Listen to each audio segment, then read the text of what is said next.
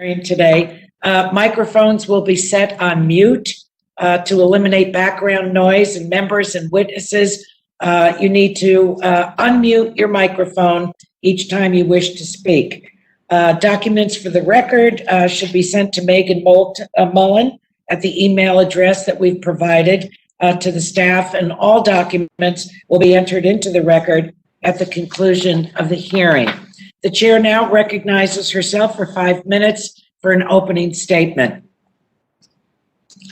As the chairwoman of this subcommittee and a senior member of the Communications and Technology Subcommittee, I've been highlighting the importance of telehealth for years, and I'm not the only one.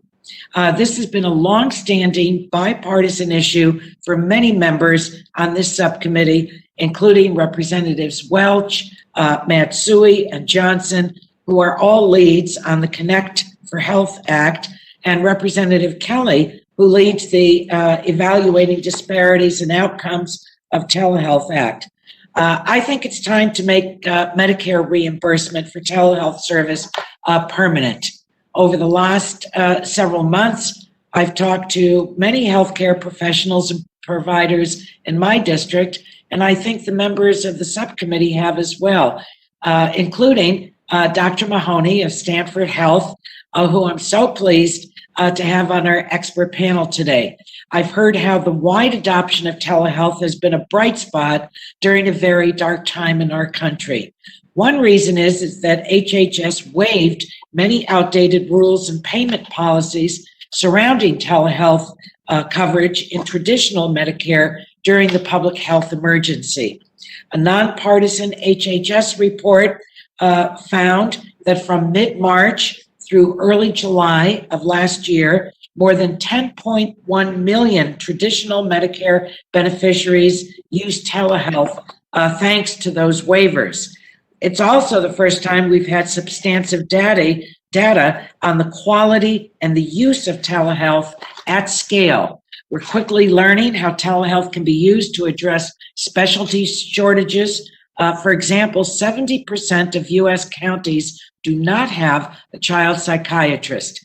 Telehealth could help close that gap. Telehealth can also address racial disparities in health outcomes.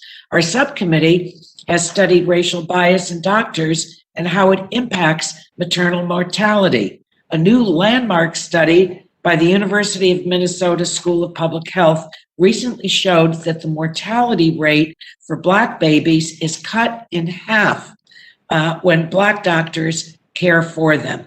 That's highly instructive. Telehealth could make it easier for patients of color to find a doctor of the same race or who speaks the same language. I know that telehealth isn't the silver bullet for the deeper problems that exist in our healthcare system, but it's demonstrated great promise for high quality, innovative care if we intentionally create legislation that fits our nation's needs. Now that Medicare beneficiaries and Americans are receiving this important benefit, we need to find a way to continue affordable telehealth access for seniors and other Americans. So from today's hearing, we will learn from providers, payers, and patients about their experiences with telehealth and be better able to chart a legislative path forward to deliver on the promise of telehealth. I now yield the rest of my time to the Chairwoman of California, Congresswoman Matsui. Thank you very much, Madam Chair, for calling this very important hearing, and thank you for the witnesses for being here today. Telehealth has been without a doubt critical to preserving access to care during the public health emergency. We're seeing virtual care being embraced like never before, largely due to providers quickly scaling and adopting technology at the start of the pandemic. For years, we've been working on policy to incentivize its adoption, but it was the CMS waivers issued early in the pandemic that were key to jumpstarting the widespread telehealth investment. What is striking to me is that many of the changes made by CMS to waive geographic and site requirements and increase flexibility for telehealth under Medicare were not new ideas. They're the same policy changes we have been fighting for in Congress for years. Common sense solutions that broaden where services can be provided and you can provide them, breaking down long-standing inequitable barriers to digital care. I'm proud to co-lead several efforts that will give our providers more certainty about how care will be delivered in the future, such as the Comprehensive Connect for Health Act, aimed to remove the most onerous roadblocks in telehealth to ensure its extension beyond this public health emergency.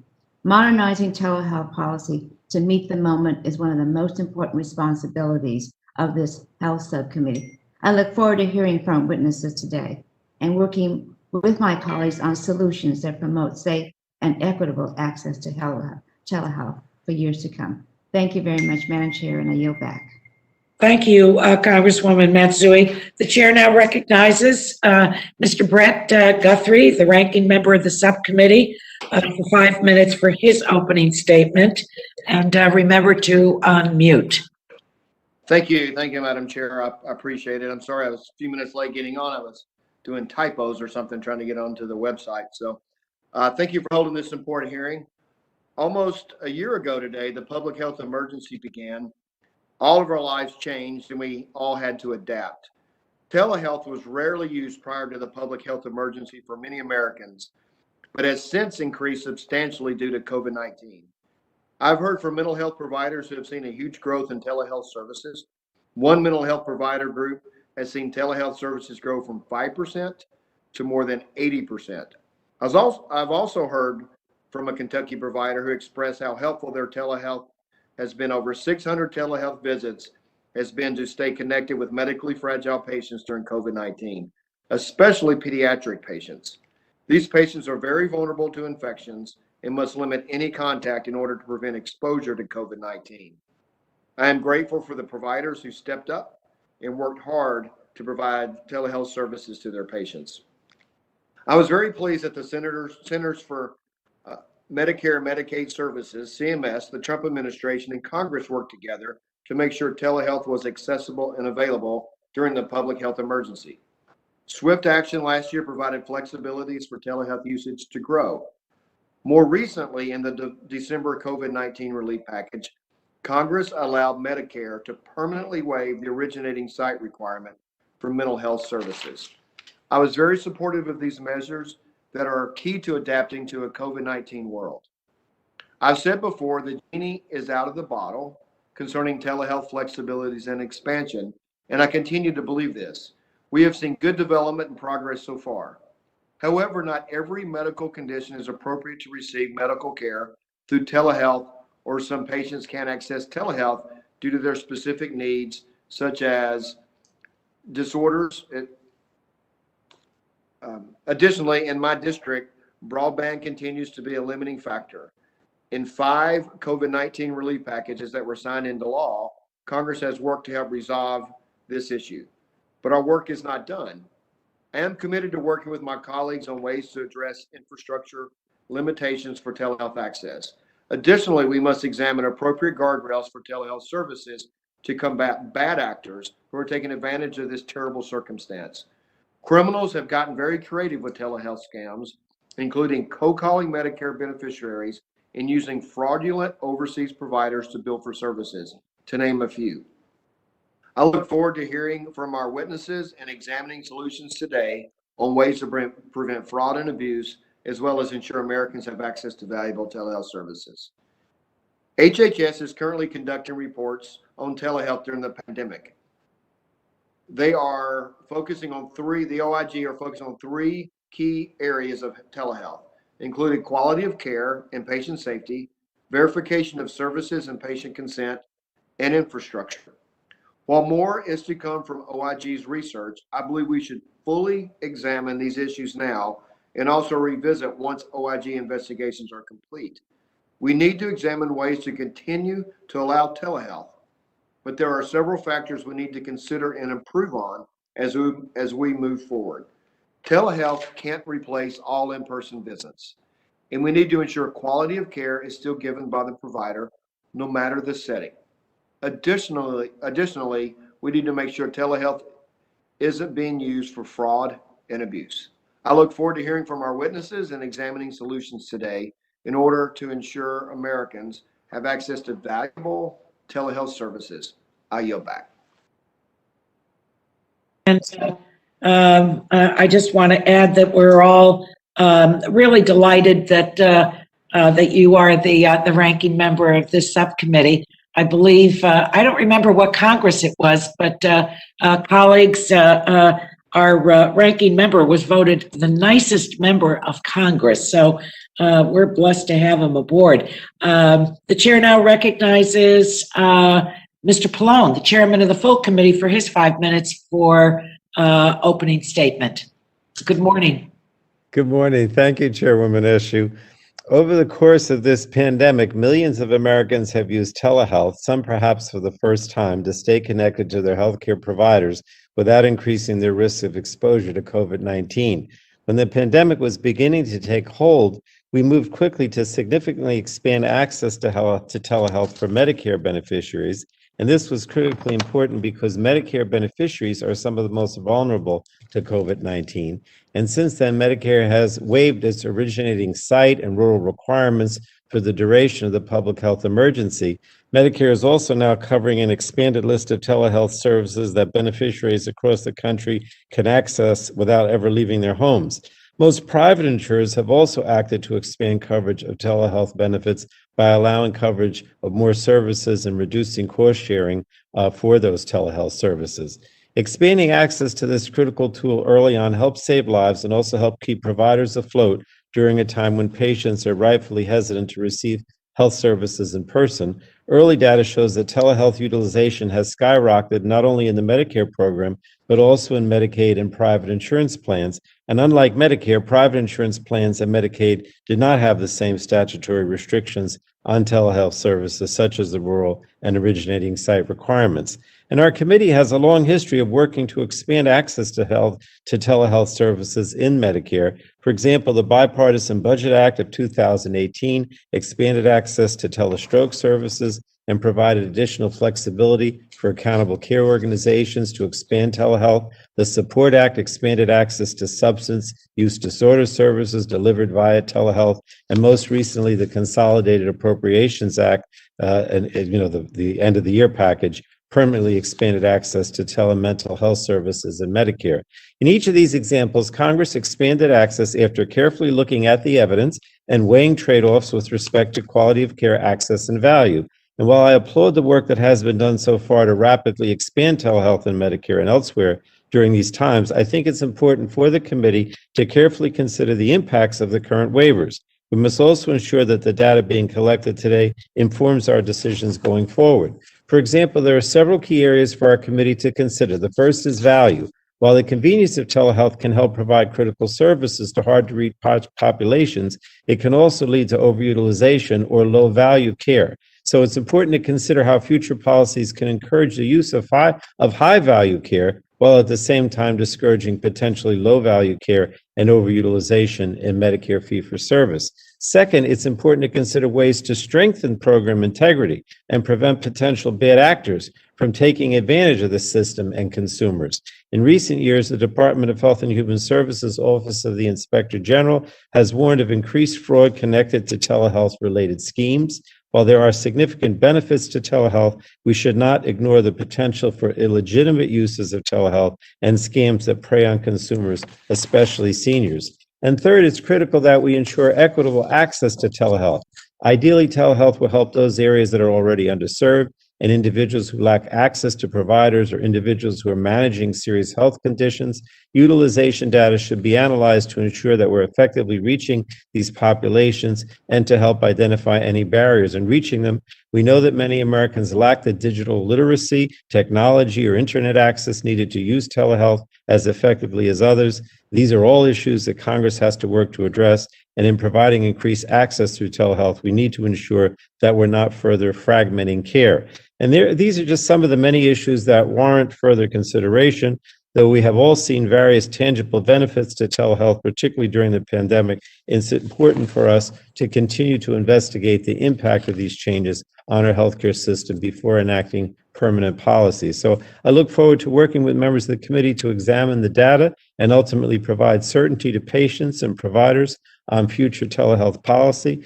We have a unique opportunity to use the lessons learned from the pandemic and translate them into legislation that ensures that these critical telehealth tools are used appropriately to advance health equity and improve quality of care for all Americans. I know, Madam Chair, that, I hear about this telehealth all the time, and, we obviously want to make things permanent, but we also have to be careful about how we do it. So thank you again. This is a very important hearing. I thank the chair. I yield back. The gentleman yields back. The chair is now pleased to recognize the ranking member of the full committee, Representative Cathy McMorris Rodgers, for 5 minutes for her opening statement. Good morning to you. Good morning, everyone, and thank you, Madam Chair. Thank you. A big thank you to all our witnesses for joining us today. Telehealth is a vital way for patients to access care, especially in rural communities and during a pandemic. I'm from a small town in eastern Washington, Kettle Falls, and I've lived through the challenges that people face in rural communities when it comes to accessing healthcare. I've also visited hospitals and healthcare facilities in eastern Washington. As a leader on the Rural Healthcare Caucus, our conversations about expanding telehealth to address doctor shortages is no longer just a goal for the future, it's happening today. In response to COVID-19, Providence Health System, which has 4 hospitals in my district, scaled up their telehealth services from more than 7,000 visits in 2019 to more than 100,000 visits in 2020. This is more than 1,000% increase in volume. Physicians across Washington state have leveraged telehealth technologies to reach more patients, save lives, and improve care. They diagnosed appendicitis in a young patient, worked with a pregnant woman to help her find her baby's fetal heartbeat, and are providing care for behavioral health patients. Across America, COVID-19 led to a massive expansion of telehealth when non-emergency visits were shuttered. It was the only way for people to get routine care.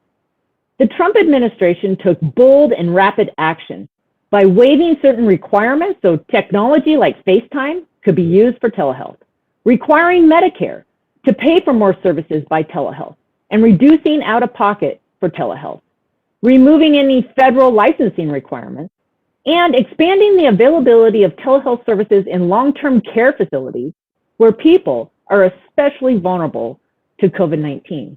According to CDC, the number of telehealth visits increased by 154% during the first quarter of 2020.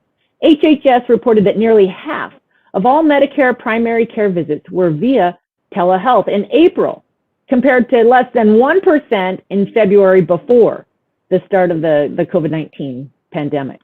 Now is the time for us to plan for the future of telehealth. Thanks to the groundwork we laid with 21st Century Cures, leadership by the private sector, and Operation Warp Speed, the 3rd vaccine for COVID-19 was just authorized for emergency use. Also this past weekend, more than 2 million shots made it into people's arms each day. With continued work, I'm hopeful we will crush this virus and restore our way of life. That includes patients returning to the doctor's office without fear of contracting COVID-19. However, the pandemic has made clear that telehealth can and should be a part of modernizing healthcare delivery in America.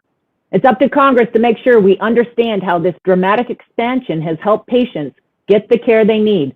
That means examining both where telehealth may not be appropriate and when it drives better outcomes for patients. Our shared goal should be to promote solutions that help patients recover from their illnesses and manage their chronic conditions better, whether it's through a video call or in-person care.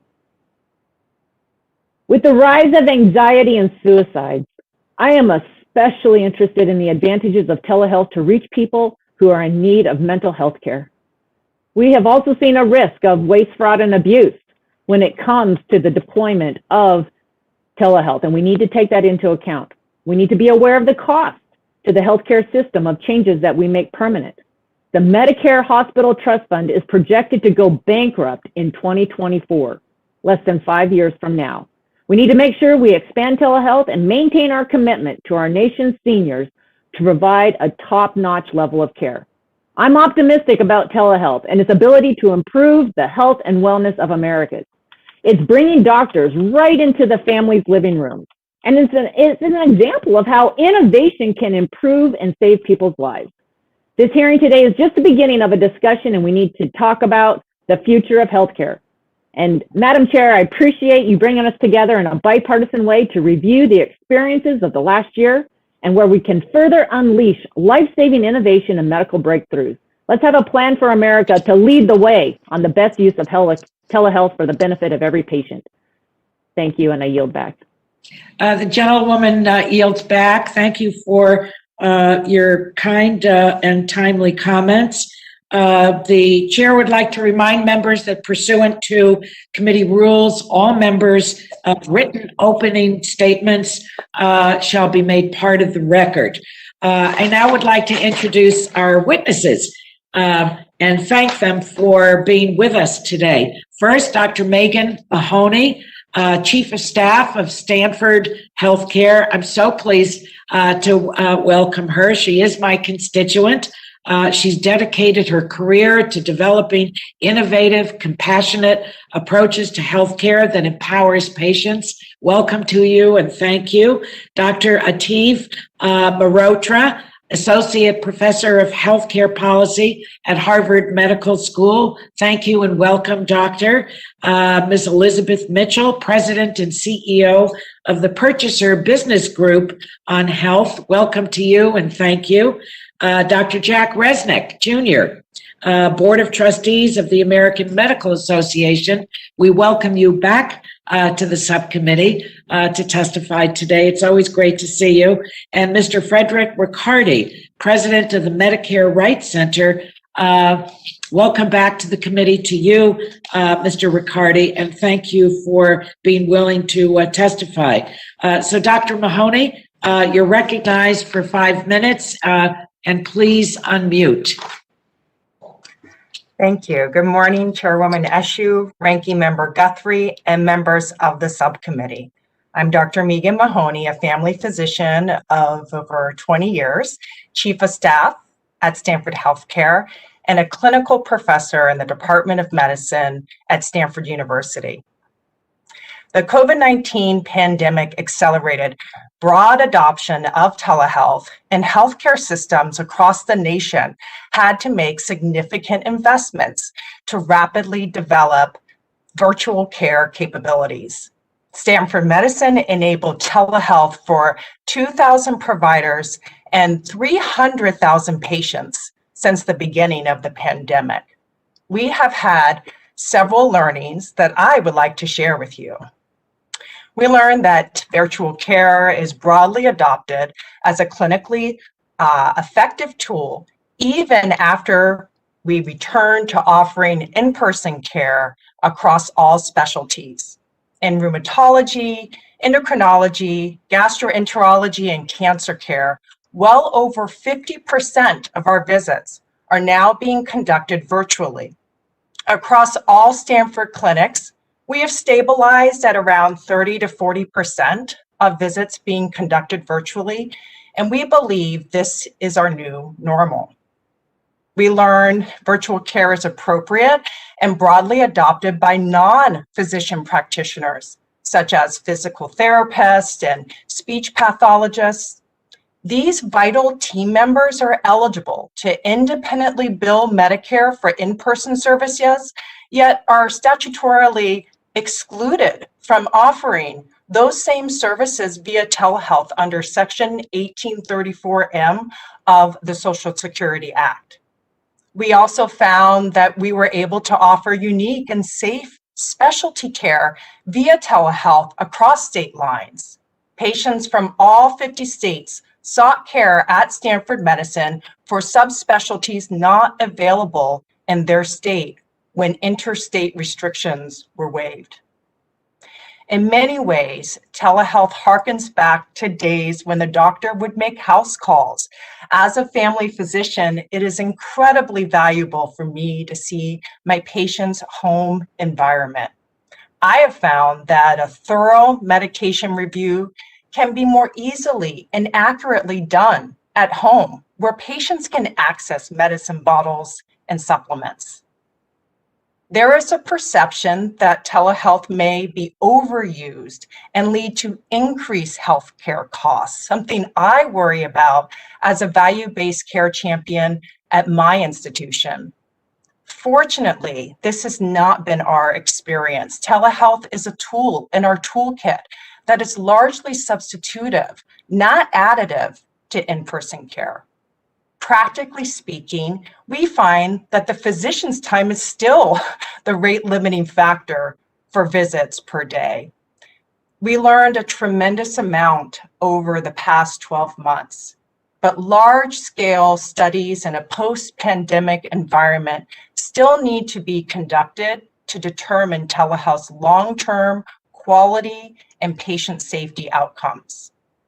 First, the restrictions of 1834M need to be addressed to conserve Medicare beneficiary access to telehealth. We need the ability to provide video visits to patients regardless of whether the patient is at home, at work, or any other private location of their choosing, rule or non-rule. And all provider types that are enrolled to independently bill Medicare for in-person services should also be able to provide clinically appropriate telehealth services. Second, we need continued expansion of covered telehealth services by CMS in the annual physician fee schedule, and for those services to be available to both new and established patients. Third, we need recognition that visits provided via video require the same effort and medical decision-making by the provider. Reimbursements should be equivalent for clinically equivalent services. And finally, we need a reevaluation and a national view of medical licensure that allows physicians to care for patients across state lines. We support the TREAT Act as a positive step in this direction. Thank you for this opportunity to share our experience and recommendations with the subcommittee. Telehealth transformation would not have been possible without the rapid actions you and your colleagues in Congress took to ensure access to millions of Americans. We look forward to discussing the continued role of telehealth to realize its promise of high quality, sustainable, and equitable care for the people of the United States. Thank you. Thank you, Dr. Mahoney, for your very important testimony. And now I'd like to recognize Dr. Mehrotra for your 5 minutes of testimony, and welcome and thank you again for being with us.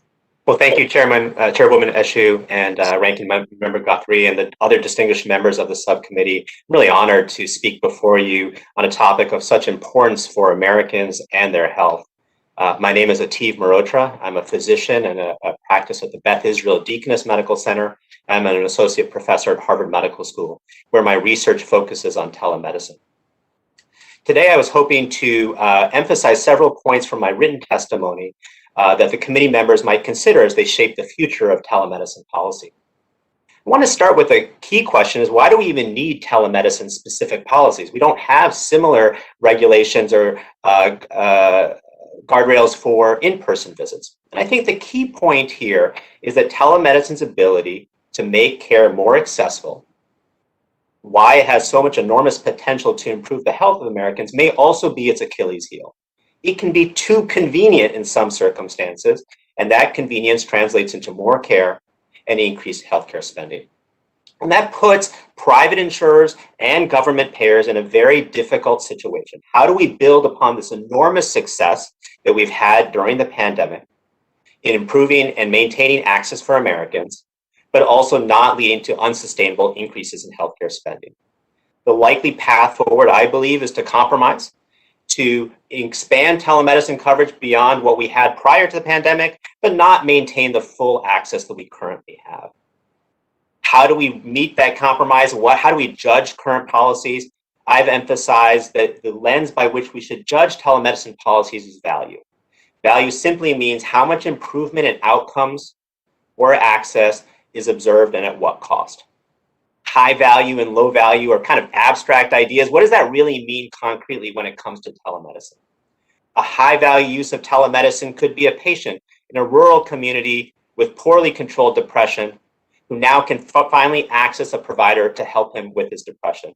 Or a person with diabetes who struggles to get to doctor's appointments who can now go to their primary care provider and check in and improve their blood glucoses. But what do low value applications look like? A person with well-controlled depression who has weekly check-in visits with their provider. It's so easy, he doesn't have to worry about the inconvenience of travel. Or a person who thinks they probably have a cold, but decides to have a video visit because it's so much easier to get an appointment. The point to emphasize is that neither of these low-value applications is malicious, but in aggregate, they may greatly increase the amount of care that Americans receive without substantially improving their health. In my written testimony, I emphasize a number of ways to encourage high-value uses of telemedicine. I want to touch upon two particularly thorny issues. Should audio-only telemedicine visits be covered? And should the payment for telemedicine visits be the same as in-person visits? Audio-only telemedicine visits are a fancy name for a phone call. It's key to recognize that in many communities, in particular rural areas, as well as poorer communities, many Americans do not have access to a video visit because they lack the technology or they don't have high-speed internet. And for those Americans, the only way they can have a telemedicine visit is via a phone call.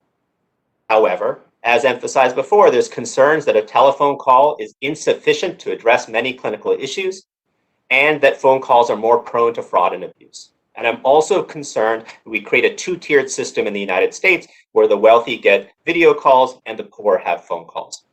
And so I believe the longer-term solution is to, as many of the committee members have already pushed, to try to ensure that all Americans have access to video visits. So I've advocated for a temporary period, 1 to 2 years, where we cover for phone calls, but in the hope that that time will be used to accelerate efforts to expand access to the necessary technology. I've also advocated that we pay for telemedicine visits at a lower rate than in-person visits. Critics argue that the lower payment rates means that no providers will use telemedicine. I disagree. While I recognize that implementing telemedicine requires some short-term investment, I think in the longer term, telemedicine visits have a lower overhead per visit, and those payments should reflect those lower costs. Lower payment rates would also hopefully spur more competition through new, more efficient providers. Thank you again for this opportunity to speak today on this really critical topic, and I look forward to the questions. Thank you, Dr. Mehrotra. Fascinating testimony. Ms. Mitchell, thank you for being with us and testifying today. You have 5 minutes, and please unmute. Thank you, Chairwoman Eshoo, Congressman Guthrie, and members of the subcommittee. And thank you particularly for inviting the perspective of purchasers and large employers. The Purchaser Business Group on Health, who I'm representing, represents over 40 jumbo private employers and public entities across the U.S. Together, we pay for healthcare for more than 15 million Americans and spend more than $100 billion a year on healthcare services. So we are truly invested in improving the U.S. healthcare system. I want to start by saying that we strongly support patient-centered innovation and digital modernization in healthcare. There are few industries that still rely on fax machines, and leveraging new technology is long overdue. The U.S. healthcare system needs urgent reforms in care delivery, including more effective use of technology. But in our view, simply adding a new service or technology to an already dysfunctional system without consideration for quality outcomes, patient experience, and total cost is not the right approach. However, we see enormous promise for telehealth. By making care more accessible, telehealth can function as a highly useful tool in providing care to underserved areas, like we've heard today, particularly in rural communities, and expanding care to sectors like behavioral health, which is a top priority for my employer members. Not only can telehealth improve access and outcomes, telehealth can be cost-effective, which is a rare trifecta in healthcare and why my employer members are so supportive. By reducing overhead costs and enabling healthcare providers to efficiently treat more patients, several studies have concluded that broader availability of telehealth could bring significant cost savings to the healthcare system. One of our member companies, eBay, has calculated that if they were to enable appropriate adoption of telehealth among their US-based employees, the company could reduce its self-insured medical and pharmacy costs by roughly 8% annually without sacrificing quality and improving the patient experience. That type of savings is very significant, and that investment can go back into core business and wages. Another of my members, a manufacturer, just shared yesterday that they see huge promise for telehealth for improving access for their employees to primary care. We see these as truly necessary and important innovations. But even better news is that people like it. We recently completed research among California-based HMOs and Medicare, and nearly 9 in 10 people report that they would recommend telehealth, and nearly 3/4 wish to continue using it. So from a patient perspective, this is a positive change. In addition, physicians and other healthcare providers also tell us that they are satisfied with providing care via telehealth. So this really has the potential to be a win and win. So why hasn't telehealth been broadly adopted? Telehealth is not even a new technology. It's been with us for over 2 decades. As we've heard already today, the primary barrier is payment. Payment for US healthcare is irrational. We need to change the payment system to a value-based payment system that actually rewards telehealth and other innovative, cost-effective services appropriately. We need to change how we pay for healthcare generally to reduce physician burden, reduce inequity, and get better outcomes for patients and better value for the employers and governments who are paying the bills. We need to rapidly expand the effective use of telehealth, or as we heard this morning, do it with intentionality as part of a broader shift to a long overdue transition to value-based care. And the key to getting this right is to adopt payment models and hold healthcare systems accountable for quality, patient experience, equity, and total cost of care. We believe in a system where accountability for outcomes and total cost is present. You will see rapid adoption of these patient-centered innovations. And as you've also heard today, we believe this is a huge opportunity to address equity. We know that too often, low-income communities, rural communities, communities of color do not have the same access to needed care. We believe that telehealth provides a unique opportunity to address those disparities and improve outcomes for low-income communities. We will be expanding our research on patient experience with telehealth to include Medicaid. We believe there is much to be learned and meaningful improvements to be had in care for all populations through telehealth. However, there is too little data. We need more research. We need more experience with quality and cost measurement, but we believe collectively there is an enormous opportunity here to improve care and improve value in the US healthcare system. We thank you for your time and attention, and we look forward to talking with you further. Just in time to answer the phone. Thank you to Ms. Mitchell for your important testimony. Now the chair recognizes Dr. Resnik for your 5 minutes of testimony. And again, thank you and welcome back to the subcommittee. Thank you, Madam Chair. Thank you, Ranking Member and subcommittee members. It's a pleasure to be back with the subcommittee today. I'm Jack Resnik. I'm here as a member of the AMA's Board of Trustees, but I'm also a practicing dermatologist and the Vice Chair of Dermatology at the University of California, San Francisco. My specialty is one that's been researching and providing telehealth for many years. Telehealth has emerged, as you've heard, as a critical tool during the pandemic, maintaining access for patients while supporting physical distancing efforts. This has really been a success story. Changes in coverage have led many of my colleagues around the country in both big and small practices to integrate telemedicine into their work, and our patients have seen benefits far beyond COVID care and social distancing. This rapid expansion has made millions of patients comfortable with the technology, and it's advanced our knowledge and frankly every specialty about when it's most useful and when it's best deployed versus when we need to see a patient in person.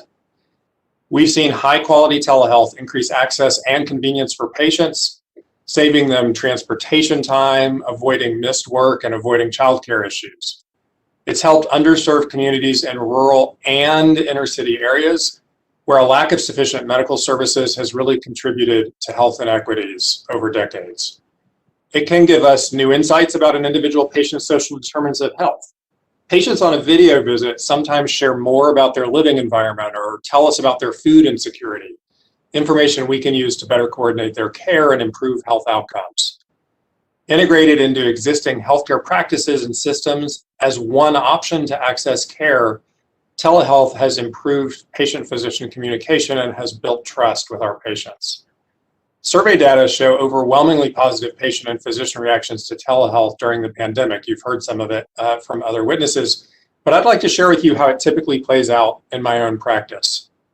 While I work in a large city, many of my patients drive from suburbs an hour away and rural areas several hours outside of San Francisco. I specifically recall a few patients I was seeing in the year before the pandemic with severe cases of chronic skin conditions like lupus, psoriasis, and one with an autoimmune blistering disease called pemphigus. Though each of them lived hours away, the initial in-person visit had, in these particular cases, been important to diagnosing their condition, doing biopsies, and getting them stable on medications. But I felt awful that every time they had to see me, they had to do repeated several-hour round-trip car journeys to come back for me to evaluate their progress and adjust their medications. One of them worried she would get fired for missing work. Another had to pile his 3 kids in the car each and every visit because he didn't have childcare backup. You know, I knew I could manage most of these follow-ups by telemedicine, but neither Medicare nor most private insurance would cover it at the time. The ones with commercial insurance sometimes had access to corporate internet-based telehealth providers, but when they tried to use them, the clinicians they were connected to didn't know their medical histories, sometimes hadn't heard of their diseases, and were frankly unable to do much. The patients really had to start from scratch with them. For the last 11 months, being able to offer coordinated telehealth services for some portion of these patients' visits has been a game changer. But without further action from Congress, my Medicare patients and millions of other Medicare beneficiaries will lose access to covered telehealth services at the end of the public health emergency.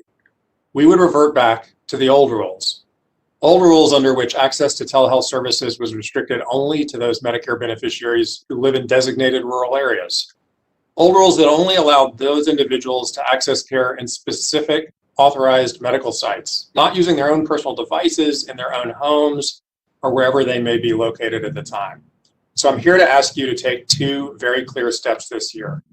First, we strongly urge Congress to amend Section 1834M of the Social Security Act to remove permanently the geographic and site of service restrictions that bar most Medicare beneficiaries from using widely available 2-way audiovisual technologies to access covered telehealth services. Second, in conjunction with expanded access to telehealth services, we urge Congress to continue to support the expansion of high-speed broadband internet access to underserved communities. My colleagues and I continue to be surprised by how many patients can't take advantage of telehealth services due to a lack of affordable internet connectivity. Telehealth is not a service unto itself, but it's a vital part of high-quality coordinated healthcare. Congress needs to act now to ensure that Medicare patients can continue to rely on these essential tools after the COVID emergency ends. The AMA and I welcome the opportunity to work with you to expand telehealth services for our patients. And I'm really looking forward to today's conversation and to responding to some of the more thorny topics that have already come up. Thanks so much. Thank you so much, Dr. Resnik. I think all the members are thinking exactly what I am, and that is that every witness that we've heard from so far, it's a really high value. And now I'd like to recognize Frederick Ricardi, our last witness on the panel for your 5 minutes of testimony. Welcome and thank you.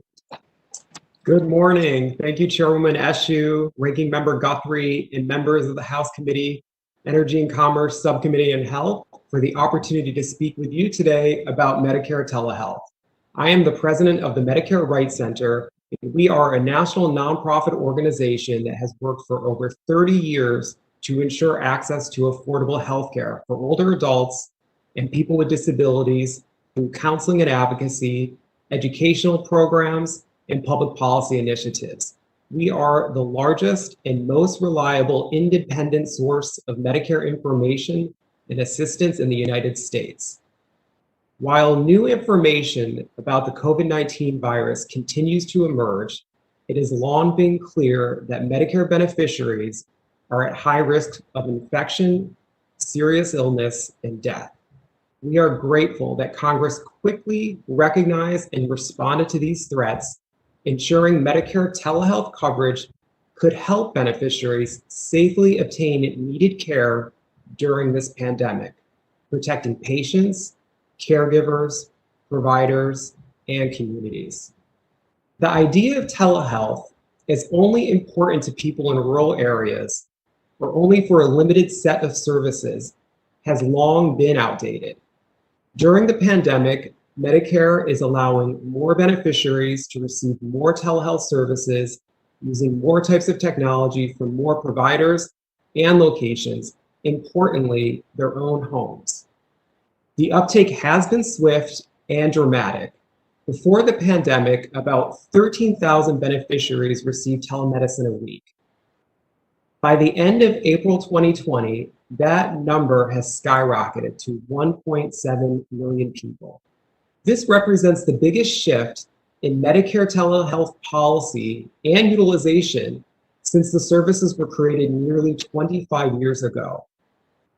Although these expansions address some long-standing barriers, the beneficiary experience has been mixed. Some clients of our national helpline have reported greater access to care, while others have been unable to purchase or use the technology, to find a provider that uses the technology, or to feel comfortable with remote care in general. This is concerning, but it's also not surprising. Undoubtedly, there's a lot that we don't know about how this is all really working for beneficiaries. We also don't know the impact of these changes on costs and health disparities, though early research shows inequities in accessing telemedicine across numerous demographic categories. With so much unstudied, we view sweeping calls to make the emergency system permanent as premature. Medicare's limitations on telehealth no longer reflect the technology landscape or the beneficiary experience, but we must move forward with caution. We respectfully ask you to move forward deliberately, collecting and following the data, centering beneficiary needs and preferences in a way that recognizes telehealth as a valuable supplement to in-person care. And to allow time for this, we support a glide path to prevent a beneficiary's access to services from ending the moment or soon after the public health emergency does. In our written testimony, we outline a set of principles. We urge the inclusion of robust consumer protection and oversight requirements, ensuring the provision of high-quality care, increased access to such care, and to promote health equity. Policies that meet these criteria will help create a Medicare telehealth system that works for all beneficiaries, regardless of where they live, the coverage pathway that they choose, or how they want to receive their care. I also want to add that other near-term Medicare improvements are also needed to promote access to care. We have consistently heard from Medicare eligible individuals who've been unable to connect with their earned benefits. Most have to wait several months for care. This is why we request a COVID-19 special Medicare enrollment period for premium Part A and Part B and expanded relief to help people who are locked out of the system. Thank you again for the opportunity to be here today, and I look forward to answering your questions. Thank you very much for your testimony. On the last point that you made, Mr. Ricardi, we can write to CMS on that. So we'll follow up with you on that. We're now going to move to member questions, and I think all of us have many of them, but we have to squeeze them into 5 minutes, not just 5 minutes of us asking questions. That includes your answers. So I recognize myself for that 5-minute period. At the heart of the debate around Medicare's coverage of telehealth is whether telehealth will increase utilization and in turn increase costs. Ms. Mitchell says we can save money. Dr. Mehrotra pointed out the costs. So my question to Dr. Mahoney is, when we use the word utilization, what does that mean? Thank you. Is all utilization the same? Will one reimbursement cover the costs? Can you give us some direction on that? And do you think that that it's possible to write that type of clinical determination into law? Sure. So thank you for the question, Ms. Eshu. Yeah, the utilization typically refers to patient consumption of healthcare services, whether it is... Does that mean the time that's used? So the time that the physician would spend seeing the patient, and also any related ancillary services that are provided, lab tests or imaging studies. So there is a concern that telehealth would be additive, and so I would see a patient through a video visit, and then I would later see them that week in person because I wasn't able to complete what I wanted to do. But that simply hasn't been what we have observed. Really, like I mentioned earlier, the time that the physician has is the rate limiting factor. And really, we just use our schedule, our templated schedule to spend our time on either an in-person visit or a telehealth visit. And so it's actually substitutive. It's not additive in the way that so does your data show that telehealth could substitute for in-person care? That has not been our experience, or our experience has been that it's been substitutive, exactly, yes. And Dr. Mehrotra, Mehrotra,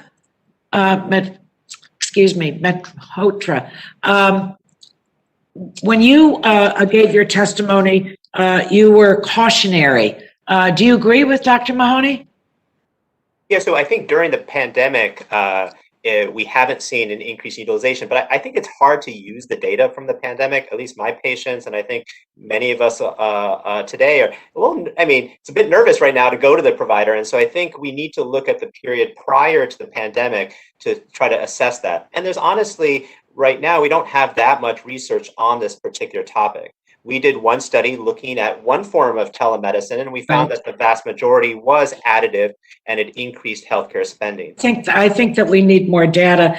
Have any of you examined the Connect bill? Do you think it accomplishes what we want to accomplish? I know this is not a legislative hearing, but since receiving all of your testimony, I'm just curious to know if you've read it, if you think it's going to accomplish what we need to do. Any of you? I would. Okay. Go ahead. So we've been tremendously supportive and appreciative of the efforts on this front, including last year's version of the Connect bill. And we're generally supportive. I think we prefer the approach this year of the Telehealth Modernization Act, and the Connect for Health Act could certainly incorporate this provision. But adding sort of permanent repeal of the rural exclusions and the originating site exclusions, rather than giving CMS the authority to do ongoing waivers, really would give us the certainty in our practices. I only have 33 seconds left. So, Dr. Mahoney, do you want to add anything, and the other witnesses? Oh, I was actually going to say something very similar to what Dr. Resnik said, that we would be supportive of anything that expands access to care, removing geographic barriers and the originating. Frederick? Yes, and we also support the Connect Act, and we believe that it would provide important assistance. And Dr. Resnik, Ms. Mitchell? Going, gone. No weighing in? This utilization issue? Pardon me? Can I come back to one point on this utilization issue? Well, I have 2 seconds left. Okay, I'll get to it later. All right.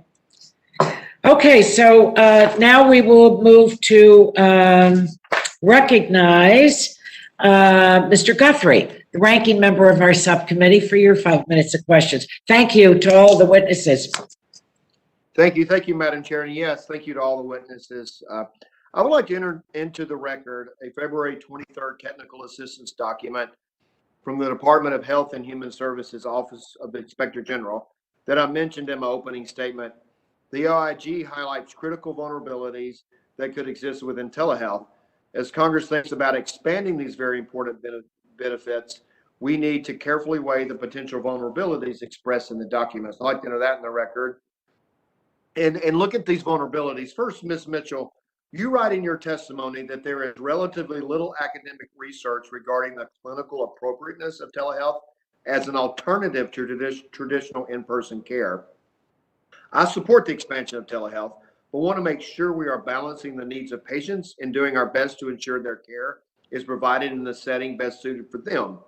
So my question, as Congress examines making some of these flexibilities permanent, how do you think we should address clinical appropriateness? Well, if that's to me, I want to be very clear, I am not a clinician. However, I do think research is absolutely needed on clinical effectiveness. We need to measure both the quality and patient experience of the telehealth service itself, as well as the outcomes and experience within the practice when telehealth is integrated. I think you heard already that telehealth in many cases is not duplicative, but substitutive. However, when you look across the different providers, that's where you can come up against real problems with coordination. So let's say a private vendor calls you for a visit, they don't share the data with your practice, you have to have another visit for the same reason. We think there has to be coordination across the system and then true measurement of patient outcomes and experience. Okay, thank you for that. And I'll go to Mr. Ricardi on the next issue.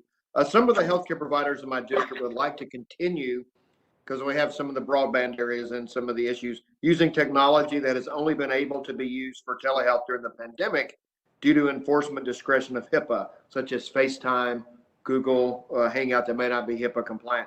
How do we balance the accessibility of technology with patient privacy? Thank you for that question. And we also support the permanent expansion of some telehealth services, but an expansion must not, exacerbate existing health disparities, and also go back to pre-pandemic protections such as the HIPAA rules. So we would like to see a glide path where people do not automatically lose access to such important services, but it's incredibly important that the HIPAA rules be reapplied again, as the waivers during the public health emergency have allowed use of technology such as FaceTime or Skype that may be appropriate during an emergency situation, but potentially exposes beneficiaries' information and data to sometimes, predatory companies and app makers. So it's really important that we must not permanently waive HIPAA enforcement for the future of telehealth services in Medicare. Okay, thank you for your answer. And then Dr. Resnik, you stated in your testimony that state medical boards play a pivotal role in protecting the safety of patients through physician licensure, regulations, and disciplinary action. And before coming to Congress, I was in the state legislature and chair of our licensing professionals committee, and understand the role states play in regulating healthcare. Can you tell us more about the safeguards state legislatures and medical boards have put in place to ensure safe practice of telemedicine? Thanks, Ranking Member Guthrie. I think it's an important question. States really do set the rules of the road for physicians through their state medical practice acts. And I get nervous when I think about things like federal licensure, because those rules determine how we deal with end-of-life care, medical marijuana, age of consent, reproductive health. All of those things are enforced through licensure in state medical practice acts. And I get very nervous at the thought of Congress trying to unify that with a federal license nationwide. I also get nervous when I hear about people being licensed in the state where the physician sits instead of the patient sits, because the state medical boards are really what hold physicians accountable for the care of patients in their jurisdictions. And that's where the enforcement lies, and they don't really have interstate policing authority. If I take care of a patient in Florida or Texas or another state without a license there, it doesn't give authorities in those states the ability to come and see about the quality of care I've been providing to their patients. Okay, thank you very much. I only have 7 seconds, so I'll stop there and I'll yield back to the chair. Thank you. The gentleman yields back. I'm reminded that we don't really examine what takes place in terms of quality and whatever in-person appointments that when doctors see their patients. And so, we need to build something, I think, really credible relative to telehealth. But, we don't, the scales seem like this to me. It's just an observation. The chair now recognizes Mr. Pallone, the chairman of the full committee, for his 5 minutes of questions. Thank you, Madam Chair. There's still a lot of questions about whether telehealth services substitute or add to in-person services. And CBO, MedPAC, and others have raised concerns that telehealth services could be overutilized given Medicare's fee-for-service payment system, which can incentivize volume over value. So I wanted to start with Dr. Mehrotra. What does the data from before and during the pandemic say about whether telehealth services tend to substitute or add to in-person services? And could you discuss strategies for incentivizing high-value telehealth services and avoiding overutilization? Quickly, of course, because I have other questions, if you could. So, as I noted before, in terms of the pandemic, we have not seen an increase in utilization, overall use, how many visits people are receiving in the US, but that I'm not sure can really generalize to after the pandemic. Prior to the pandemic, the limited research that I have done and others have done has demonstrated it does increase use of care. So then the question that you asked was, how do we address that we have high value uses? I'll maybe just touch upon one or two that haven't been addressed so far. And the first one is really payment reform. I think it's a really key issue that we have a fee-for-service system and we're paying for each visit or so. And there's a lot of interest and I think appropriate movement, in particular in primary care, to moving towards a capitated or a alternative payment model. And we give the primary care provider or other provider the flexibility of which model to use in terms of payment. Right. Which model of care to provide, excuse me. Thank you. I wanted to ask you another question about whether telehealth can be cost effective for Medicare and other payers. What does the research show in terms of cost effectiveness of telehealth services relative to in-person services? And are there any policy considerations you would recommend with respect to cost effectiveness? Yeah, one thing I would like to emphasize is that we should think about telemedicine not as this monolithic, but there are certain applications of telemedicine, conditions, patient populations where it will be cost effective and others where it has not. We have some evidence in certain areas. One that we've already mentioned today is stroke care, where telestroke, we have evidence that it has saved lives and the Congress has expanded access to that. And so that's the kind of model in which I think we should move forward. As we gain more evidence clinically, then we expand into those clinical areas where it is clinically effective. Thank you. And cost effective. Thank you, Doctor. Ms. Mitchell, in cost effectiveness, is cost effectiveness an important consideration for purchasers, and are there other factors that warrant additional study? Absolutely. And I really want to underscore the need to move away from fee-for-service. We do not believe tossing in another service, however beneficial, into the dysfunctional system will help make it better. So we believe we need to thoughtfully increase the use of telehealth within a total cost of care or other model. And we also think that payment parity assumes that there is similar input on a cost basis. Medicare is, pays by relative value units or RVUs, which are derived from an assessment of the time and intensity required to provide the service. We are not convinced that it is the same requirement for telehealth. We believe providers may be able to see more patients in a shorter amount of time. So again, we strongly support adoption of telehealth, but believe it needs to be within a total cost model. Thank you. And then I was going to ask last, Dr. Mahoney, is there a need for additional data on cost, quality, and outcomes of telehealth services compared to in-person services? And if you'd like to comment, got about a minute left, I appreciate it. No, thank you for the question. I absolutely agree that now we have a 12-month real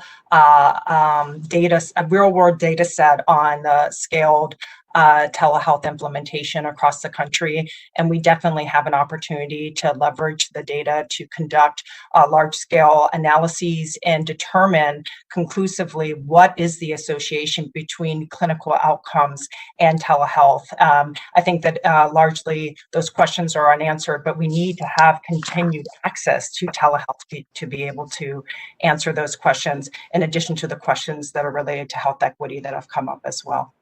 Thank you. I have to tell you, I always worry that when CBO, MedPAC, and these other agencies look at overutilization, they don't pay enough attention to whether or not, yes, okay, maybe there's more utilization because it's actually better, And so imaging is always the one that comes to mind where, they say, oh, you've come up with these new diagnostic methods and everybody's using it and it's overutilization. But on the other hand, it's good because they find things out that they didn't know before. And so I always worry how these analyses are actually done. But thank you so much. Thank you, Madam Chair.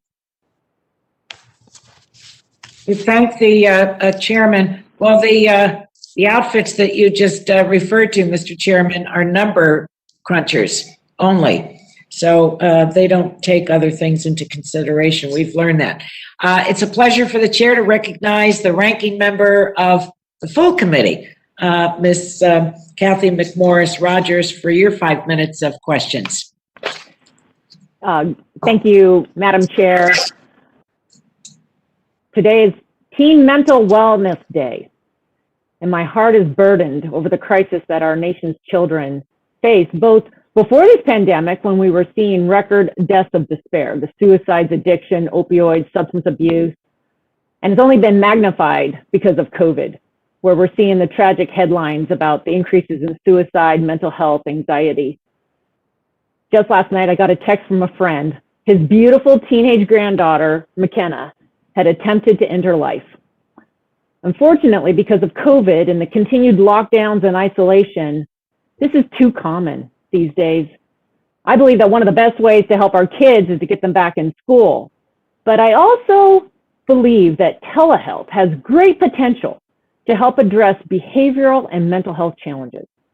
So Dr. Mehrotra, I wanted to start with you, and I just wanted to ask if you would talk about what the data shows on patient outcomes and satisfaction with mental and behavioral health treatment using telehealth, speak to the data about its use in children and adolescents, and what can we in Congress do to make sure that our kids get the care that they need?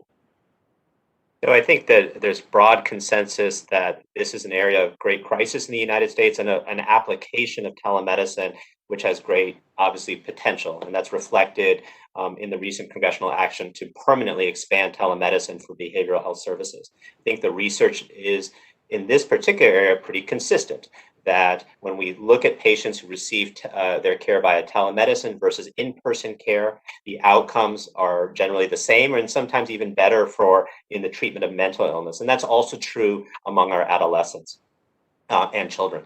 And so I think there's a lot of excitement, and this is a clear area of telemedicine where I think I would term it as high value, or where we should focus on. You asked a really important question, which is what can the Congress do? I would emphasize maybe a couple of things that have already been touched upon. I think there's consensus among many of us that licensure is an area that can be addressed, because there's a lot of private companies that have been coming into this space that offer an option for parents who are really struggling to find a therapist or a psychiatrist nearby. And those companies struggle in terms of their business model because they have to get licensure in all 50 states. And so how can we, I think that's a key area for the Congress to potentially focus on. The other thing is that there have been laws to require an in-person visit before they can start mental health treatment. And I think those kinds of regulations are inappropriate because they will limit the ability of Americans and adolescents to access care. So those are 2 points that I would wanted to emphasize to increase the access to care for our adolescents in the U.S. Thank you. The rapid expansion of telehealth, especially over the last year with COVID-19, it may be one of the bright spots in this tragedy and this trying time. We now have 3 safe and effective vaccines, and then in less than a year, and the hope that the end of the pandemic is in sight. I wanted to ask each one of the panelists to speak as to what they see the future of telehealth being. Just what do you think telehealth should look like 10 years from now? And how do you see patients using it, being paid by private plans, employers, Medicare? And if you want to speak to licensure again, that's great. But let's start with Dr. Mahoney, and then Mehrotra, Ms. Mitchell, and Dr. Resnik, and then Mr. Ricardi in a little over a minute, but just whatever you want to add would be great. Great. Thanks, Ms. Rodgers, for this fascinating question to think about the future. How I envision the application of telehealth in the next 10 years, let's say, or how it will progress is I first of all think that the office-based visit will change quite a bit. Our need to an expectation for an annual physical in-person visit in primary care will definitely change. And we'll start to think about the specific indications for an in-person visit because of the inconvenience on the part of the patient.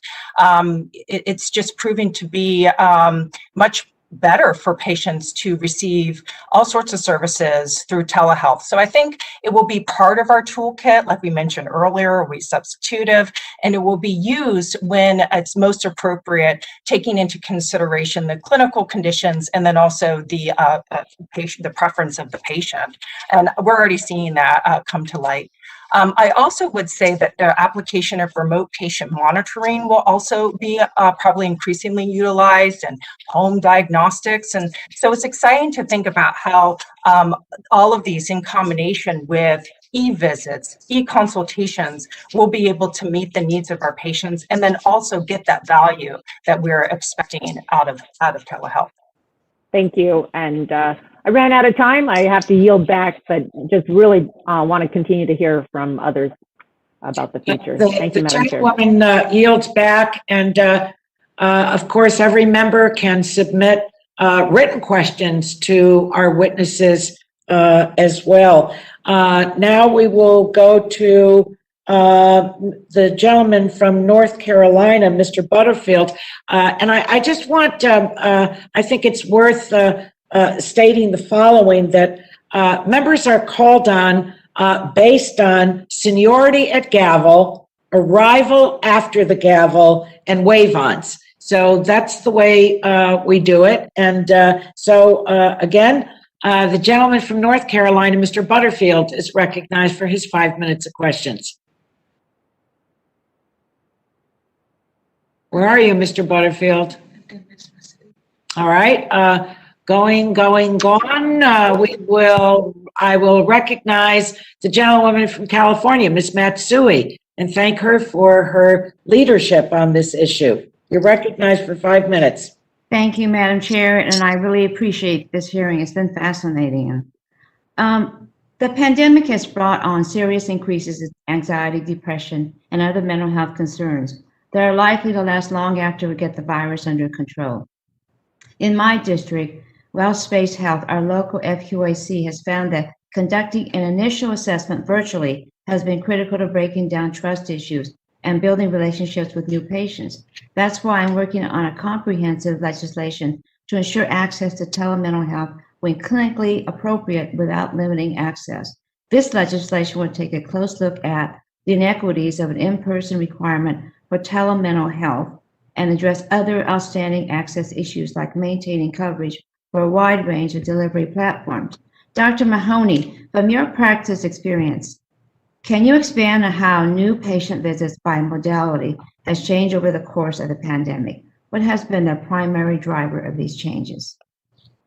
Sure. So what we have noticed is that the in-person requirement is probably outdated at this point, that we are able to provide high quality care through telehealth, even at the initial visit with our patients. And in fact, we had a high percentage of new visits this year because of the lockdown, and we were happy that we were able to deliver a high quality care through telehealth for new patients into Stanford. I also wanted to highlight the important point that you're making about behavioral health, and we would like to be able to provide access to patients when they are ready when it comes to behavioral health and addiction services. And I have heard from my colleagues who practice in addiction medicine and behavioral health that they've actually seen an increase, an uptick in the number of patients who are showing up for their visits because of the added convenience of being able to see them through telehealth. Certainly. And Dr. Resnik, in your view, what is a clinical necessity of an in-person requirement for telemental health services? For mental health services in particular, I mean, so we really look to each specialty to figure out the standard of care for a variety of conditions. And the last year, built on top of several years of evidence before it, has brought us a long way. So that, for example, a psychiatrist in mental health knows, just like I know in dermatology, which conditions they can take care of with and without an in-person visit first. So we're not in favor of freezing in statute arbitrary things like a requirement for an in-person visit first, because that standard of care is evolving. We have a big evidence base. We have 50 states that allow a new patient relationship to be established via virtual visit, and we just wouldn't want to see that frozen in statute. Certainly. And we've seen a surge in audio telehealth use in the past year, particularly, as you know, among lower-income patients. Audio-only telehealth services were rarely reimbursed by commercial payers and government programs before the pandemic. And now we have critical policy decisions to make about the long-term scope of coverage for audio-only visits. Quality and cost are important factors to consider, but we cannot lose sight of the role audio-only has had in promoting health equity. Dr. Ricardi, CMS has said it may stop reimbursing for audio-only. Can you comment on how that might impact the 1/3 of Medicare beneficiaries who've used telehealth during the pandemic? Yes, and that's concerning. You know, what we've heard from our clients and through our helpline is that audio-only visits have been a lifeline through this pandemic. As you had mentioned, 1/3 of these visits have been audio-only because a significant number of Medicare beneficiaries based on age, race, ethnicity, do not have access to audio video technology. And so as we think about the purpose and use of audio only going forward, I think decisions can be made on the clinical appropriateness of them, although there is quite a bit of research and data that suggests that audio only visits are applicable and should be used for people who need behavioral health services. So that is another consideration. And I agree with some of the sentiments that Dr. Mehrotra had shared earlier about the importance of audio-only services. Right, certainly. And I think particularly with the behavioral health, there's that sense of hearing the voice and not necessarily having to face the person, and many times in telemental health, in particular with audio only. I see my time is gone, and thank you very much. And thank you, Madam Chair, and I yield the balance of my time. We thank the gentlewoman again for her leadership on this. It's a pleasure to recognize the former chairman of the full committee, the gentleman from Michigan, Mr. Upton, for your 5 minutes of questions. Well, thank you, Madam Chair. And I just, as we all think about telemedicine, this is such a win-win. It's one of the best things probably since sliced bread. It is a no-brainer. We should move on this as fast as we can, not only for the physician and medical community, but also for the patient community as well. And so I appreciate the opportunity for this hearing. I just have to relate a story that I had earlier last year.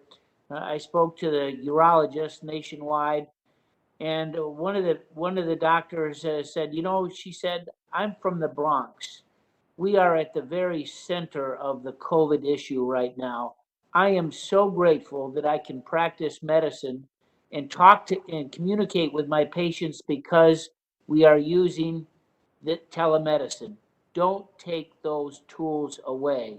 This is the best thing that we have to do." But I've got a couple of questions. I want to first go to Dr. Resnik.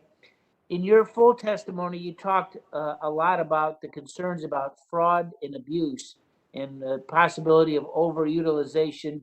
And I just wonder if you think that the OIG, the Office of Inspector General, in fact, the tool to really go after fraud and abuse, and if there is anything more that we should be doing to clamp down on that. Medicare fraud, all those different things. I mean, it makes us all furious when we see that. Do we have the tools to stop the unscrupulous folks, the very few, for ripping off the system? Congressman, thank you. I share your frustration when I see those examples, and I'm glad OIG and the Department of Justice are keeping an eye on it. I'm actually serving as an expert on some of the national takedown cases that have come up related to telehealth fraud.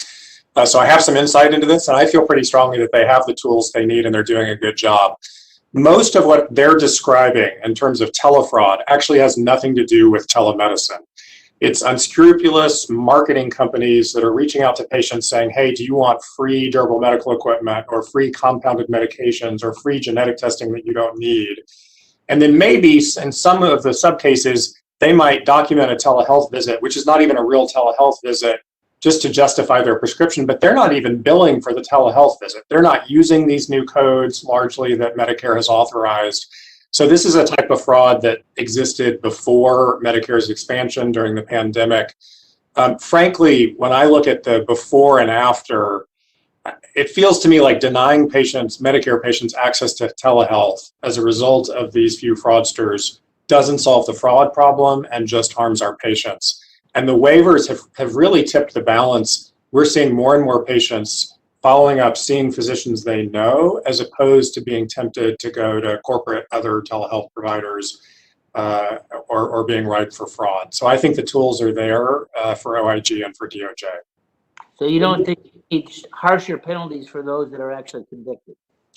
Well, I'm not sure I commented on the level of penalties, and I need to refresh and get back to you on the level of penalties. But in terms of OIG and DOJ's ability under the law to investigate this fraud and telehealth fraud, it's no different than any other healthcare fraud that's going on, and I think they have the tools to investigate. Okay. My last question, I don't have a lot of time left, a minute. A broad body of research links the social isolation and loneliness to poor mental health. Data from April of this year show that significantly higher shares of people who were sheltering in place reported negative mental health effects resulting from worry or stress related to coronavirus than among those not sheltering in place. Additionally, research shows that job loss is associated with increased depression, anxiety, etc., suicide. We need to make sure that these issues are not forgotten while we work on the physical toll that coronavirus took us on. That's why I'm anxious and continue to work with colleagues on both sides of the aisle that would help give access to mental health services through telehealth platforms. Who would like to comment on that in terms of expanding it even further on the mental health side? Congressman, as a representative of jumbo employers, this is a top priority for them, expanding access to mental health care. We believe telehealth can play a critical role there. However, we also know that the concentration of mental health providers is often inversely related to the need. So you might have a lot of psychiatrists in Los Angeles, for example, but the need might be in rural communities and they don't have those practitioners there. We think telehealth can play a critical role in expanding access, but we're going to need to address broadband because many communities don't even have the broadband they need to enable telehealth services. And we're going to have to look at licensure to make sure that we are not limiting access unnecessarily. Well, thank you. Let me just put all my colleagues, we all look forward to working together. Something that clearly ought to be unanimous within our committee to do all that we can to help those really most in need. With that, Madam Chair, I yield back my time. The gentleman yields back.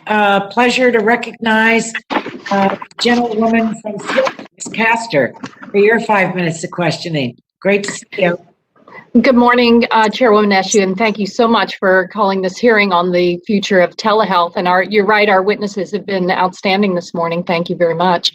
Let me just say that during this very difficult past year, while we've been grappling with COVID-19, I've heard from many of my neighbors back home in Florida and many health professionals on what telehealth has meant to making sure that they can continue to receive the health services they need and that all-important connection during a time of enormous disconnection. from everyday life. So we know that in addition to the flexibility provided by Congress, CMS added a number of new covered telehealth services for Medicare beneficiaries over the past year. And now we know that CMS has indicated that they will not continue to cover all of these services after the pandemic due to the lack of strong evidence of clinical benefit.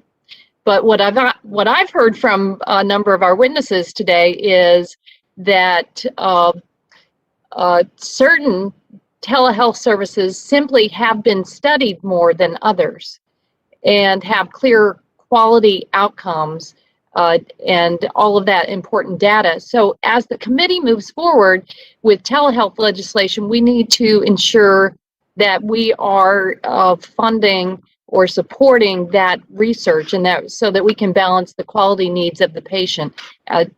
Dr. Mehrotra talked about this, and I appreciate that. So I'd like to ask you all, and start with Mr. Ricardi, where would you prioritize additional research to build the evidence based on quality and outcomes for certain services to ensure that our older neighbors are getting the services they need? Yeah, and thank you for the question. We think it's important that the geographic and the site restrictions for telehealth are removed. And speaking to your point, I think that's why it is so important that there is an established period of time where individuals who are receiving these vital services are not cut off from them. And this would allow more time to examine the system pre-pandemic and currently, looking at the services provided, the outcomes and the quality, the participation rates, any barriers based on either beneficiary spending, and importantly, the impact of health disparities, because there are many older adults and people with disabilities that just don't have access to either the technology or the broadband. And so clearly there needs to be more research done to ensure we're setting up a system that works for all people with Medicare. So Dr. Mahoney, you're conducting some of this research at Stanford. Where would you prioritize research so that we have the data we need on patient outcomes and quality? Sure, thank you, Congressman Custer. Yeah, we need to complete peer-reviewed research to quantify the clinical quality, cost, and safety outcomes of telehealth compared to in-person. At this point, we're applying the standard quality measures for in-person and virtual care, but we still want to better define those associations. So as you mentioned, we are conducting research with MedStar Health and Intermountain Health to develop one of the nation's largest cumulative data sets of primary care video visits looking at longitudinal outcomes. And this is funded by AHRQ. So what we're trying to determine are the clinical outcomes. And then furthermore, we need to better understand the association between access to internet, smartphone or computer, and digital literacy, and how that might affect the clinical outcomes that we can expect with telehealth, looking at the health equity issues. Okay, Dr. Mehrotra, same question to you, and then if you could also add in quickly, is there data available for Medicaid, where Medicaid systems have been using telehealth to a greater extent? Yeah, on the Medicaid side, unfortunately, we don't have that as much data yet. I'm sure that'll be coming very shortly. I do want to emphasize that you've emphasized, and other committee members have emphasized, the lack of evidence right now, and it creates a dilemma right now on where to go.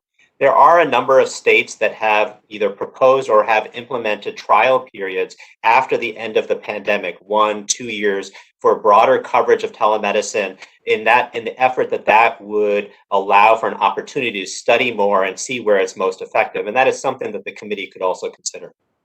Thank you very much. The gentlewoman yields back. Just noted that there is a vote on the floor, so I'm going to excuse myself and ask Congresswoman Custer to chair, and I would now recognize Mr. Burgess from Texas for his 5 minutes of questions. And thank you to Congresswoman Custer. I know the gavel is safe in your good hands. I'll go as fast as I can to the floor. Thank you. Happy to help. Mr. Burgess, you're recognized for 5 minutes, and please remember to unmute. Well, I have unmuted. Did it work? Yes, we can hear you. Very well. So look, we all know we're not going back to what was the status quo a year ago before the expansion of telehealth occurred during the pandemic. I do have a concern. I think it's been brought up by several of our witnesses today. We do need to be mindful of cybersecurity.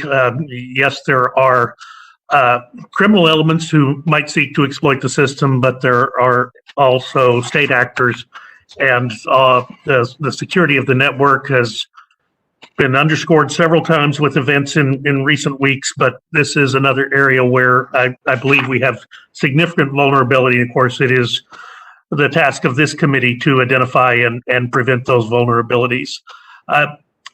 Elizabeth Mitchell, first off, thank you for your service on the Physicians Technical Advisory Committee, a committee that was created by this committee back in 2014 with the Medicare Access and Chip Reauthorization Act.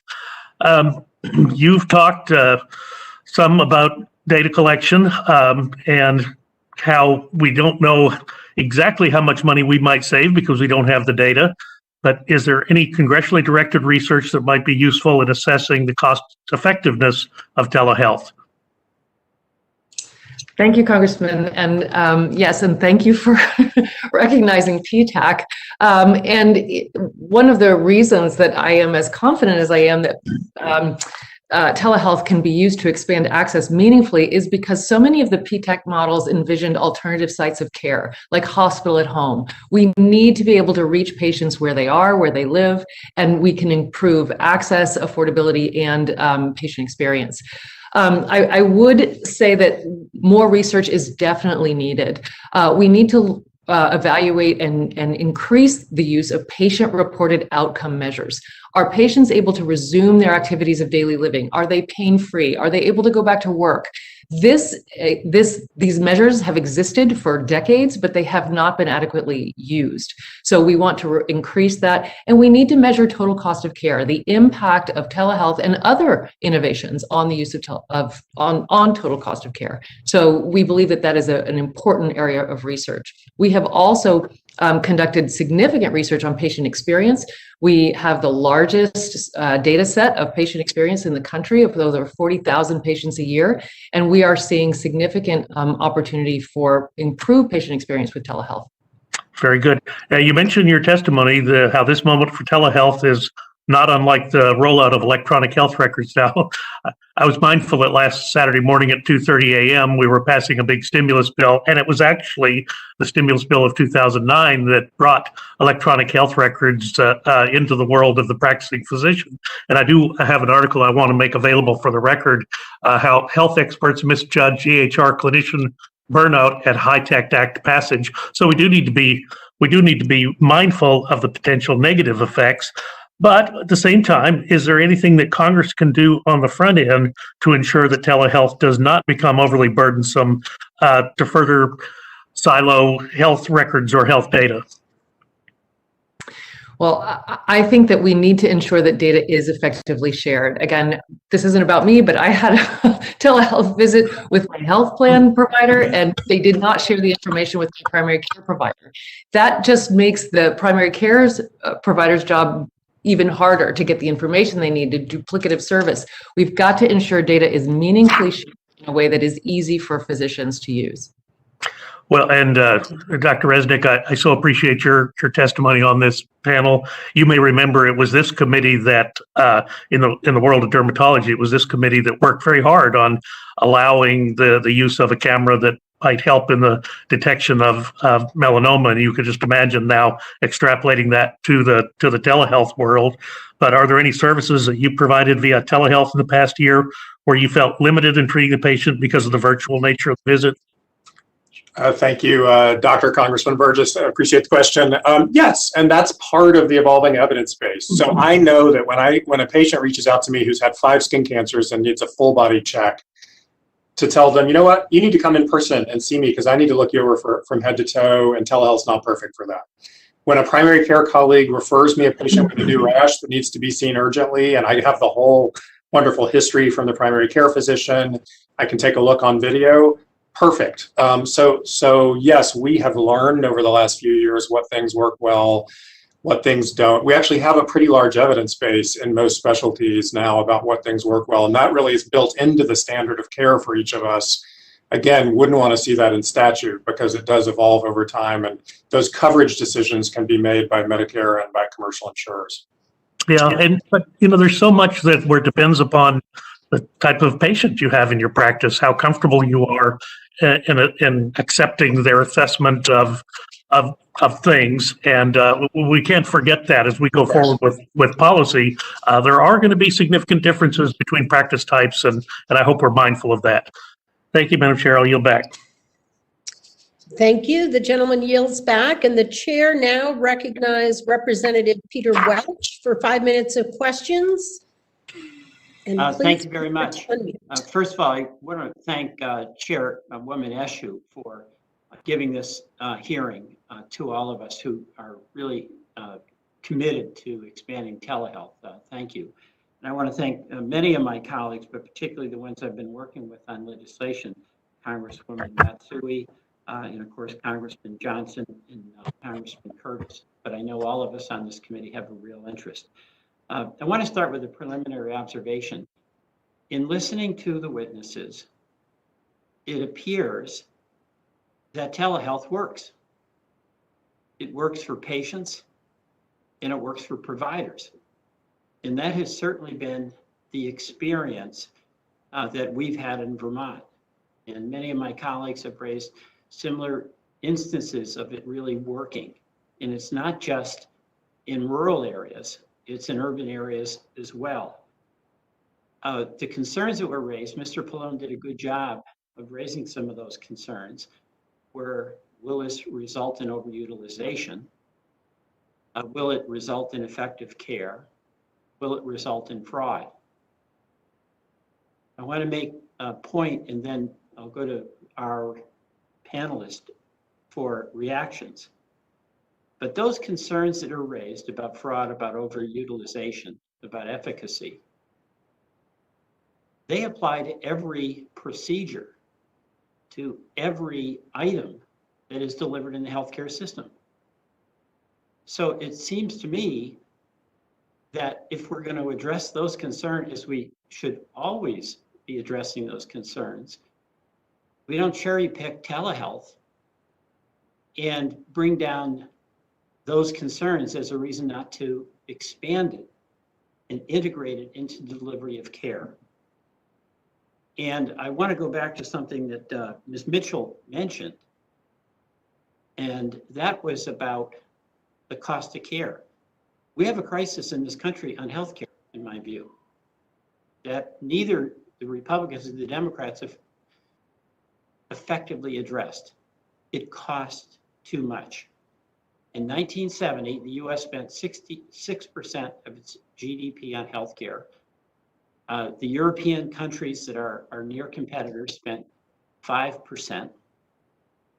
We're now at 18%, they're at 11%. And my view is that unless we can address the cost of healthcare, we're not going to have access to healthcare. The burden on employers, the burden on taxpayers, the burden on individuals is unsustainable. But that should not become an excuse not to utilize a method of delivery that works for people and makes it easy. So, Ms. Mitchell, you mentioned the fee-for-service system. Well, as long as you have a fee-for-service system, you encourage utilization. And we can do all the patient surveys we want. We can do all the utilization studies we want. But if you have that embedded in the system, the more services you provide, the more money you make. How are we going to get out of this? Perhaps you could address that. Thank you. And Thank you, and thank you for raising the issue of affordability. It is a crisis, and it is a drag on U.S. employers who are truly absorbing those costs on behalf of their employees. Employers, private purchasers provide all of the profit to the U.S. healthcare system, and the accountability for spending is simply not there. However, to your point, adding another service to the fee-for-service system is not optimal. There are ways that we can use telehealth in our current system to reduce total cost. For example, expanded access to primary care can and does reduce unnecessary visits to the emergency room. That's better care in a more cost-effective setting. So there are ways that we can be intentional and smart about integrating integrating telehealth. But we do need total cost. Thank you very much for that. I just want to hear from Dr. Mehrotra about this as well, but thank you, Ms. Mitchell. Yeah, no, I think you, Representative Welch, you raised some really critical issues. So I'll make two quick points. The first is, why do we care more about telemedicine than we say surgeries or endoscopies or et cetera? And I think the issue and the reason that so many people have put particular concern is that its basic strength, convenience, makes the risk of overutilization or overuse higher. So I just wanted to emphasize that. The only other point I wanted to make was Representative Rodgers had asked the question of where are we headed with telemedicine? And I think the key thing is the idea of remote patient monitoring, and when we're now moving away from visits to all sorts of other ways of communicating with your provider for text messages, example. Adolescents love text messages. They don't like video visits. And yet we then face a problem that when we get to the fee-for-service system, we're not going to pay for each text message. And that really emphasizes Ms. Mitchell's point that we need, and your point that we need to move away from paying for everything fee-for-service to more models, alternative payment models. Thank you very much. I yield back, Madam Chair. Thank you, Mr. Welch. The gentleman yields back, and the chair now recognizes Representative Griffith for 5 minutes of questioning. And Mr. Griffith, please remember to unmute. Thank you very much. I hope I can be heard. I would start by just touching on a couple of points that have been brought up previously. And I know that we're worried about overutilization, but I represent a relatively economically poor area of the mountains of Virginia. And a lot of folks have a hard time getting health care as it is. Telemedicine is a wonderful concept that is helping them greatly. And somebody mentioned telestroke. I was one of the sponsors of that, and it took us a long time to convince people that that would be helpful. So I'm glad that it's working out well. But I will tell you also that I'm worried about and I know we want a glide path, and I recognize that that has merit. But for a lot of my district, even when we get, and we're now deploying low orbit satellite broadband in the district, it's just starting. But even when we get access to that, it's $100 a month. And a lot of the folks in my district can't afford $100 a month. So we have to try to figure out how to do that, because for a lot of these people, when it works, the audio makes a lot of sense. So Dr. Resnik, I'd like to learn more about your opinion on audio only versus audio video patient interactions.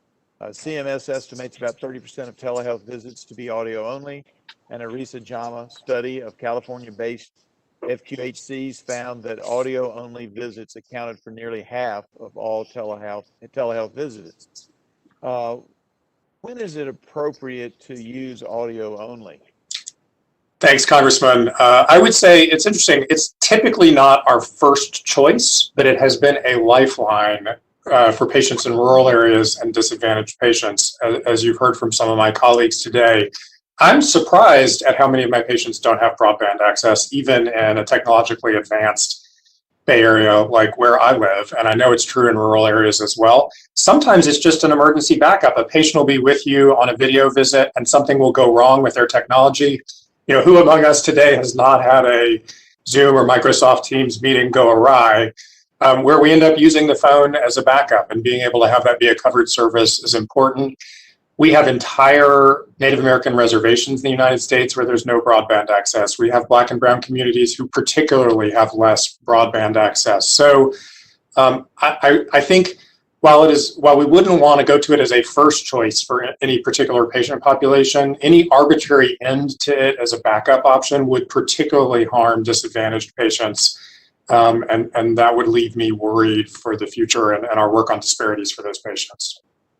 And I would agree, sometimes that problem exists in areas you wouldn't expect, because just a few miles away from Virginia Tech, a highly wired community, are pockets where we currently don't have any broadband. Now, some of those folks could afford it once we get the satellite broadband going, but they're not able to now.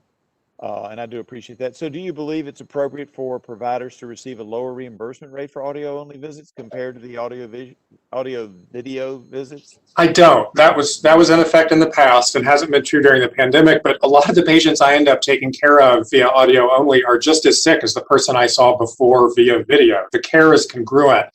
You know, the audio visit in itself is not a service to be valued differently. We think of it as just another method to deliver care.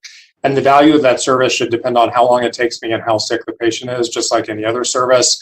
From an overhead standpoint, I'm still maintaining my entire office and my office staff, the nurse who calls the patient in advance to do the med reconciliation, the backup space to bring the patient in if they need to come in person.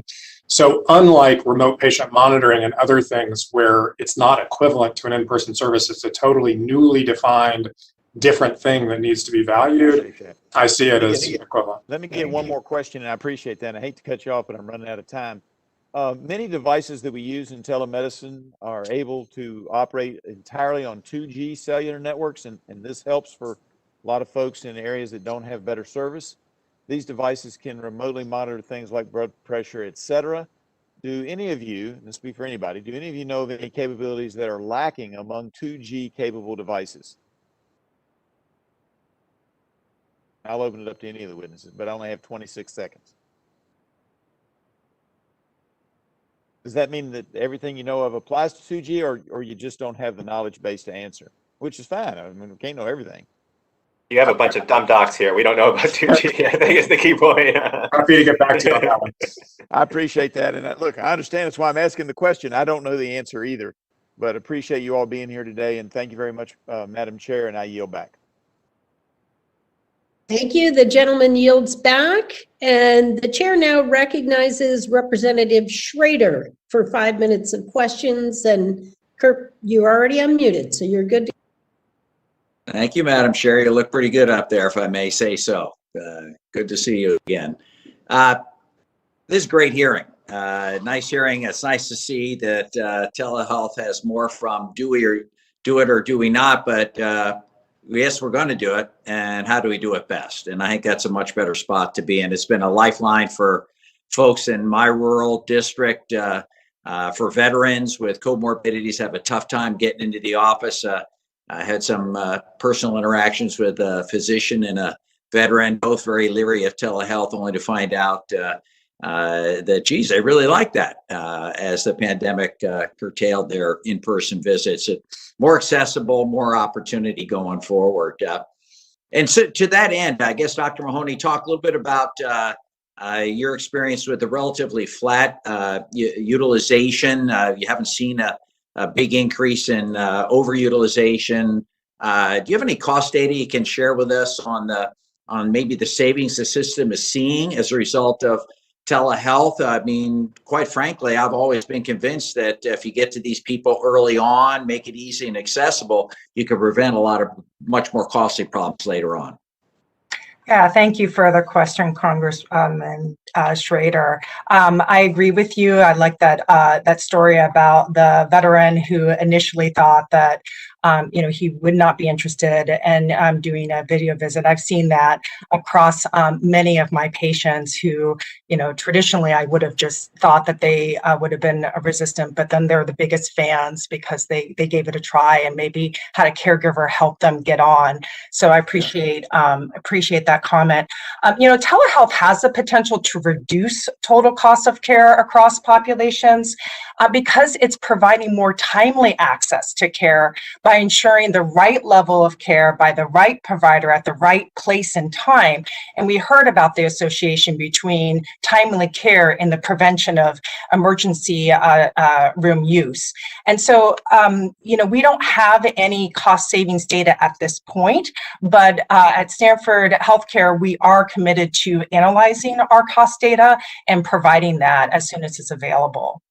We suspect that we will see, we definitely have seen no increased utilization. It's just related to the question of cost savings. I think it's a good one, but we don't have that information right now. Some of my groups, we do a lot of capitated healthcare in the state of Oregon and in my district, and several of the providers have found significant savings.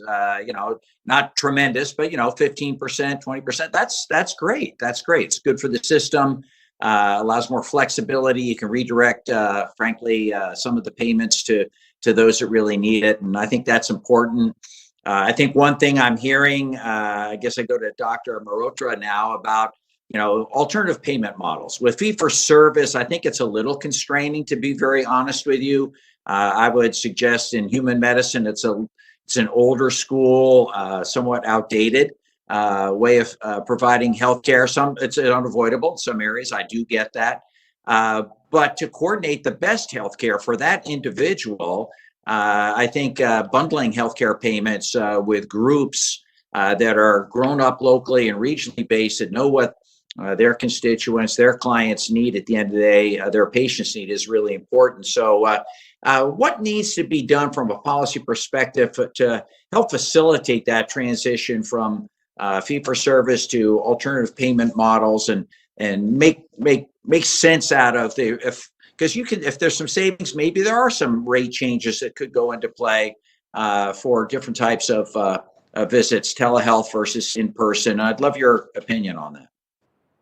Yeah, so first I want to emphasize I agree with your sentiment that it's very difficult for us to determine what's clinically appropriate for each clinical circumstance. And we want to provide as much as possible that the physician or other provider can choose. This is worth a text message. This can be a phone call. I'll do a video visit, or I'll have to bring them in for an in-person visit. And so we want to provide that flexibility, and that flexibility is going to be most easily provided via those sort of models that you're describing in Oregon and that are all across our nation. And so it's really about how do we build the next generation of the ACO models that we already have, as well as CPC Plus, Primary Care First, and others, all these models that are being developed, and how do we accelerate the adoption and refine them so that they are better accepted by providers? Because I think that's really going to drive a lot of telemedicine use. Totally agree, Doctor. Thank you so much, Madam Chair, and I yield back. Madam Chair, do you mind if I jump in for 15 seconds on the APM issue? Sure, go right ahead. Well, so the AMA and physician groups across the country have been very supportive of and work towards developing more APMs. We are with you on this. But I would say two quick things. Number one is the massive innovation in telemedicine that happened during the pandemic mostly happened in the fee-for-service setting. So we shouldn't forget that innovation can happen in both spaces. And the other thing is, as hard as we're all working to advance alternative payment models, Medicare has only adopted so many of them yet, and they're not available to many physicians. So if we all of a sudden say telehealth is only available to patients in alternative payment models, we would be stripping it away from enormous parts of the Medicare beneficiary population. Just to emphasize, we need to move more opportunities for APMs for those that don't have access right now. Sounds good. Thank you very much. The gentleman yields back, and the chair now recognizes Representative Bilirakis for 5 minutes of questionings. Mr. Bilirakis, you're on. Yeah, thank you, Madam Chair. Can you hear me? Can you hear me? Yes, we can. Yes. Very good. Thank you. Thanks for, again, Chairwoman Ashu, for scheduling this hearing. I think the participants, they've done an outstanding job. And I do want to see us, and we may have done this in the past, just a suggestion, having a demonstration available to us with regard to behavioral health, telehealth services, but also primary care services. I've done it in my district, and I encourage other members to, and I'm a strong supporter. We've seen throughout this pandemic that telehealth services have provided a critical lifeline for millions of Americans, especially seniors, allowing them to receive quality medical and behavioral health care from the comfort and safety of their homes. They're more comfortable. They really are. As we build on the successes of the previous administration's response to COVID-19 and look beyond, we must ensure patients, especially our seniors and those managing chronic conditions, are able to confidently access the appropriate care they need. Patients and their providers should also be empowered with more, not less, options to capture health statuses accurately, safely, and conveniently. I have a question here for Mr. Ricardi and Dr. Mehrotra. As a staunch supporter of the Medicare Advantage program, and most of us are, I was pleased to see CMS provide much needed flexibility to allow healthcare providers to offer telehealth services under the Medicare Advantage plans. However, CMS guidance requires that these services include a video component, which is not an option for some patients. And I know some of our members have expressed concern about that. Low income and rural patients, for example, may have trouble accessing technology or broadband services supporting video communications. Additionally, seniors or frail populations may have physical limitations that prevent them from using video communications, and that's true. For these patients, an audio-only telehealth visit may be the only option. Again, as our witnesses have stated, may be the only option besides delaying needed health care, and we don't want that. On August 3rd, 2021, CMS updated the risk adjustment telehealth policy for ACA plans to allow for reimbursement for audio-only visits for purposes of risk adjustment. However, the same has not yet been extended to Medicare Advantage plans, even though the same audio-only services are being provided by the same clinicians using the same coding guidance. Are there any, and this is a question, are there any ongoing concerns that you are aware of with programmatic fraud that may merit differences between the two programs, or should certain guardrails be put into place if such policy was extended to Medicare Advantage plans? And if so, what should those guardrails be? Again, the question is for Mr. Ricardi and Dr. Mehrotra. Thank you for your question. I have just 3 quick points that I would like to share. First, we support the flexibilities for telehealth in the Medicare Advantage program, and also through the demonstration projects and the alternative payment models. It's crucial that the expansion of telehealth benefits, such as the geographic site, removing those restrictions, it's really essential that it's also applied to fee-for-service original Medicare, because we could potentially leave behind millions of people who've been using these services and where this innovation has truly occurred over the last several months. In respect to the barriers that people face using technology, that's correct. People may have compromised immune systems, physical disabilities, an inability to leave the home, lack of transportation. So telehealth really is essential across the program coverage options that people use to access their services. And so in respect to program integrity, fraud is always a concern, and utilization, but we recommend removing barriers to access and then using data and information on the back end to kind of detect any potential fraud, waste or abuse. And audio only clearly, has a role in the helping people, in particular with behavioral health issues, access the services that they need. So it should be considered. Very good. Thank you, Doctor. Yeah, 2 points. On the risk adjustment aspect, Representative Billrock, I don't know the details behind that, but I do think that if those visits have diagnoses that should go into the risk adjustment algorithm, it seems reasonable to me. But more to your point about the audio-only telemedicine visits, I think in the Medicare Advantage program, I think I would emphasize that if we look at both private insurers and those in the Medicare Advantage plan, who obviously have to worry about overall spending, they are also very judiciously moving forward here. And I think their experience should also give us a lesson, because they are concerned about the same issues. And to my knowledge, most are not planning on covering audio-only telemedicine visits in the future. And so I think that should be a lesson to all of us as we think about the Medicare fee-for-service program also. All right, thank you very much.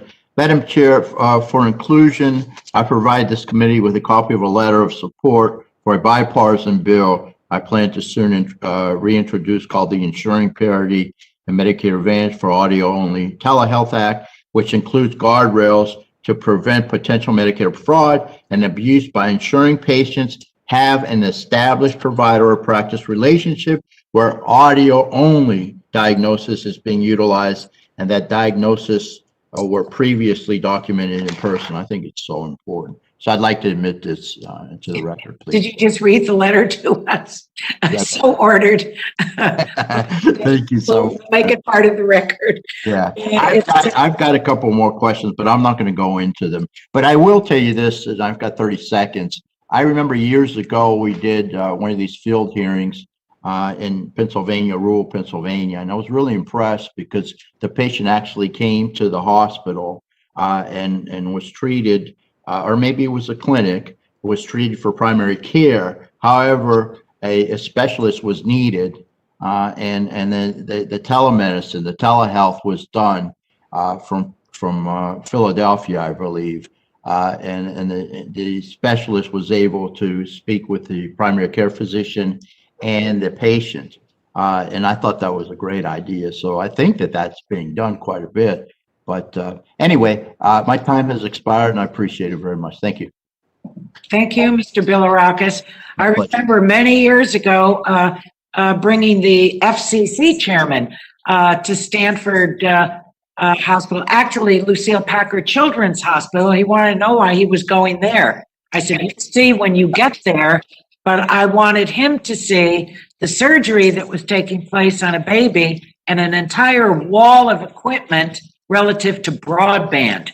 So these are all advances. He never forgot that, and became a great advocate for it. So it's a thank you to Congresswoman Custer for chairing in my absence while I voted, and it's a pleasure to recognize Mr. Cardenas from California for his 5 minutes of questions.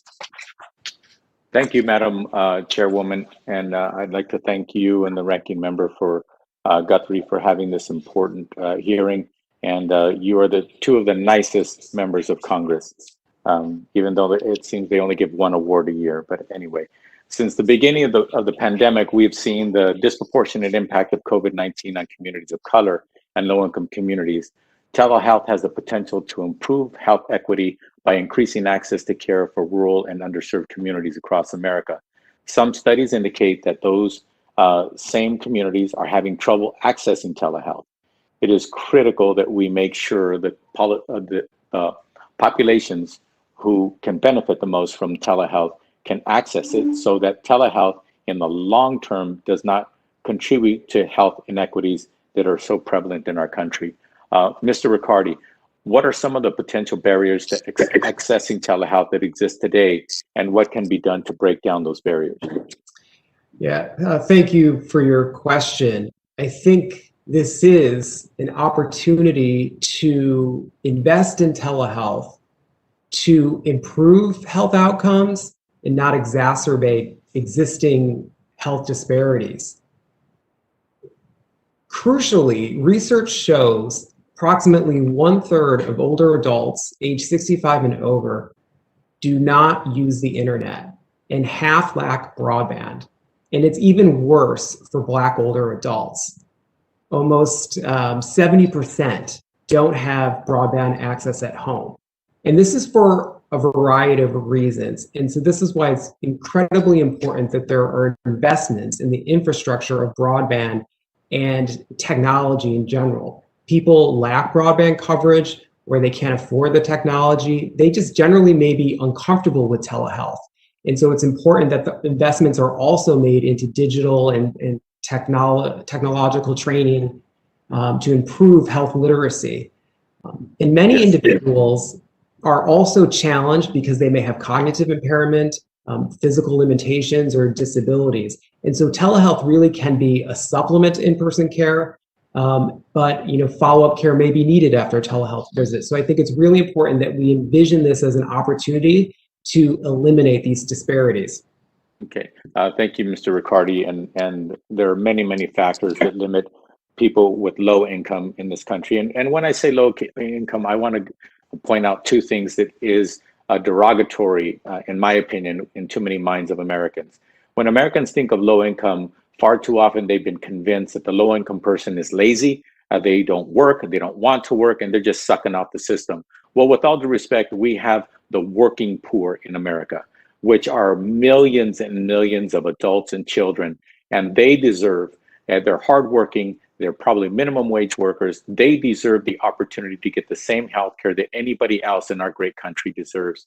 And then in addition to that, when you're talking about seniors already spent their whole life working, maybe 30, 40, or maybe 50 years, and they're finally retired, and they have limited incomes, and they can't afford the kind of broadband access that maybe everybody on this call can afford. And they are limited in being able to take advantage of telehealth. So those are some of the things that I think that we need to be respectful about in this country, is not to make assumptions that people are just in that plight situation and they deserve it, or they don't care, or they're not taking care of themselves. With all due respect, I'm saying that every person in America, regardless of their circumstance, deserves to have that dignity and opportunity to have that quality health care. Mr. Resnik, give you a few seconds. Go ahead. Yeah, well, you mentioned employed low-income Americans, and I just want to say one of the worst things we could do is if we implemented telehealth in a way that cements existing disparities. An irony I've noticed is that commercial insurers before the pandemic were sending my patients postcards saying, hey, you can access these commercial direct-to-consumer telehealth sites for free, we'll waive your copays, but they wouldn't cover coordinated care with the physicians who already knew those patients. So going back to closing down that access for commercial payers, I think would actually worsen disparities, especially for that employed covered working poor. Okay, thank you, Mr. Resnik. And I think it's really important for everybody to understand, and that's why this is complicated, because it's not as simple as black and white. There are a lot of guardrails that we need to make sure exist, because in every environment, there's going to be bad actors, and there's going to be folks who just want to keep pushing and pushing and pushing across that gray line. So thank you very much. My time is limited, and I yield back. Thank you, gentlemen. Excellent observations and questions. We keep learning. That's why hearings are so great. It's a pleasure to recognize the gentleman from Missouri, Mr. Long, for his 5 minutes of questions. Thank you, Madam Chairwoman, and I appreciate you putting on the hearing here today. A few weeks ago, I conducted a 3-day district-wide tour of 6 hospitals, 2 clinics, and 1 vaccination center. And what I want to do was I want to hear from frontline doctors, nurses, people that have been dealing with this for right at a year at the time that I went. At every visit, they praised the expansion of telehealth services and said that it worked well for them. One of the concerns was that telehealth might revert to pre-COVID policies once the public health emergency is over. We're here to examine telehealth in a post-COVID world. Aren't those nice words? Post-COVID world. And I think it's important that we consider its cost, coverage, and program integrity. We don't lose sight of its value and end up throwing the baby out with the bathwater. Dr. Resnik, can you talk about how telehealth can deliver value to our healthcare system beyond just replacing a face-to-face visit? How can it lead to greater efficiencies for both patients and physicians? Thanks, Congressman. Mental health has come up. I think broadly, what we're on the verge of seeing, and we've seen in this last year, and I think people asked about the next 10 years, the growth of telemedicine for chronic disease, where we have a huge possibility to impact value of care. So whether that's mental health, prediabetes, hypertension, things that affect so many Americans and that we know have been exacerbated in this year due to COVID. And measuring the financial savings from that, those are benefits we're going to see in years out in terms of decreased chronic care for those diseases. So having that as a part of the toolkit, we are seeing physician offices and health systems around the country doing really innovative things in the diabetes and hypertension and mental health spaces. So there's tremendous value there. I also think it's really important that we measure, when we offer somebody who lives 3 hours away telehealth, one of the benefits that I mentioned earlier is they're not missing a day of work. They're not having the economic impact on their family of that. They're not paying to park at my health system. They're not spending all those hours in the car. So I think there are just so many areas of value, and I really look forward to seeing the progress in the chronic health space, chronic disease space. One of the unfortunate trends in healthcare is a shortage of physicians and nurses, as you know. I mean, there was a terrible nurses shortage in this country before anyone had ever heard the word coronavirus, particularly in rural areas, which I represent a lot of rural areas in southwest Missouri.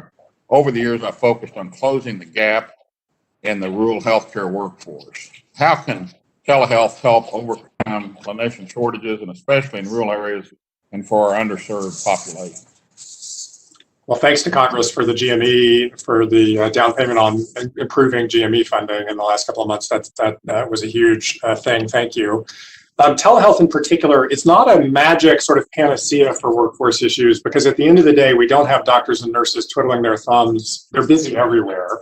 But we certainly have some maldistributions, and particularly in rural areas and some inner city areas where there's not enough healthcare infrastructure. It is a piece of the puzzle for folks who live in those areas to be able to access specialty care, primary care. It is an important piece. You say that it will be very difficult for providers to invest in the technology required to provide telehealth services and incorporate telehealth into the workflows of its future is uncertain. What constitutes certainty? In other words, is a statutory coverage expansion the only way to provide certainty for providers? I think one way or another, we need to know that payers, including government payers, understand that this is part of the future of healthcare delivery, and that it's not going to suddenly disappear, or its coverage is not going to suddenly disappear. So I think permanently removing the Medicare restrictions is a really important part of that. You know, the big investments are not always technology investments on this. Yes, you oftentimes have to acquire software that works with your EHR, et cetera.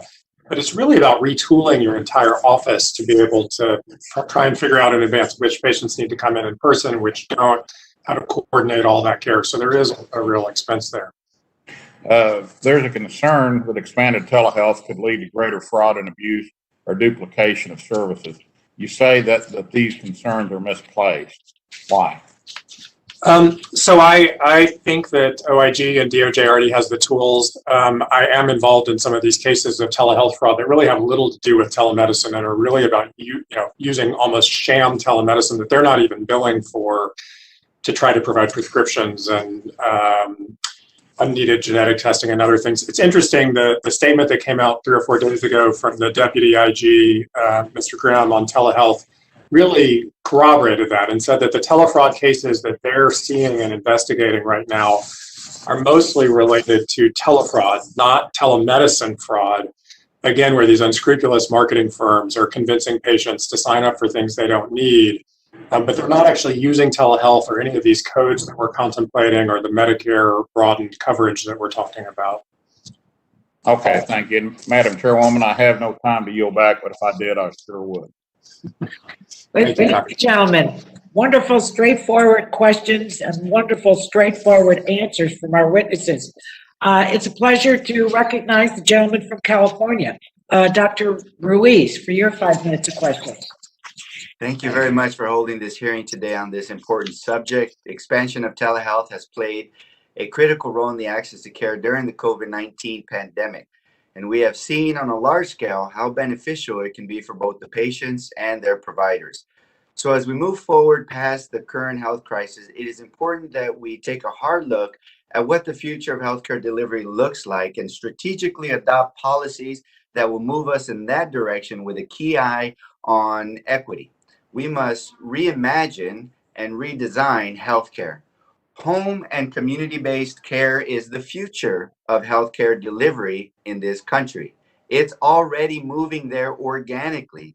However, in my experience as an emergency physician, taking care of very complex chronic patients who visit the emergency department, there has been studies conducted by insurance companies, hospitals, and academicians who have seen that if you provide home-based care with tailored protocols, usually accompanied with a nurse after discharge or even before, then patients actually have better satisfaction. You reduce costs because their health outcomes have improved and they have less emergency department visits, and their health is better. So the trifecta or the holy grail of a healthcare system is met. Better health outcomes, lower costs, and patients and providers are happy. So more and more we are seeing the importance of being able to meet people where they are. The question we need to ask ourselves is, what are the current barriers to home-based care and how do we address them? How do we make better use of promotoras or the community health worker to get to patients that can't get to a clinic or health center? Someone who can, from the community, who knows the community, who can visit patients and help them connect with their provider. How we ensure equity. How do we ensure equity and create policies that not only increase telehealth coverage when appropriate, but ensure that everyone has access to the technology that allows them to take advantage of its availability? I don't just want to only increase convenience, accessibility for high-paying concierge patients who already have access and leave behind the same communities being left behind now. I want to increase accessibility for all people, especially those that currently go without seeing a doctor because of time, money, or distance. For the seniors in my district that can't drive anymore and can't find someone to take them to multiple follow-up appointments. For the farm workers that can't afford to take hours off of work to go to the clinic and then another to go to another appointment to see the referred dermatologist. For the single mom working 2 jobs who can't offer to cut her hours to see a doctor for something that she thinks can wait until she has more time. Increased focus on telehealth and home health will change the face of healthcare for many communities like the one I grew up in and now represent in Eastern Riverside County, California, California's 36th district. My first question is to Dr. Mahoney. Can you tell us how telehealth can be used to improve and expand the use of home healthcare? Dr. Reese, I really appreciate your comments, and I wholeheartedly agree with the sentiments that you've made about the potential promise of telehealth in meeting the needs of all of our patients across the United States, and particularly patients who historically have been underserved. The idea of tapping into the resources that are available, promotoras, other caregivers who are in a community who will help us overcome the well-described issues that we are already talking about today along the lines of digital literacy or, being disadvantaged from understanding the technology that it's required. If we are skillful in leveraging the existing resources that are available that are culturally sensitive, language concordant, I have seen as a frontline provider that those barriers can absolutely be overcome. I will also mention that there are a number of licensed non-physician practitioners who are incredibly useful in helping us extend the access to care, people like pharmacists or physical therapists. And currently, these vital team members are not eligible to bill for telehealth services that can in person. I really do believe, since 80% of what we spend in healthcare are on 20% of the complex patients, we can focus to reduce those costs, focus on home care for those patients as well, to put them on a protocol to improve their health and prevent them from going to the emergency department. In addition, we can reduce healthcare disparities, promote equity by doing a concurrent community-based healthcare promoter track with telehealth and home-based medicine, combining those two with good old-fashioned community public health, and we can change the health of Americans, and we can extend our lifespan and reduce costs and satisfy patients and providers in doing so. And I yield back. Gentlemen, The gentleman from Indiana, I'm sorry. The gentleman from Indiana, Mr. Bouchon, is recognized for his 5 minutes of questions. And I'm going to run to the floor to vote and turn the gavel over to his, is she there? Well, we're waiting. Oh, we're waiting for her? All right, well, we'll wait for her. And when Congressman Custer returns, I'll put the gavel in her hand. But meanwhile, Mr. Bouchon, you're recognized. Thank you, Madam Chairwoman. And providers and patients like telehealth, so let's do our best not to mess this up. I want to thank all the witnesses today. It's a critically important hearing. I was a cardiovascular surgeon before I was in Congress, and it's too bad that it took a pandemic to finally get us to recognize that we need to make some advances here in telehealth, but it is what it is. I applaud the committee for beginning the process of reviewing what has been accomplished by the unprecedented steps made by the administration, the previous administration, and continued by this administration, and examining which policies should be made permanent as we look towards life on the other side of the pandemic. In order for telehealth to continue to be effective, Congress must advance policies that support accessibility and quality of care. Dr. Resnik, in your testimony, you referenced a recent survey of physicians, which shows that over 73% of respondents cited low or no reimbursement as a barrier to maintaining telehealth usage after COVID-19. As a physician, this is a real concern of mine moving forward. I believe doctors should be reimbursed appropriately for telehealth services based on the standard of care. And if we want to find a very quick way to end telehealth, then we can not reimburse providers for the services that they are providing. Dr. Resnik, would you agree that doctors should be reimbursed for audiovisual visits at a same or similar rate as in-person visits? And secondly, can you elaborate on the provider concerns expressed in the survey and share what you're hearing on the ground regarding provider reimbursement for telehealth services? Dr. Bouchon, thank you. I do agree. I think, again, telemedicine is a mode of delivering a service and not a service unto itself. And the coding should be based on the amount of time you spend and the complexity of the patient, whether you're on the telephone, on a video visit, or in person. I think on the ground, what I'm hearing is, coverage at parity rates has allowed physicians to provide this care to our patients, which we've wanted to do for a long time. It has not created some giant inappropriate incentive. Telemedicine is actually hard to do. It's a lot of work, and it's work we like doing and want to do for our patients. But just paying equitably for it has made a lot of sense and allowed people to do things services they've wanted to provide for a while. And I'll bring up another concern that as a physician you might imagine I would bring up is the liability issue and how we address that. For example, say a primary care doctor does a virtual visit, or a dermatologist does a virtual visit, examines a mole on a patient's arm. The doctor determines that it's not suspicious and doesn't need further evaluation, but unfortunately, later on it turns out to be something more severe like a melanoma. Is the doctor going to be liable if the picture quality wasn't what it should be, and it was the tech company that provided the internet access liable? Is it the camera, the person that developed the camera? Is it the provider? These are serious questions that maybe we'll have to address. Do you have any comments on that? I do. Those are serious questions. And as you can imagine, liability reform is something that's on a lot of physicians' minds.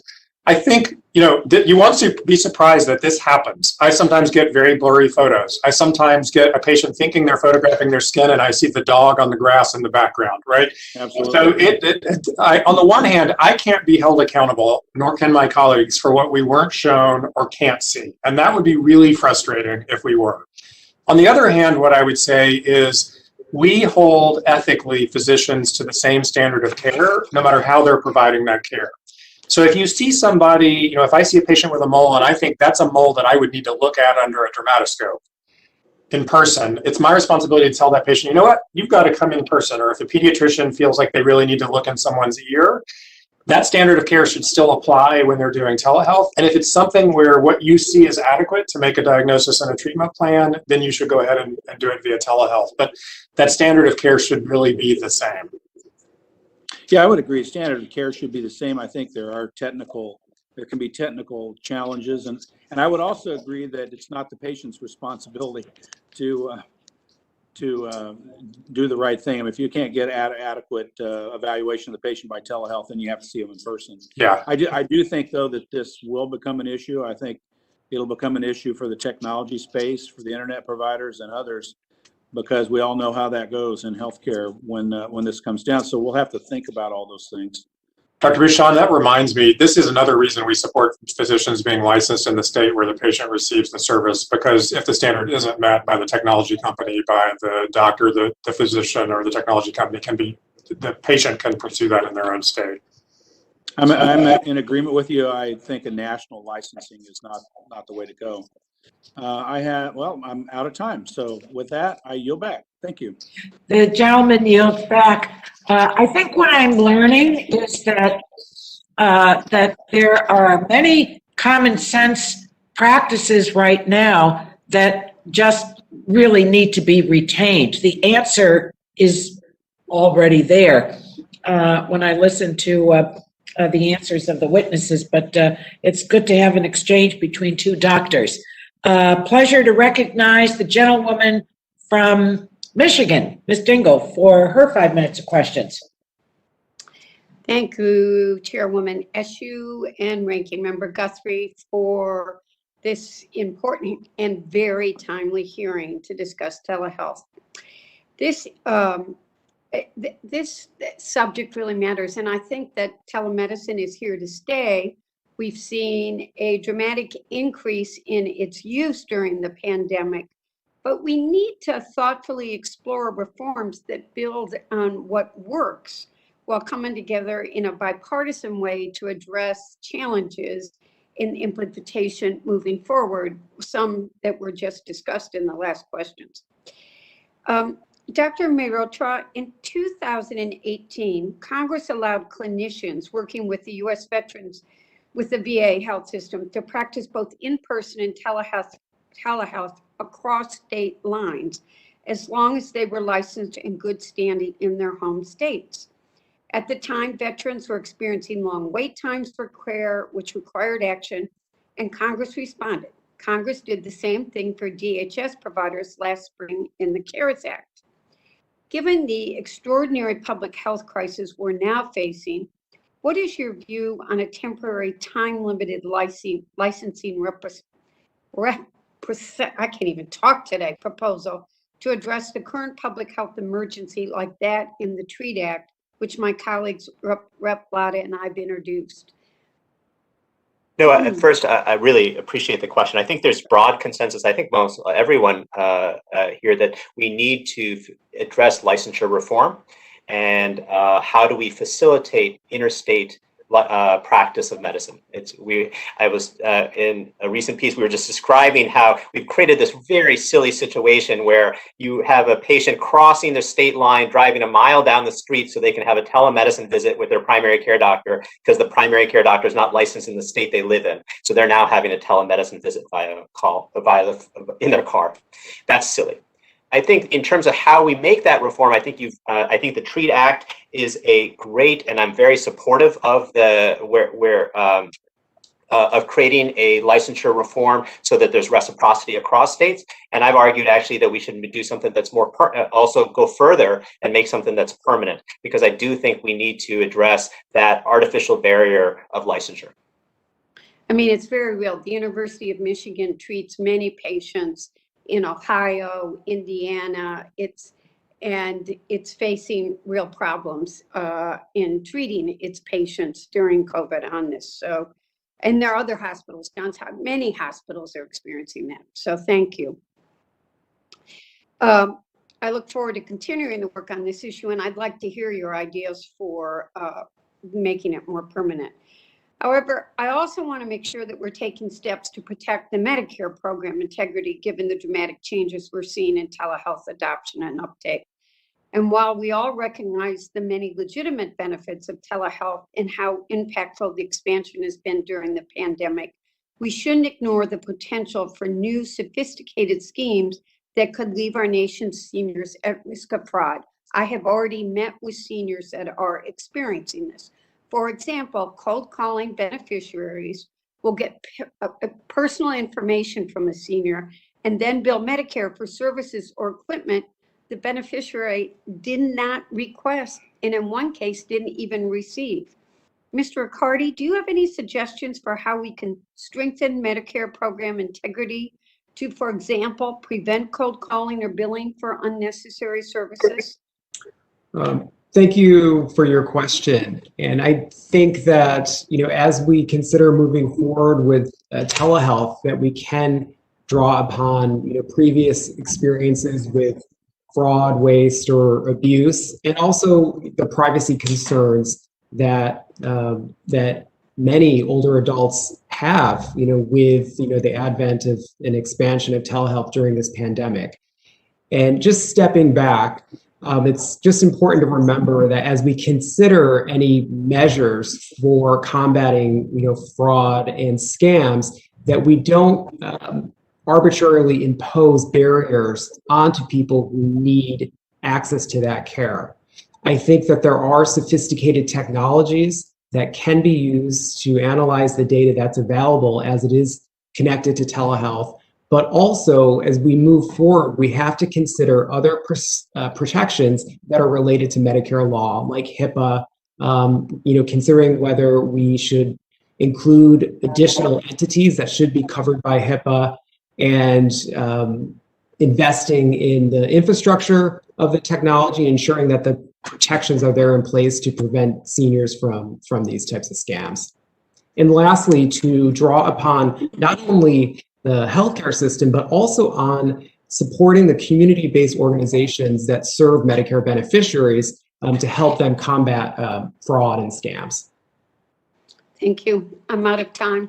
I yield back, Madam Chair.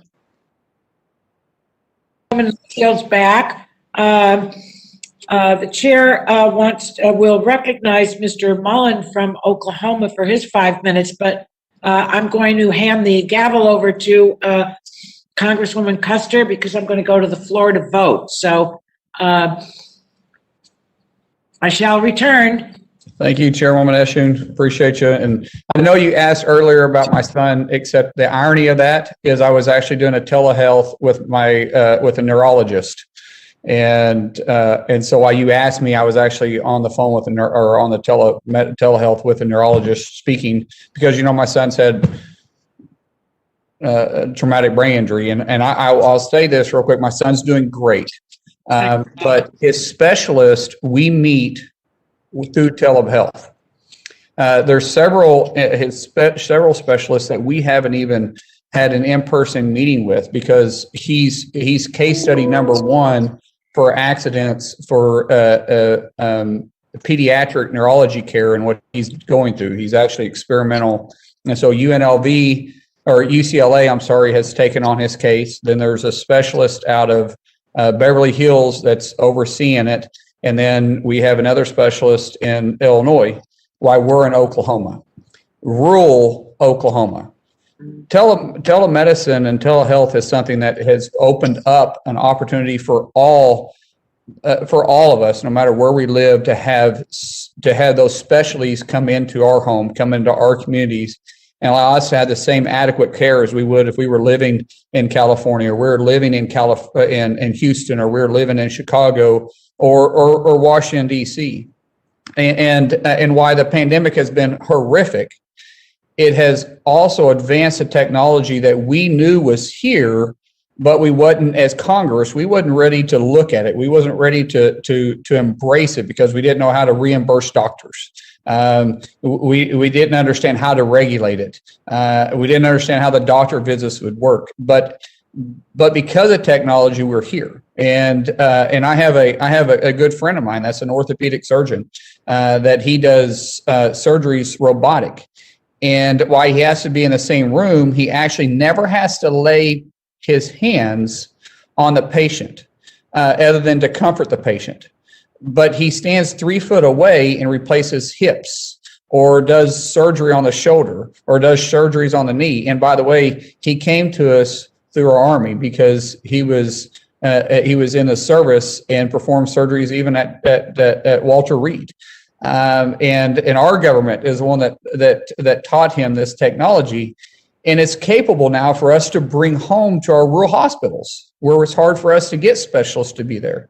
And so the technology exists, but a lot of people, they don't even know how to embrace it yet. And so that's, and by the way, my family has been the recipient of this. I mean, it's this whole year because of the dramatic brain injury that my son had. We've embraced this. And I will tell you personally, at first, I didn't know if I liked it or not. I'm a very in-person, I like to be in person. But once I started it, I realized that I became the physician assistant. I became the PA, which was positive because as a caregiver for my son, all of a sudden I'm interacting with a doctor. I'm putting my hands on my son, or we're having the conversation. We're having a conversation about costs, really, because when they send over the prescription, they send it to me instead of me just being on my phone checking my emails, waiting for the doctor to schedule the next surgery or schedule the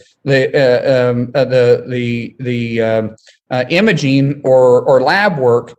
I'm having to interact, and so it made me more cognitive of the care that my son was getting. But it also made me more cognitive of the cost, which is a good thing. There's nothing wrong with that. I've actually embraced it fully where I enjoy them now. And I know I went long on explaining it, but I want to understand that I'm living this life and it's beneficial. It's beneficial for us in rural parts of America because we have the same access to the care that those in major metropolitan areas. With that, real quick, Dr. Resnik, I have a couple of questions because rural providers in my area are having a hard time actually understanding even how to gain access to telehealth grants.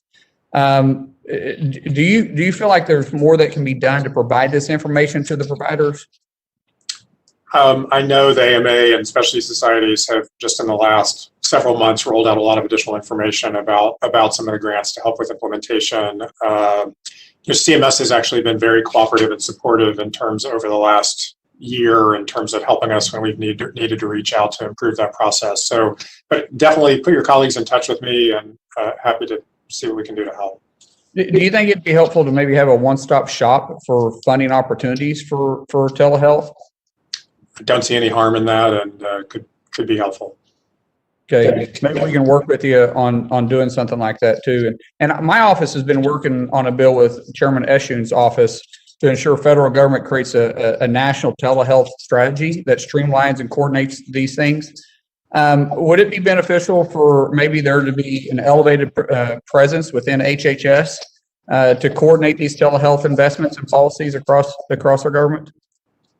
We'd love to talk more with you about that. I mean, I think our observation again has been that CMS has actually made this a big priority and been incredibly responsive to physicians and patients during the pandemic around this, and we're optimistic that responsiveness will continue. But this is a really important issue, and we do need to continue to have a national strategy. So let's follow up and talk more about what we can do.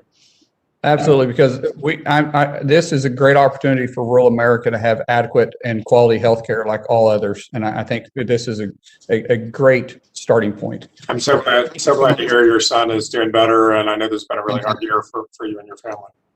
It has, but we've been very blessed. The Lord's been good to us. Thank you. I yield back. Thank you so much, Mr. Mullen, and thank you for your remarks. I think as a rural member, I can certainly say this is a really important hearing. So as chair, I will now recognize myself for 5 minutes. And I want to thank Chairwoman Eshu for holding this hearing today. It's so important. In New Hampshire and rural states like Oklahoma, attending in-person treatment for substance use disorder can be a big challenge in and of itself, due to our weather and geography and lack of access to transportation, work obligations, childcare, and all the rest. And that was before COVID-19. So when the coronavirus added yet another barrier to addiction and mental health treatment, our behavioral health providers transformed their delivery of care to ensure that they could continue to provide critical treatment while this country battles two epidemics, the opioid crisis and COVID-19.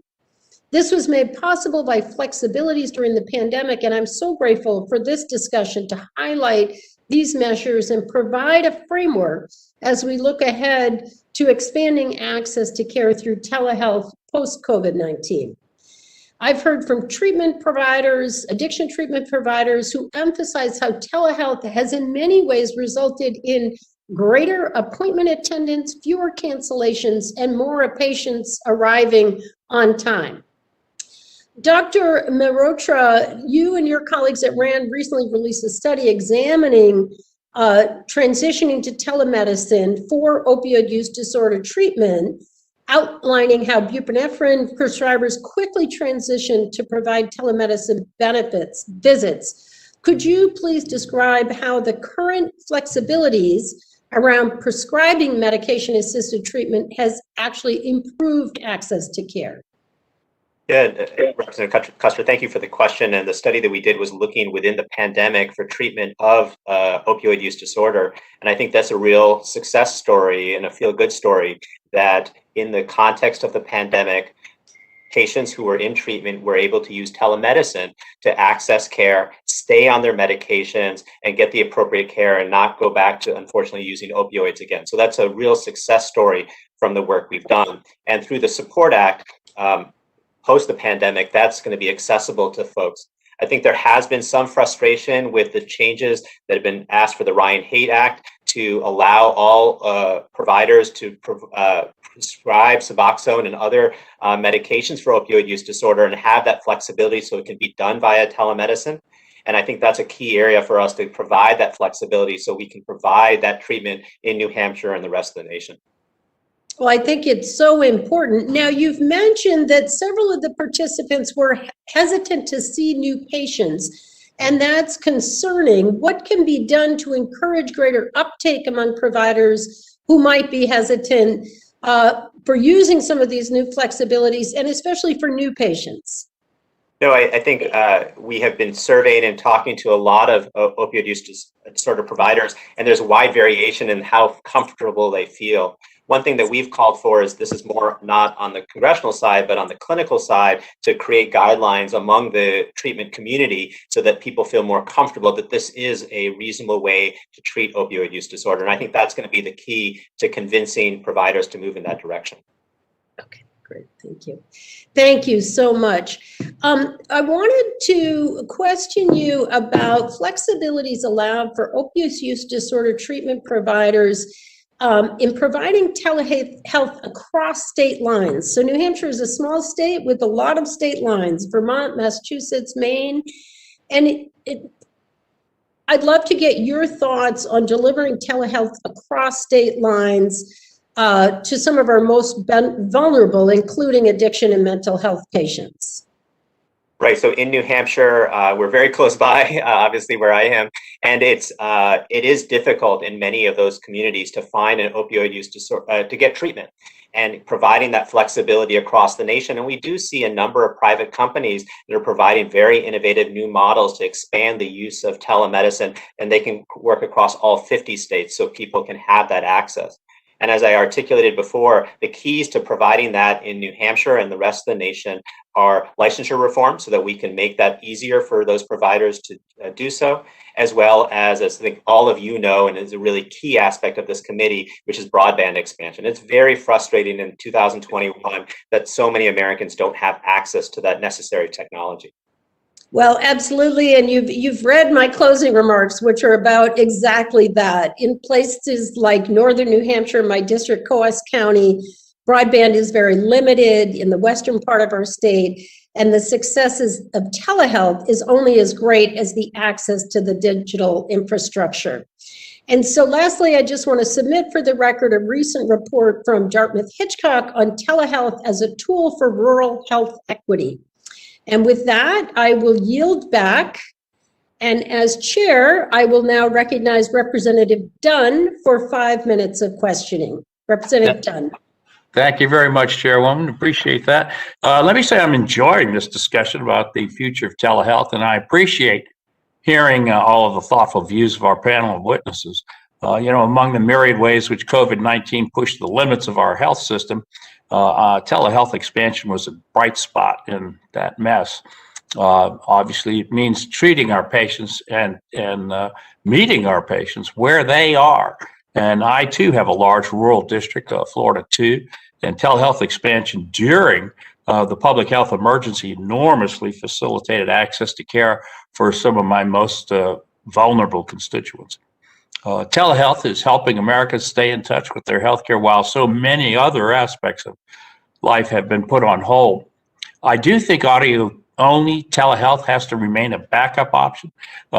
Many of the most rural of my constituents lack reliable internet access, or in some cases, the ability to employ video technology. And again, I would say who among us has never struggled with video conferencing? I continue to be extremely concerned about the medical care that was foregone during the pandemic and quarantine, and what that's going to mean for everyone, and for everything from cancer screening to management of chronic disease. I'm encouraged that telehealth offers the opportunity to bridge some of those gaps that are occurring. We had a great case right here at Children's National Hospital, a place where I trained many years ago, who was able, they were actually be able to virtually see the family a day after a very concerning newborn screening.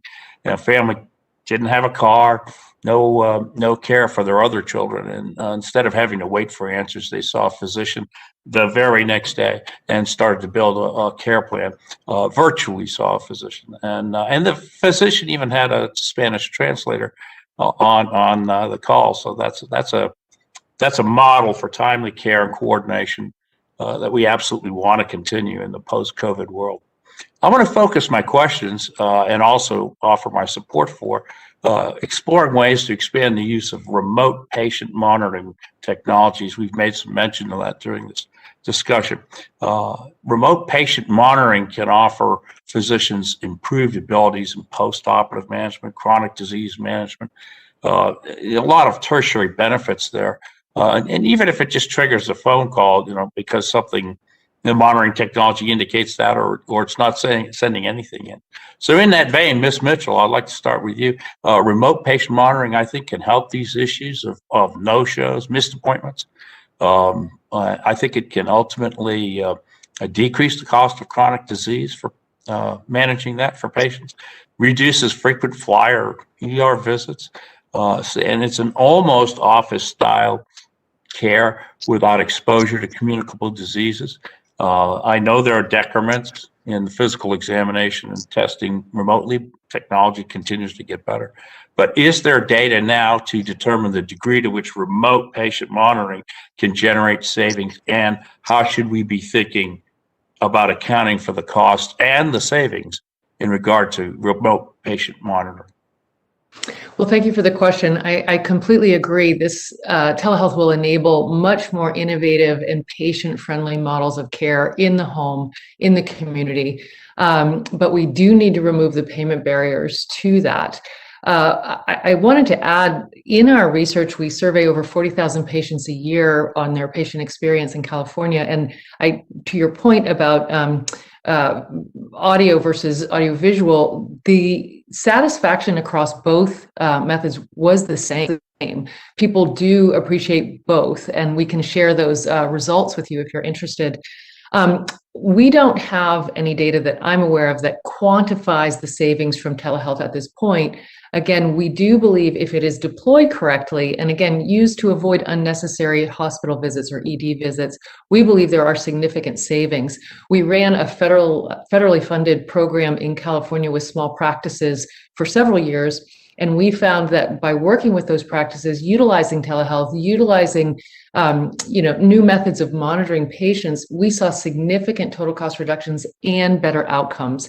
So we think we can extrapolate that, but we do believe there is more research needed on the outcomes and cost.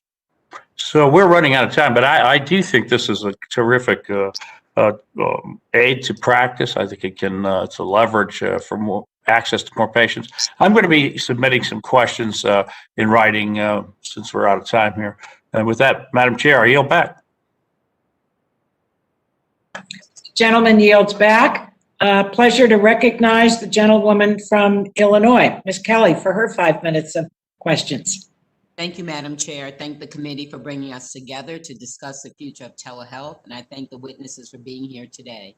States play an essential role in licensing providers and ensuring that providers practicing in the state are in good standing. During the pandemic, many areas experienced increased demand for providers, and in response, states moved early on to loosen or waive licensure requirements so that out-of-state providers could support areas overwhelmed by COVID-19. However, even prior to the pandemic, many states partnered on licensure issues.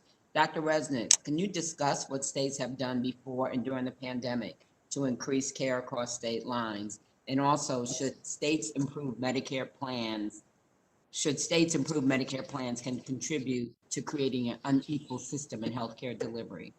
Congresswoman, thanks for the question, and thanks for your leadership in maternal health and health equity on that front.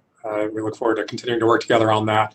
Definitely. There are a couple of things that help us with some of these licensure issues. So one is a thing called the Interstate Compact, which actually makes it easier for physicians who are in good standing with their own state medical board to get licensed in multiple states. It's a new thing, and already we have, in the last few years since it's gone live, 30 states, the district, and Guam have all signed on. We've got 6 or 7 states that are considering legislation. So that essentially, once you're licensed in one place, you can very easily check boxes on a form to get licensed multiple other places. We would like to see the fees go down for that. I think that would be an improvement. I think I also recognize that state medical boards do need some ability to create unique local reciprocity solutions around state border areas. And we have supported local reciprocity of licensure as long as, again, fundamental safeguards are met around the site of service being where the patient is located. There's one more thing which people may not be aware of, which is there are a set of codes that CMS has approved called interprofessional codes that also, sometimes when I get consulted about a patient in a state where I don't have a license, where it wouldn't be responsible for me to take care of the patient and assume care and do all the prescriptions and everything else because maybe I wouldn't be available if urgent things came up or side effects came up.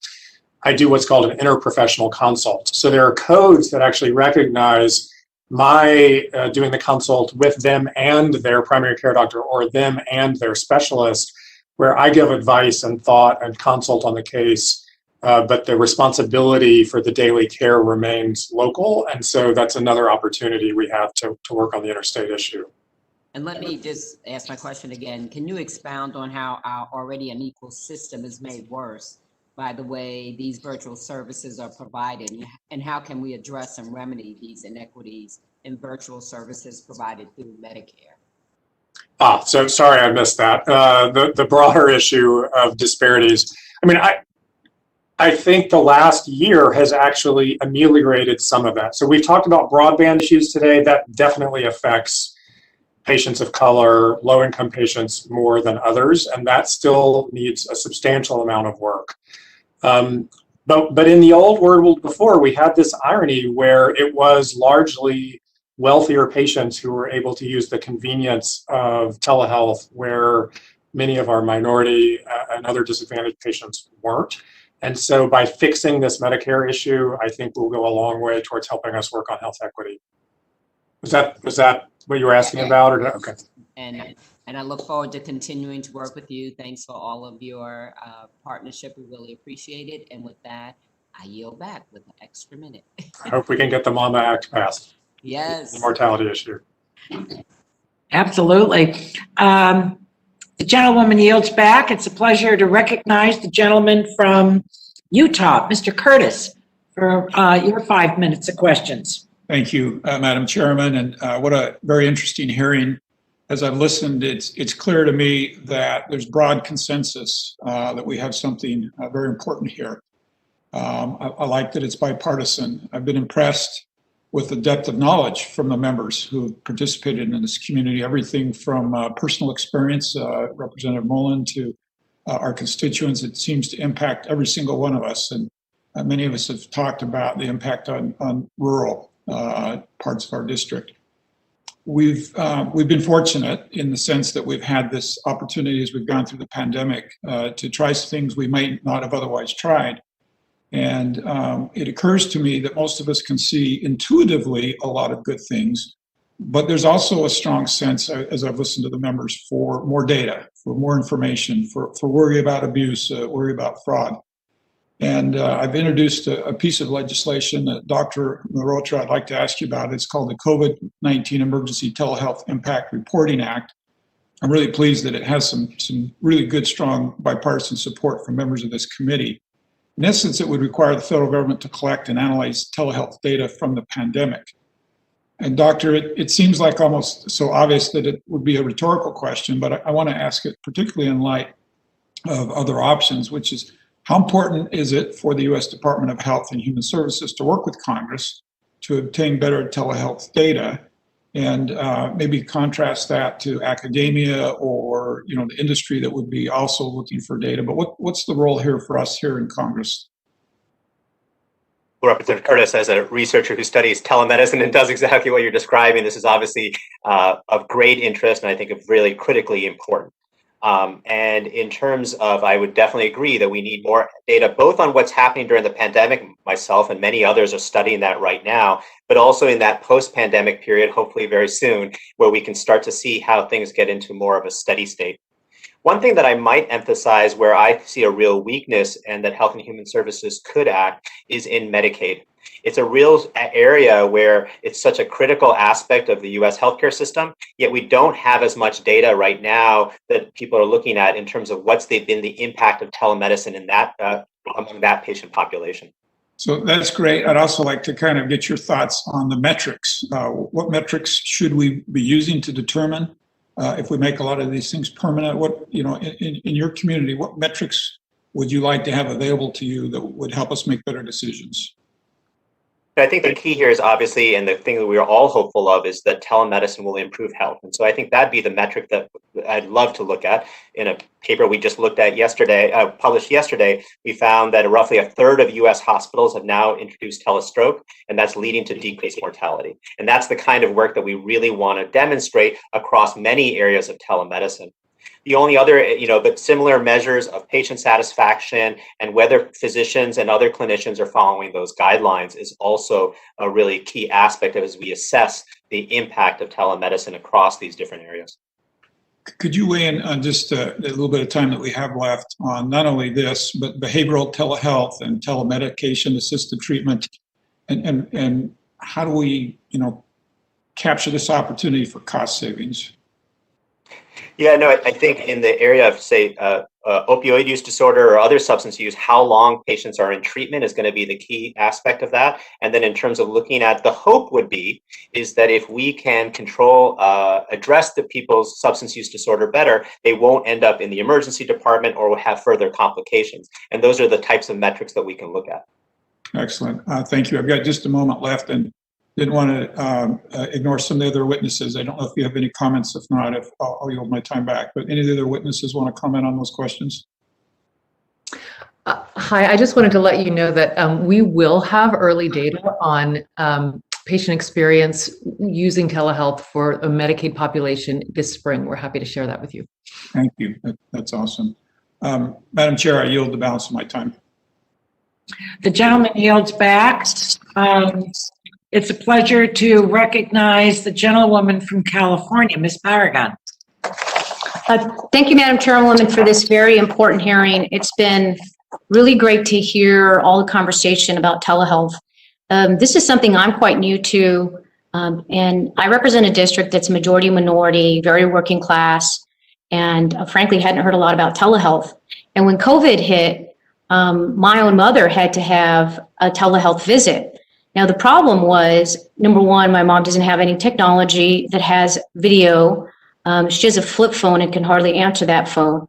And so it became a challenge to make sure that somebody either took the day off or was able to go over there to make sure that she had video access. Now, she still has an old-fashioned landline.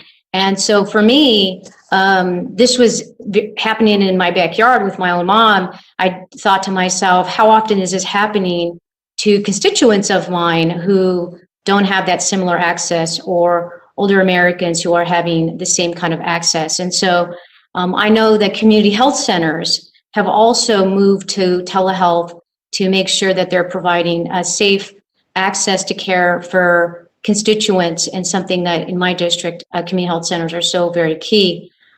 Many of the providers are still offering over 50% of their care via telehealth. My concern is the equity issues and making sure underserved communities are not left behind and having access adequate to technology, and think that it's only going to help provide access to care. So Dr. Mahoney, you have discussed this, but I just want to, get more of your thoughts on this issue, on what we can do to make sure, underserved communities are not left behind. There's certainly a benefit here for those who don't have access to transportation to be able to get that telehealth, but, on the broadband issues and access to technology, what you think Congress should be keeping in mind when we are doing all we can to keep telehealth, but also making sure that there are going to be instances where maybe a telephone for some time is going to be the only available means. Thank you, Congresswoman Bargan, and thank you for the question, and also thank you for sharing the story about your mother. I think that scenario does reflect a large number of the patients I see, and throughout my career, I have been a telehealth provider, and I have seen firsthand the ways in which we can make tremendous progress using the phone alone. And so when we think about the medical decision-making that is required, the clinical effort on the part of the practitioner that is required, that should be reimbursed and compensated in the same way as we reimburse and compensate for other modalities of care. So I think that would be something that we should keep in mind. The other is, as we have already mentioned, is the expansion of broadband access to all communities so that all communities can enjoy the benefits that come along with that technology.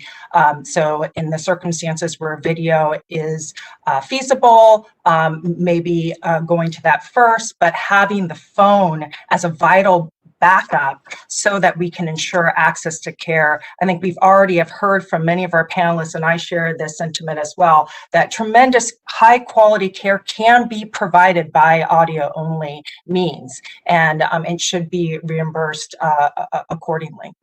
Great, thank you, Doctor. Dr. Resnik, my next question is directed at you. At the beginning of this Congress, I reintroduced the Improving Social Determinants of Health Act. This is legislation that would empower public health departments and community organizations to address social, economic, and societal barriers to health access in underserved communities. The COVID-19 pandemic has underscored that internet connectivity is a social determinant of health. Dr. Resnik, can you discuss ways community organizations and community healthcare providers are leveraging telehealth to address social determinants of health, and how can Congress better support these efforts? We really need everybody on the team helping with particularly our disadvantaged and minoritized patients that we can get involved in their care. And broadband has been an issue. Getting the previous grants that were out there for broadband expansion renewed would be great. I think about the individual patients that I see who are coming from those areas with no broadband, and it's unbelievable sometimes to me that the lack of broadband that they face. Last night after clinic, I was talking to some of my colleagues in the hallway and just asking them about cases, telling them I was going to be doing this hearing. And one mentioned a farm worker from rural Northern California who has a condition called scleromyxedema, where their hands and face thicken. This guy could no longer make a fist and do his work and could not put the apples that he was picking in his own mouth. It's a really terrible condition. We admitted him to the hospital, got him treated. He got back home. We were able to coordinate months worth of his care, and using that whole team in his community of local physicians, local nurses and PAs and community workers and others to help coordinate his care. He's now doing great, but we do find ourselves sometimes doing a Zoom visit or an audio visit with a patient who is literally on break in the fields, or who is literally a frontline grocery worker between shifts, or who lives on an indigenous reservation with no internet, or who has to get on a bus in the midst of COVID to come and see us, all of which are difficult. So the broadband issues are tremendously important for us to continue to be able to provide telemedicine to those patients. Well, thank you, Doctor, for sharing. And with that, Madam Chairwoman, I see our time has expired. I yield back. The gentlewoman yields back. I really think that our the public health care systems, Medicare, Medicaid, should be sending something to the beneficiaries in both of those systems, and just ask the simple question, do you have access to broadband? We don't even know what we're talking about. We do when we give the stories, as Ms. Barragan did, her own mother. That story is replicated in inner cities, in rural areas in the country, but we have no yardstick by which to measure this by. So committees obviously is going to have to do something about that, but I can't help but think these agencies should be informing us so that we can build on good data. And it seems to me that Dr. Mahoney and others are doing that. Wonderful to recognize the only pharmacist. Are you still the only pharmacist in the No, we have another one now. We have two now. But we don't know who that is. She's much better looking. Let's put it this way. The only pharmacist on the health subcommittee. There you go. Yeah, the gentleman from Georgia, Mr. Carter. Thank you, Madam Chair. I appreciate this, and I appreciate all the panelists being here today. You know, at some point when this pandemic ends, and it will end, at some point people are going to list the silver lining. They're going to list the things that were good that came out of all this. And there are good things coming out of this. And one of those at the top of that list is going to be telehealth. You know, we've heard that there's been 10 years of progress in 1 week in telehealth. In fact, prior to the pandemic, there were roughly 13,000 telehealth appointments per week. Yet we've seen an increase during the pandemic, and even a few months after the pandemic started, we saw it go up to over 3,000% of that. Unbelievable, what has happened with telehealth.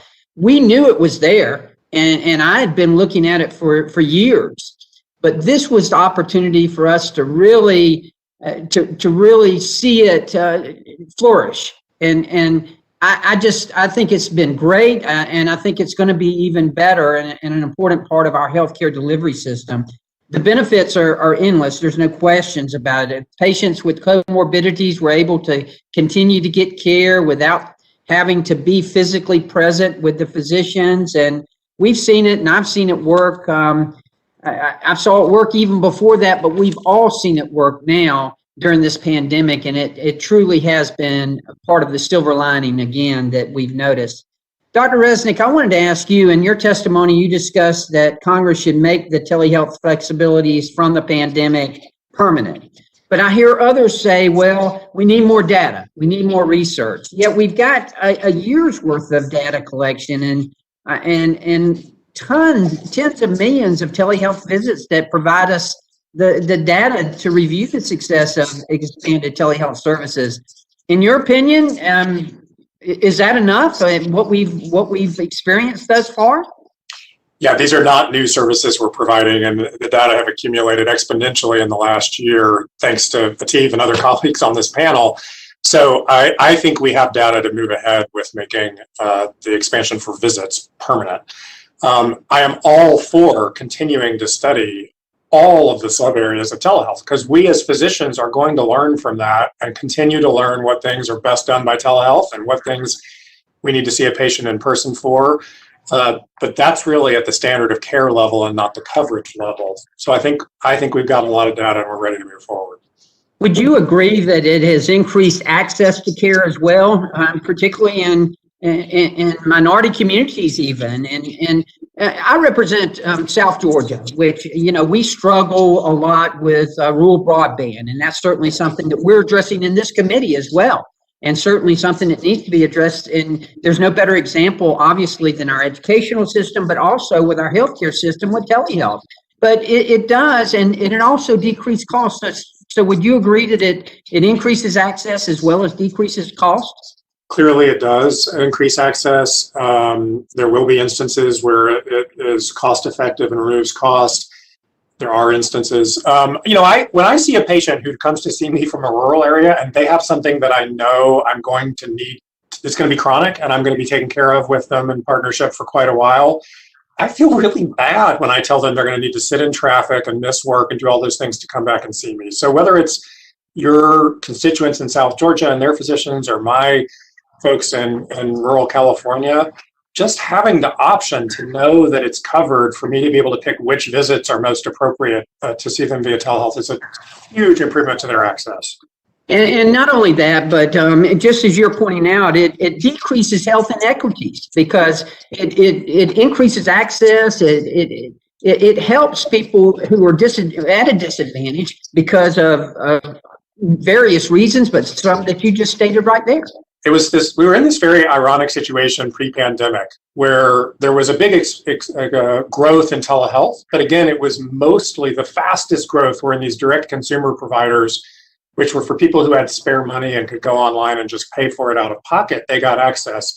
But people who had paid into Medicare and had Medicare coverage, or many who had commercial insurance, couldn't follow up with their own physicians who knew them well and were comfortable with. So this has been a great improvement in terms of disparities and in terms of patients. So basically, telehealth. Right. So basically, we've got the research and the data. We know that it increases access. We know that it decreases costs. We know that it decreases health inequities. To go back now, I think would be a disservice to our citizens and a disservice to healthcare in general. That's why I have I co-sponsored a bill along with one of my Democratic colleagues, the Telehealth Modernization Act, that essentially would make the flexibilities from the pandemic permanent. Common sense. We've got the data. We know that it decreases costs. We know that it decreases health inequities. We know that it increases compliance and access. Yeah. Common sense bill. We strongly support it, and I know my Medicare beneficiaries that I take care of would be unhappy to have this access yanked away from them. So thank you. And once again, bipartisan that I'm co-sponsoring with another member of the Lisa Blunt Rochester with on the Energy and Commerce Committee, bipartisan bill that we should all support, and I hope my colleagues will do that. And thank you, Madam Chair, for your indulgence. We thank the gentleman. There's something else that the members, if you don't realize this, when the waivers are no longer in place and we don't do something on this issue, it is only Medicare Advantage patients that will be able to receive telehealth services. Those that are enrolled in just straight away Medicare will not be eligible. So we've got some work to do to make sure that no one falls through the cracks. And now it's always a pleasure, and we're all, I think, I know we're a better committee because she's a part of it. The gentlewoman from Delaware, Ms. Blunt Rochester, you have 5 minutes for your questions. And thank you for being here from the very beginning of the hearing. Thank you, Madam Chairwoman, for the recognition and especially for your leadership on a topic that I think is transformational in our healthcare system. And because of the telehealth flexibilities granted under the COVID-19 public health emergency, physicians and health systems across the country have been able to rapidly scale up and deploy telehealth services. Dr. Resnik, a lot of questions have been asked of you, and there's been a lot of conversation with my colleague, Mr. Button Carter, Robin Kelly, and Annette Berrigan, about just the waiver itself and the impact that it has had. And I was curious, number one, if there's anything else that you want to add about making it permanent, but also you hinted at the impact that it would have for your patients, those Medicare beneficiaries, if they were abruptly to lose access to telehealth services. Can you talk a little bit about that? Well, they've gotten comfortable with the technology. And I think, they have a better understanding of when it's appropriate to use it. I have a better understanding of when it's appropriate to use it. And that partnership and trust has grown between us. So I would have a very hard time looking them in the face at the end of the public health emergency and saying, sorry, we're done with all that. That's going away. So I feel really strongly. There are just so many side benefits, and many of them have come up today. We've talked about a lot of them. We haven't talked a lot about social determinants, even though we've talked about differences in access. And I never cease to be surprised about how much more I learn about my patients' lives that they're willing to share when I'm on a video visit that just might not come up in my office. I have colleagues endocrinologists who take care of diabetes patients where the patient might walk over and open up their fridge and put it on the video to say, do you think I'm doing the right thing with this with the way I've changed my diet? This is not a social determinants issue, but I had a patient with just constant dermatitis that wasn't going away and wasn't going away. They didn't have any pets and we couldn't figure out what their allergy was. And they showed me the lovely foliage all down the side of their house, which was poison oak, and we solved their problem.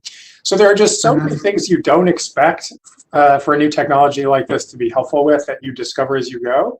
You also discover the situations where it's like, okay, it's not so helpful for this. You really need to come to my office. This is different. It's just been a wonderful learning year, and I've been so proud of colleagues all over the country who have implemented this so quickly, and all of whom have, I think, learned a great deal. Yeah, I appreciate you sharing that. I actually have legislation on the social determinants of health as well, and it's a big topic for our committee and bipartisan as well. Buddy Carter, as has mentioned, he and I both reintroduced the Telehealth Modernization Act that would permanently waive Medicare's geographic and originating site restrictions for telehealth coverage for Medicare beneficiaries. And what you just talked about in terms of the social determinants of health goes right into the HR 1332, our bill, as well as others that we're working on for equity. Could you talk about just how this opportunity intersects with broadband, transportation challenges, and other things that both, whether you're rural or urban, might experience or face? Yeah, I mean, you've heard from several of my colleagues on the panel the same idea that we just are constantly surprised by how many patients struggle with the broadband access. And I just was not aware, I think, until this year of how widespread an issue that is. And I thank you for bringing up the urban issue, because I think there is a sense that this is unique to people who live very far from an urban area, and really is an issue of the rural parts of our country where it is real, and it is a real issue for our rural citizens.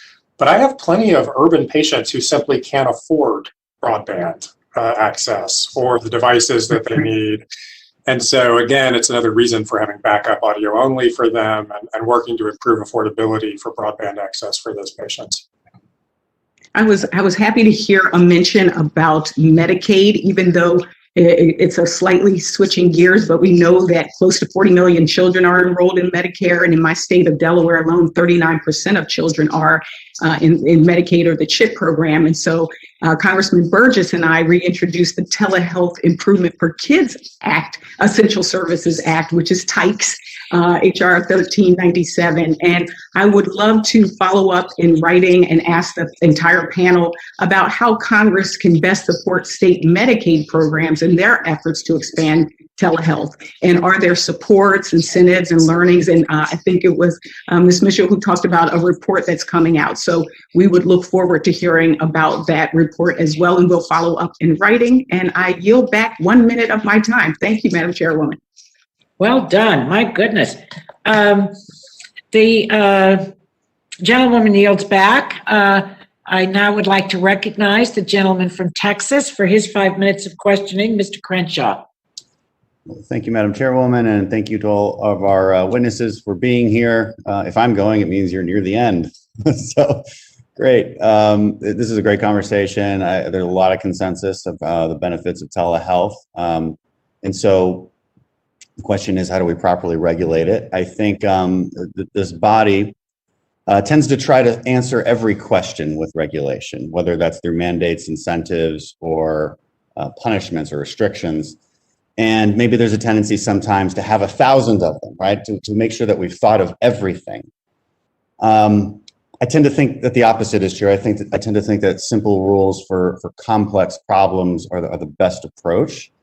And so I'll direct this to Dr. Mehrotra. What would, if you had to pick maybe a top 5 or just 2 or 3 essential regulatory incentives, restrictions, mandates, whatever it is, what do you think we should be focusing on as this body moves forward to properly regulate this? Yeah, so the first part that I want to emphasize is that that you sort of touched upon with your question, but I think is really important, is that one of the barriers to providers using telemedicine has been just pure confusion.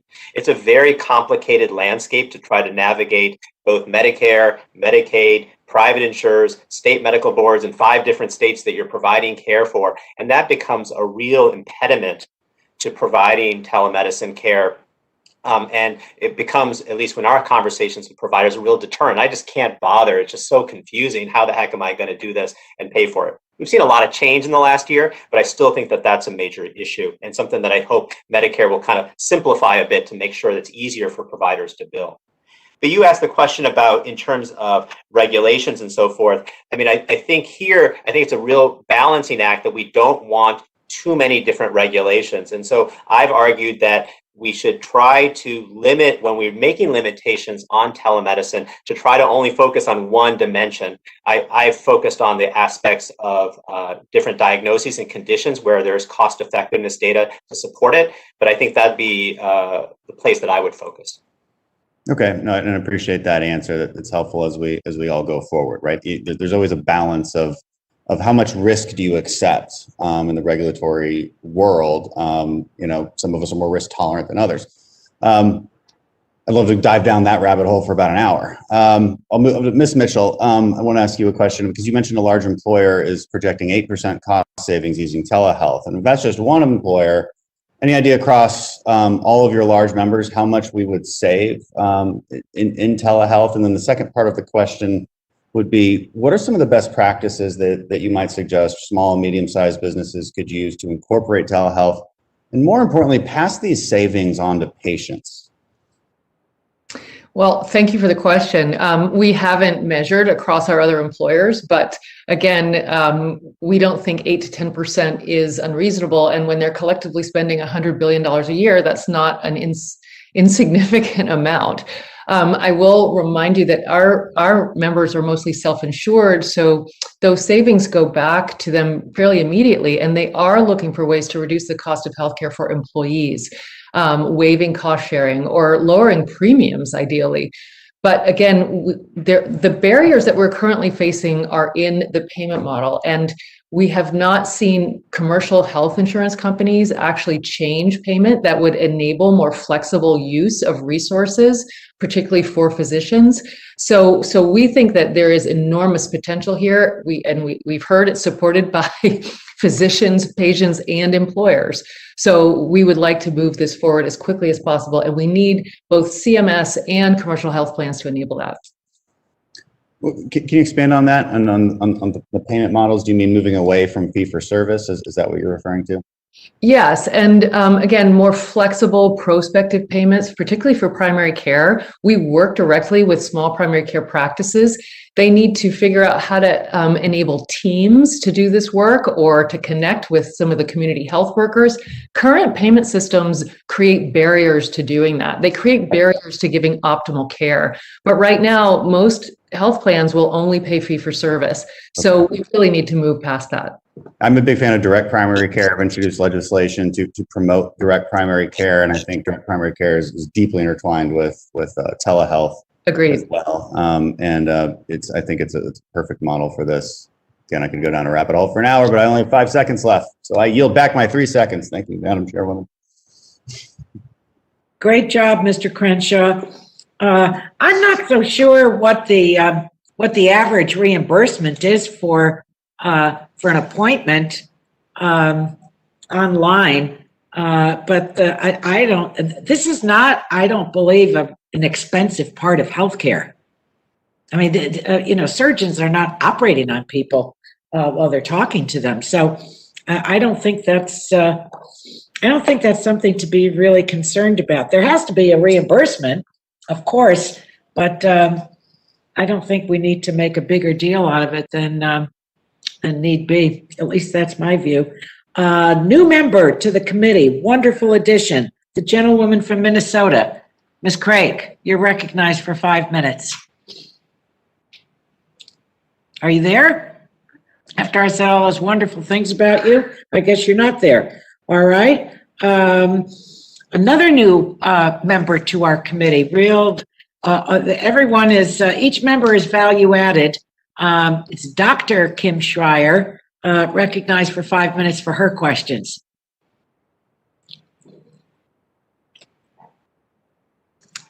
Are you there? You need to unmute. You would think that after this long in a pandemic, I would know to unmute. Thank you, Madam Chair. Thank you for that very warm introduction. And thank you to our witnesses. Telehealth is definitely here to stay. Docs love it, patients love it, and this pandemic has been devastating in so many ways. But the silver lining is that we have this real world data that shows that telehealth can strengthen provider and patient relationships and maybe even improve care.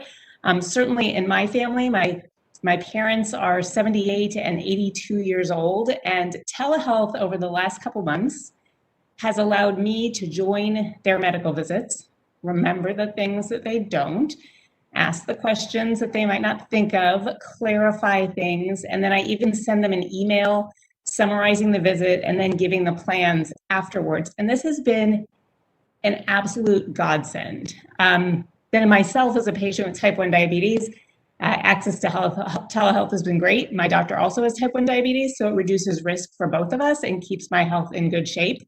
And as a pediatrician, I hear from my colleagues that telemedicine has actually strengthened their relationships with their patients and enhanced care in many ways, because you can see kids kind of in their own salsa and know what the environment is like at home and get a better snapshot of developmental issues.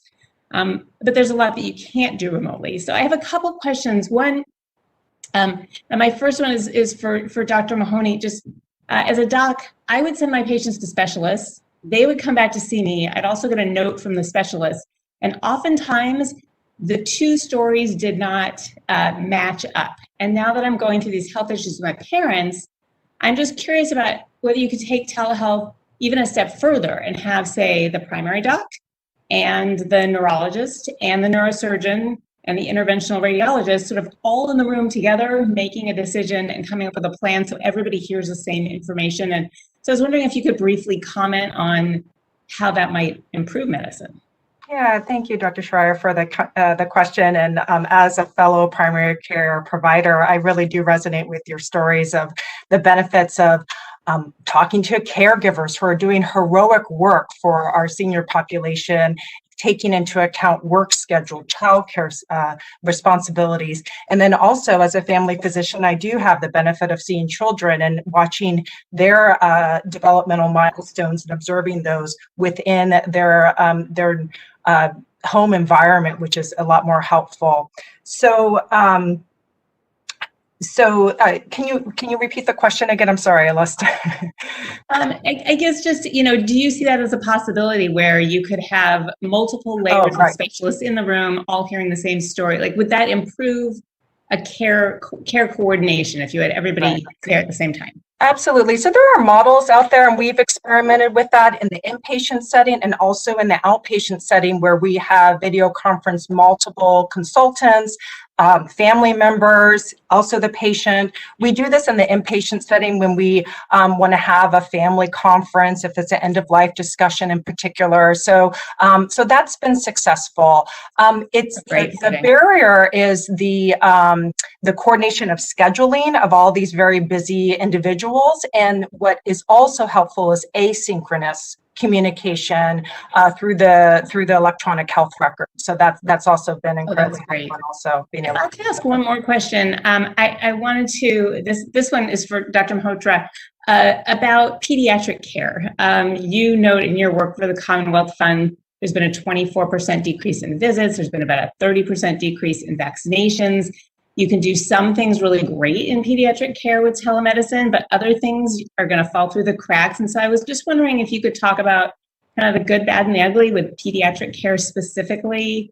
What are the wins and where are the liabilities? Where can we have some improvements?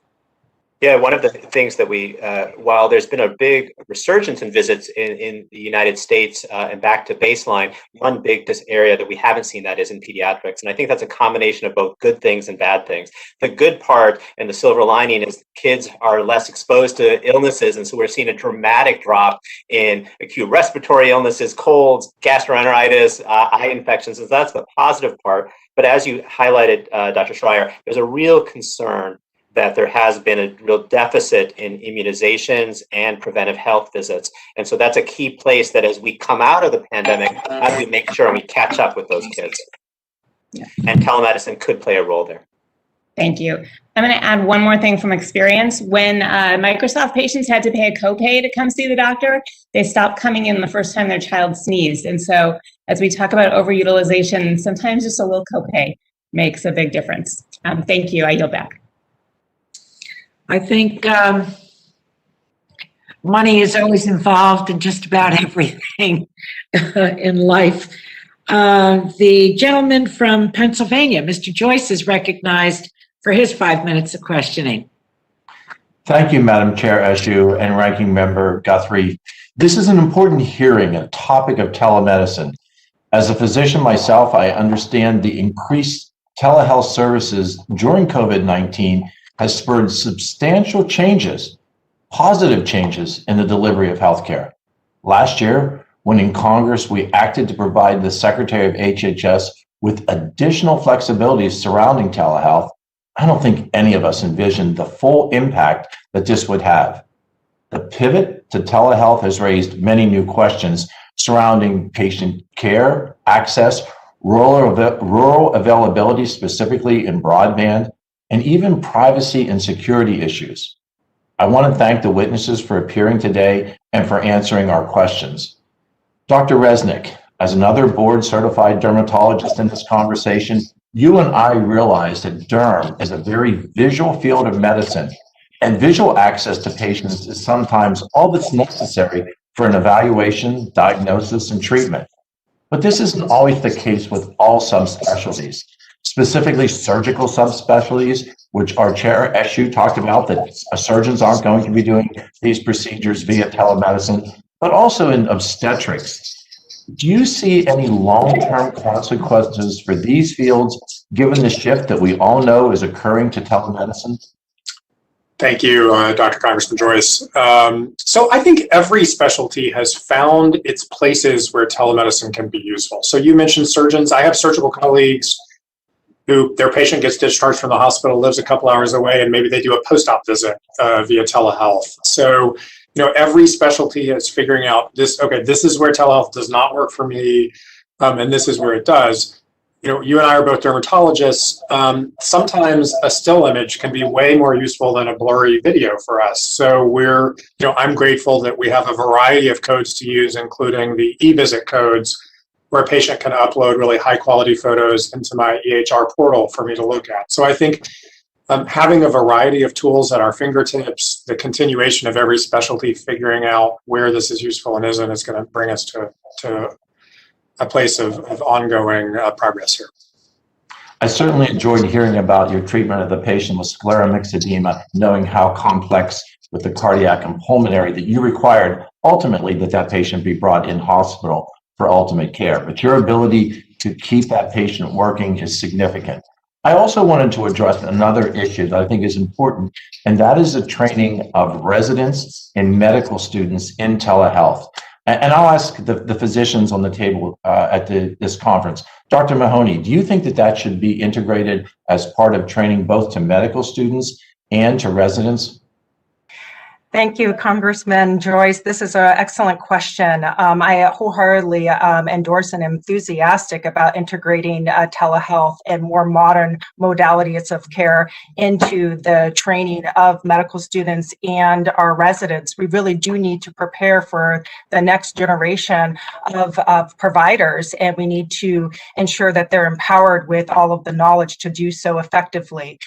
We have been training our residents. We've been bringing them in either in the visit that we have with the patient directly so they can observe. They are able to see patients directly. We can conference in as attendings and observe, and then they can also have one-on-one appointments with their patient and then present to us later depending on their level of training. But absolutely, I endorse that recommendation. Dr. Mahoney, do you recommend this as a requirement to complete residency training? You know, I am not an expert in that field, but I am very enthusiastic about that idea. Absolutely. Dr. Mehrotra, would you weigh in on this as far as medical students and residents' requirements in telemedicine? No, I think it's a key point, and it's already happening. Let's be clear. Just because as you know, residency is often an apprenticeship. You follow attendings around and you see their care that is being provided. And as all of healthcare has moved to telemedicine, I'm seeing so rapidly how education is moving in that direction. So I'm very enthusiastic and excited about how the future will incorporate telemedicine in training. Thank you all for being present, and Madam Chair Eshoo, I will return my remaining 12 seconds. Well, I thank you, Doctor. You raised a very important, wonderful point. Just as we're kind of winding down in the hearing, and we think that we have covered all the corners and then some, and you raised the point about training. So good for you. See what each person brings to the committee. It's really wonderful. I think Ms. Craig, is she returned? Yes. It's a pleasure to yield to you for your questions. The gentlewoman from Minnesota, Angie Craig. Thank you so much, Madam Chair and Ranking Member, and thank you to all of the panelists who've been here for so long today. I know that each one of us shares the goal of ensuring that our constituents can safely and affordably access health care.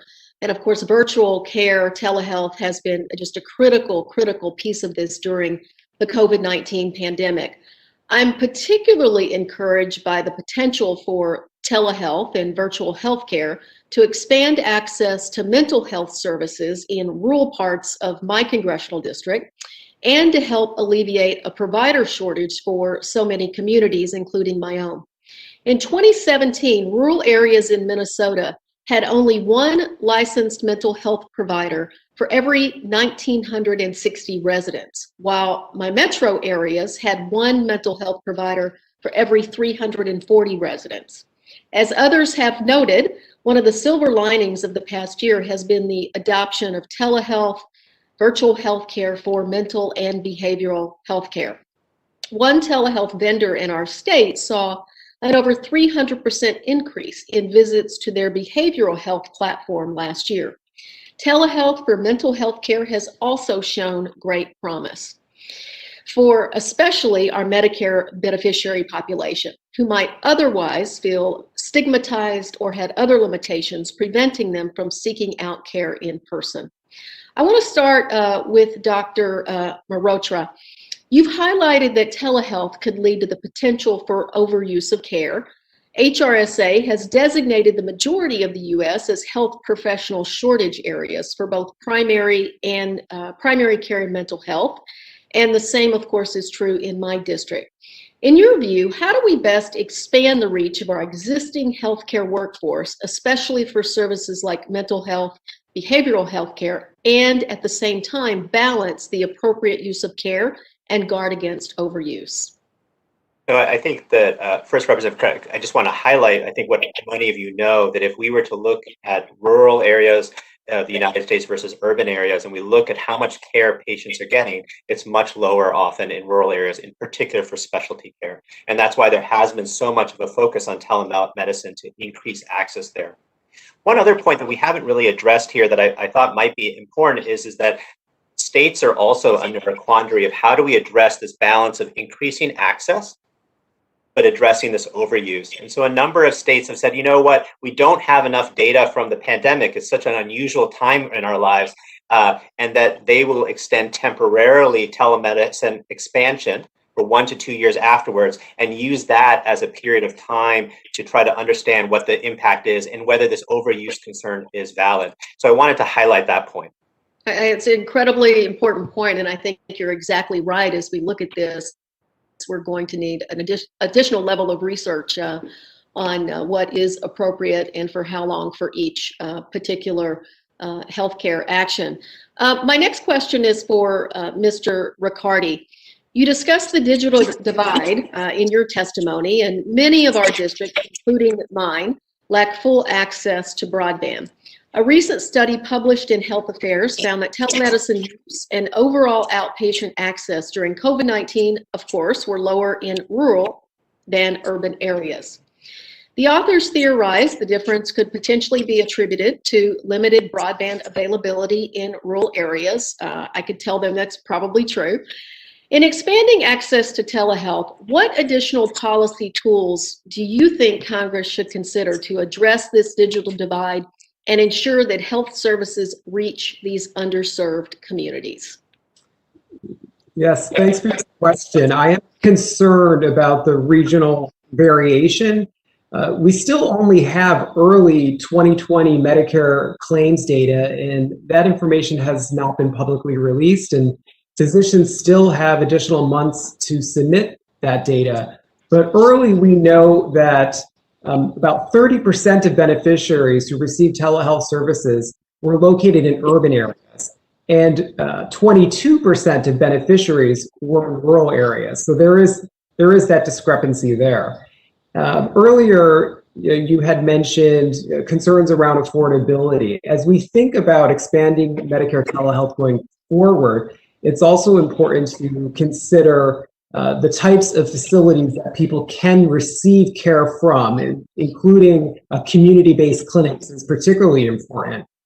And as CMS releases this data and it's analyzed by researchers, we should be looking at what impact has the cost-sharing waivers that have been in place has had on the utilization of services.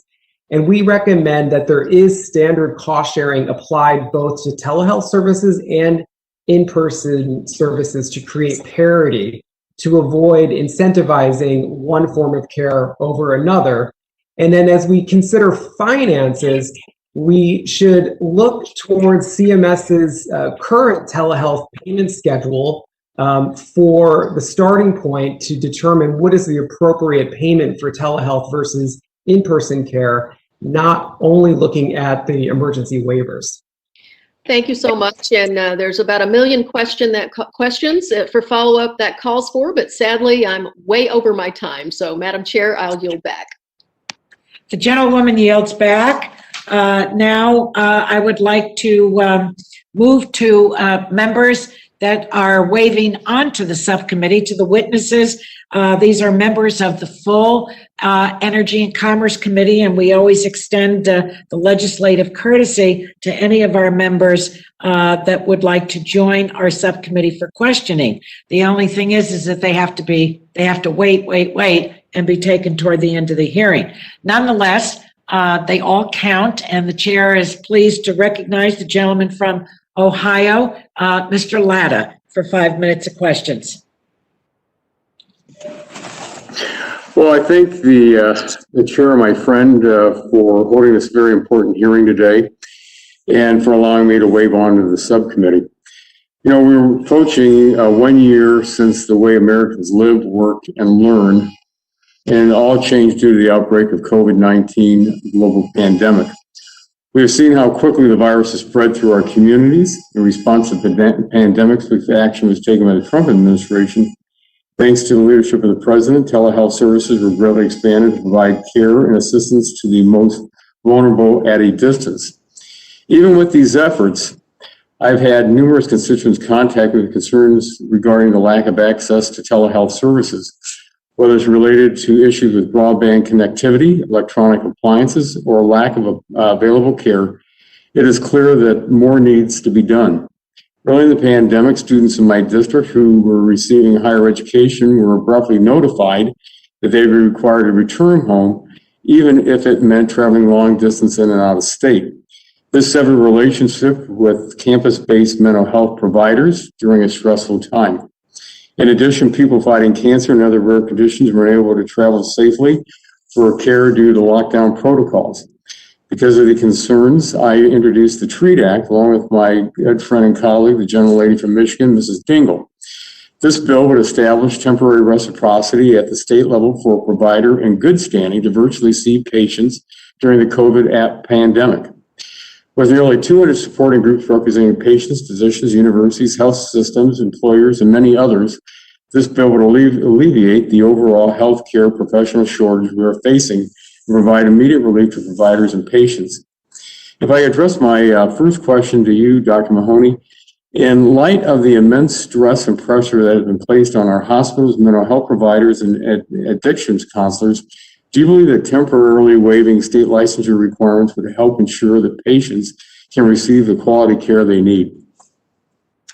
Thank you, Congressman Lata. We believe the TREAT Act is a step in the right direction that will ensure continuity and access to care for patients nationwide during this pandemic. The issue of specialty care access and behavioral health access across state lines will last beyond the pandemic. And so we encourage as well the reevaluation of the system with that in mind. And so we're excited about potentially enabling providers who are licensed in good standing to treat patients at any state. And they can require, oral and written acknowledgement of services, require notifying state and local licensing boards within 30 days of first practicing in another state. And many of the other parts of the TREAT Act make a lot of sense. We definitely believe this is a step in the right direction. Let me follow up. In your experience, could you share any examples of licensure challenges faced by Stanford's providers and why the current patchwork of state laws is making providing care for those patients more difficult, especially during the pandemic? Right. So after lockdown, our providers received requests for care from all 50 states. And we were able to provide that care during this time in states where there wasn't a pediatric rheumatologist available in the entire state or a pediatric endocrinologist. Academic medical centers are unique in that they're able to provide subspecialty services that are not available throughout certain states. And so we were very honored and enthusiastic about having that ability to do so. Well, thank you very much. Dr. Mehrotra, I hope I pronounced that correctly. In 2018, Congress allowed clinicians working within the U.S. VA Affairs health system to provide care to patients both in person and across state lines through telehealth services due to veterans experiencing long wait times. And that emergency demanded federal action. Would you agree that the severity of this crisis also demands that Congress address the licensure issue and expand deployment of care during the duration of this public health emergency? I definitely agree, Representative Vallata. And I would say that two other points there is that I would go beyond the TREAT Act and make this for using under the Medicare system, allowing any Medicare beneficiary to receive care from a physician who's licensed in the state that he or she is located in. One nuance that I might bring up is that there was this issue of the interstate medical licensure compact as another way of improving the ability of providers to get licensure in other states. And I think in theory, it's a great idea. Our data highlights that very few providers have used it to do so, to provide telemedicine across state lines, simply because it has a lot of the administrative paperwork and the costs of it. So I would say that that's one thing I wanted to flag. Well, thank you very much to our witnesses. And Madam Chair, again, thank you very much for your indulgence and me waving on to the subcommittee. Thank you very much. We're always happy to have you with us, Mr. Lata. You are, we always say gentleman. You're truly a gentleman. You're always welcome at the Health Subcommittee. Thank you, Madam Chair. Yes, the chair is pleased to recognize another one of our new members to the full committee. From Massachusetts, the gentlewoman by the name of Miss Trahan. You're recognized for 5 minutes. Thank you for waving on. Oh no, you're a member of our committee. You don't need to wave. I am, but I would have waved on if I wasn't. Right. Thank you, Chairman Issue, Ranking Member Guthrie, as well as all the witnesses here today. Really appreciate all of the insight. Missed appointments or no-shows are a measure of health disparity, with low-income, Medicaid, and minority patients traditionally having the highest no-show rates. Lack of private transportation, access to health care, inflexible work schedules contribute to higher no-show rates in an already underserved community. Given the ability of telehealth to improve patient convenience and eliminate barriers to care, I want to just discuss 1 year of accessing telehealth has resulted in a decrease in no-show rates for hard-to-reach patients amid the pandemic. Greater Lawrence Family Health Center is a community health center in my district that serves a diverse patient population. Approximately 70% of patients are non-English speaking, approximately 75% have Medicaid. Excluding testing and vaccination appointments, this health center has had more overall visits at this point this year than they did last year. And they've also seen a 10% decrease in no-shows, which many providers at the center attribute to the expansion of telehealth services. Also, a study was conducted by a member of the Massachusetts Medical Society on all patients with completed or no-show appointments with a dermatologist at the UMass Memorial Huntington campus during the months of May and June of 2019 compared to 2020. And the study found that compared with clinic visits, televisits had significantly lower no-show rates, with the greatest reduction seen for Black, Latinx, and primary non-English speaking patients. So I know that there's limitations to the study, and with its small sample size and single institution experience. However, the study provides early evidence that teledermatology may play an important role in mitigating no-show rates and improving access to care for our most vulnerable populations. So, Dr. Resnik, are the findings from the study I mentioned consistent with your clinical experience? And do you believe these findings represent a greater trend across practices and institutions?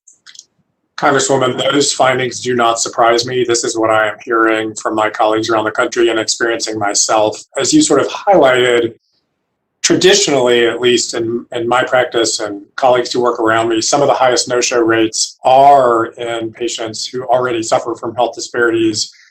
Lives are more complicated, harder to get out of work, transportation issues, childcare issues. And the decrease in no-show rates, I think, has had a particular impact on improving care for those minoritized and disadvantaged populations. So I'm seeing it in my own practice. I'm hearing about it from colleagues. And I think as we see more national data, they will confirm what you read from UMass. Right. Another opportunity that Chairwoman Eshu actually brought up in her opening remarks is that telehealth creates the opportunity to get Black and Brown patients in front of physicians who look like them. Data suggests that individuals are more inclined to visit a medical professional if they share their same race or ethnicity. So given the historical context of, people of color, particularly Black people in our country being mistreated and exploited by our healthcare system, it may take more time and effort for a provider to build trust with the patient of different demographics in a virtual setting. So Dr. Mahoney, I was wondering if you can shed some light on the impact telehealth is having on making the case for investing in a more diverse medical workforce, including physicians, pharmacists, nurses, and dental professionals, and how that will help to build trust with patients across cultural, ethnic, and racial dimensions. Thank you, Congresswoman Trahan, for that excellent question. And I appreciate the acknowledgement of the data that's out there supporting the association between race concordance between patient and provider and clinical outcomes along the lines of patient satisfaction, trust, but also perhaps even quality of care might be better when there's race concordance. And some of the studies that I participated in, we found that if there's a single team member, it doesn't have to be the physician, because we know that we don't have high numbers of people of color who become physicians now. Hopefully that's something we can work on and improve in the future. But if there's just single team members, so I'm glad you've highlighted the idea of a team member being someone who is culturally or racially concordant with the patient and the importance of that. Absolutely, access to telehealth, any modality that's going to improve access to care is going to, as a result, improve the trust and the connection that a patient will have with their providers, it will improve the availability of multiple team members to engage with that patient. Perfect. Well, thank you. I'm out of time. I appreciate those answers. I yield back. Gentlewoman yields back. Thank you for your patience. Lost the picture. Thank you for your patience in waiting to be recognized. The chair recognizes another wonderful member of the full committee that's waving on, Mr. Johnson of Ohio. Thank you for joining us and for, I think, just being with us since we started at 10:30 this morning. Yes, I have. I've been paying very close attention, and Madam Chairwoman, I thank you and Ranking Member Guthrie and the subcommittee for allowing me to wave on and to try and contribute today.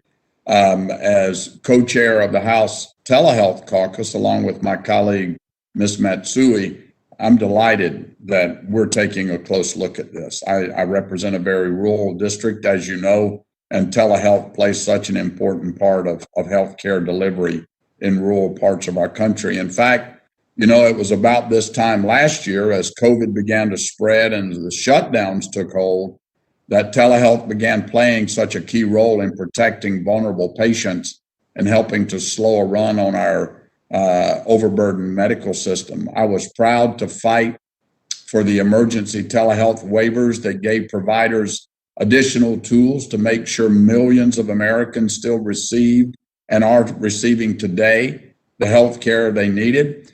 But this emergency will end, thank God. But many of these temporary waivers will end with it. And in my view, we should make this progress permanent to prevent a quote unquote telehealth cliff, which would reverse the gains that we've made and deny patients the telehealth services that they've grown to appreciate and rely upon. I have legislation that'll do just that. And I look forward to working with my colleagues this Congress to make responsible, permanent changes. So first to Dr. Mehrotra. As we've heard today, obviously telehealth isn't appropriate for every type of ailment or doctor visit, but it is uniquely positioned to make a huge difference in many others. One of those is in accessing mental health treatment. In a rural Appalachian district like mine, specialists such as counselors and psychiatrists could be perhaps hours away, and treatment can be out of reach. Telehealth could be a lifeline to someone headed down the path to a mental health crisis, and with prompt intervention, a possible emergency room visit or worse could possibly be avoided. So Dr. Mehrotra, in your testimony, you mentioned that telehealth can be used to prevent more costly care down the road. Can you outline why, in your view, it is so important to address issues early? And can you provide some more examples on how telehealth could be used to achieve this? Well, Representative Johnson, thank you so much. And I just do want to emphasize what a key role telemedicine has played in rural communities. In some of our work prior to the pandemic, we found that in some rural communities, 30 to 40% of the visits for patients with serious mental illness were provided via telemedicine. This is again in the Medicare population before the pandemic, and certainly within the pandemic, that rate has increased dramatically. Though I will emphasize what Representative Craig, she cited one of our papers, that unfortunately during the pandemic, rural patients unfortunately are using telemedicine at a lower rate than people in urban areas. So it's really flipped. Your question, Representative Johnson, was more about how we can address, where we can address, if we can intervene early, how can we prevent downstream issues from coming on. And one area that I think is very promising, and I think Representative Eshu had mentioned this previously, was in skilled nursing facilities, where we see that if we can provide telemedicine coverage for after hours coverage, as well, it allows patients to be treated within the skilled nursing facility and not be transferred out to the local emergency department and be hospitalized. And so it's helpful for people to stay within the facility, and it also saves money. So it's a really great example of where it can be quite cost effective. Well, good. Well, your point about rural Americans being some of the lowest volume of telehealth users. I think there's a really good reason for that, and that's why I want to go to Mr. Ricardi next. If Americans don't have reliable broadband internet, our debate over payment models, state licensure, and permitted services won't be of any help to people that live in rural areas, low-income individuals who would benefit the most from telehealth services. So I agree with your testimony that closing the digital divide is essential. So policymakers, why is it so important as we consider permanent telehealth policy changes that we also keep working to build out adequate broadband infrastructure, especially in the midst of a global pandemic like this, when school, work, and healthcare have moved online? Thank you, Congressman Johnson. I think concurrently, as we consider expanding the Medicare telehealth benefit, that we also have to invest in the infrastructure to ensure that all communities have access to broadband and the technologies that they can use to receive care from home. So as we consider all of this, to revisit a point I shared earlier, I think it is important that we have a glide path in place to ensure that there's no disruption in care once this public health emergency ends. And as we consider expanding the benefit, that we consider people living in the rural environment who have benefited from telehealth for many years, but still lack the essential connectivity that's needed to maximize the capability of receiving care. And then also consider, urban areas, and in particular, the necessity for beneficiaries in rural environments and in cities to receive care from home as a supplement to in-person care. So I think there's quite a bit of investment that needs to be made, both in technology and then also in the expansion of the benefit. Well, thank you, Madam Chairwoman. Thank you for the indulgence in letting that answer run a little over. Thanks for having me today. Well, if we can go all day, what's a few more minutes here or there, right? I would just add to this that in the American Rescue Act, there is literally billions of dollars directed to build out broadband in our country. So everyone should know that. I mean, whether you support the whole bill or not, there is significant funding in it, and of course, it is COVID related. So I just wanted to add that. So thank you, Mr. Johnson. Wonderful new member of our committee, the gentlewoman from Texas, Ms. Fletcher. You're recognized for 5 minutes for your questions. Thank you, Chairwoman Eshoo, and thanks to you and Ranking Member Guthrie for holding this hearing on telehealth today. Thank you to all of the witnesses for sharing your insights and answering our questions. As we've discussed throughout the day, the COVID-19 pandemic has drastically changed the way that we receive care, and I agree with my colleagues that telehealth is a silver lining of this experience. Even before the pandemic, providers in my community were telling me how they were using and hope to expand telehealth, and we have seen that in my district over the last year. I want to touch on two issues in the time that I have. First, another somewhat new area, and I believe it's following up on the pediatric issues that Dr. Schreier raised and the issues that Ms. Craig raised. I've heard from my constituents that the need for pediatric behavioral health is both enormous and growing. COVID has increased suicide rates, has created isolation from peers and access to adults like teachers and coaches and pediatricians who often help spot issues or provide help, and that telemedicine has really kept the lights on for mental health programs. So my constituents working in this area tell me that they've converted their evidence-based treatments to things that work for telemedicine. Dr. Mahoney, I appreciated that in your written testimony, you noted the importance of applying virtual care in all areas, including physical therapy and speech-language pathology and occupational therapy, which are very important in my district as well, and something that I worked on at the beginning of the pandemic. These have been critical for my constituents. Can you speak a little bit to these behavioral health issues from your perspective, especially pediatric behavioral health issues? And while I understand it is a very complicated issue, the need or the possibility for reimbursement beyond Medicaid for behavioral health telemedicine?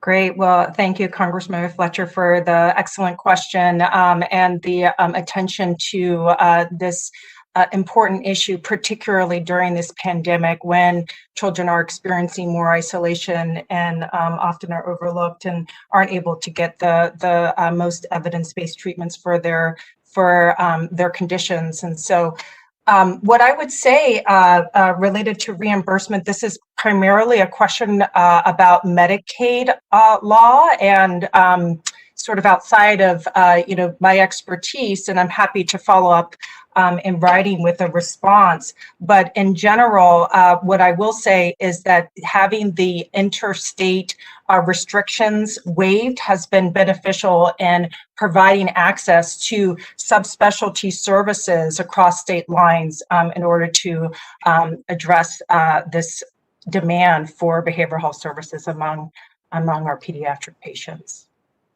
Thank you so much for that. And on a slightly different topic, although certainly applies to pediatric patients as well, but even without the challenges of COVID-19, for people with disabilities or medical complexities, just getting to the doctor can be extremely burdensome on both the patient and the caregiver. And we've certainly heard about some of those challenges earlier today.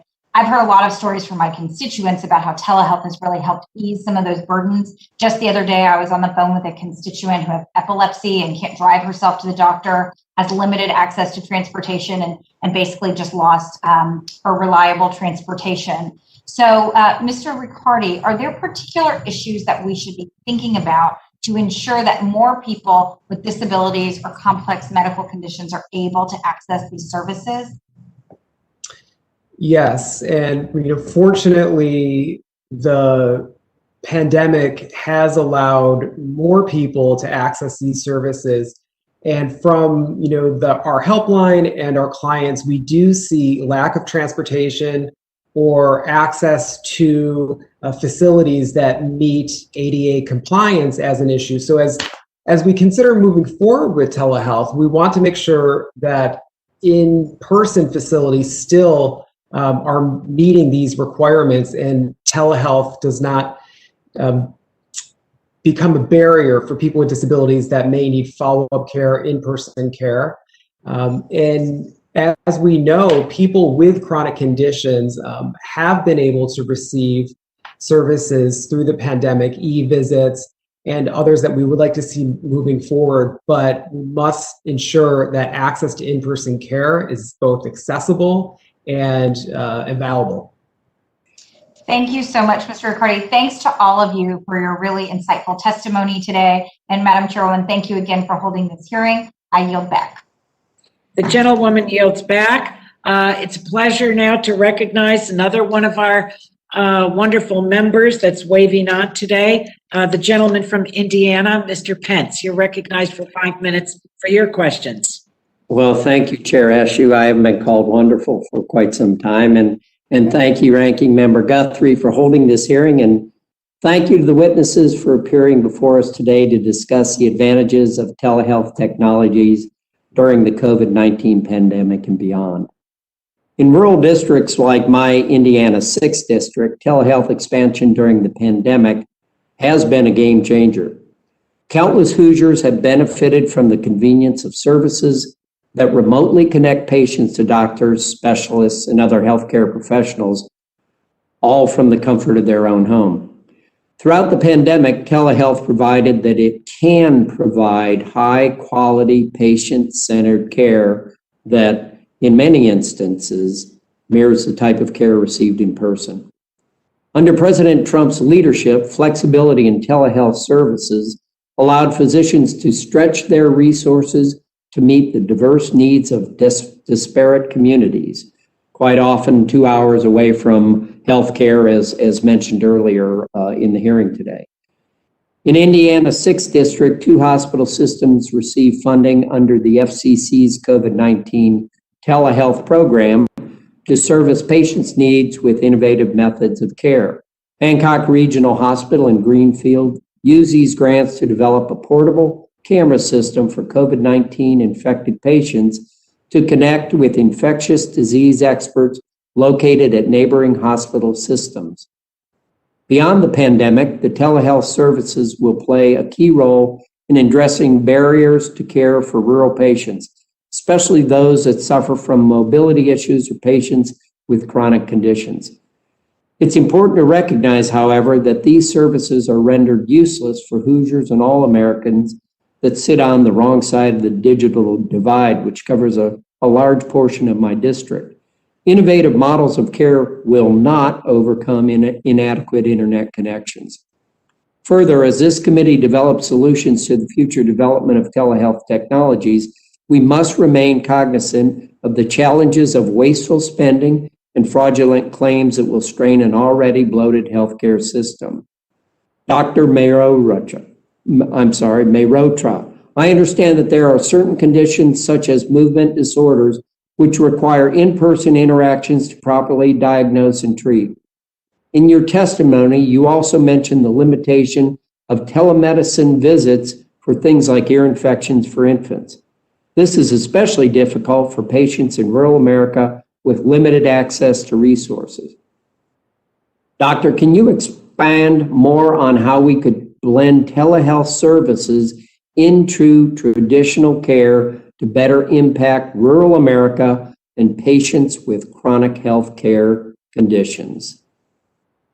Well, thank you very much for the question, Representative Pence. And I might highlight something before I turn to your question directly. I do want to emphasize something you brought up earlier in your testimony when you discussed the health systems in your area using telemedicine. We are also seeing a lot of, in rural communities, telemedicine used in emergency departments to try to facilitate specialty care being provided within those communities.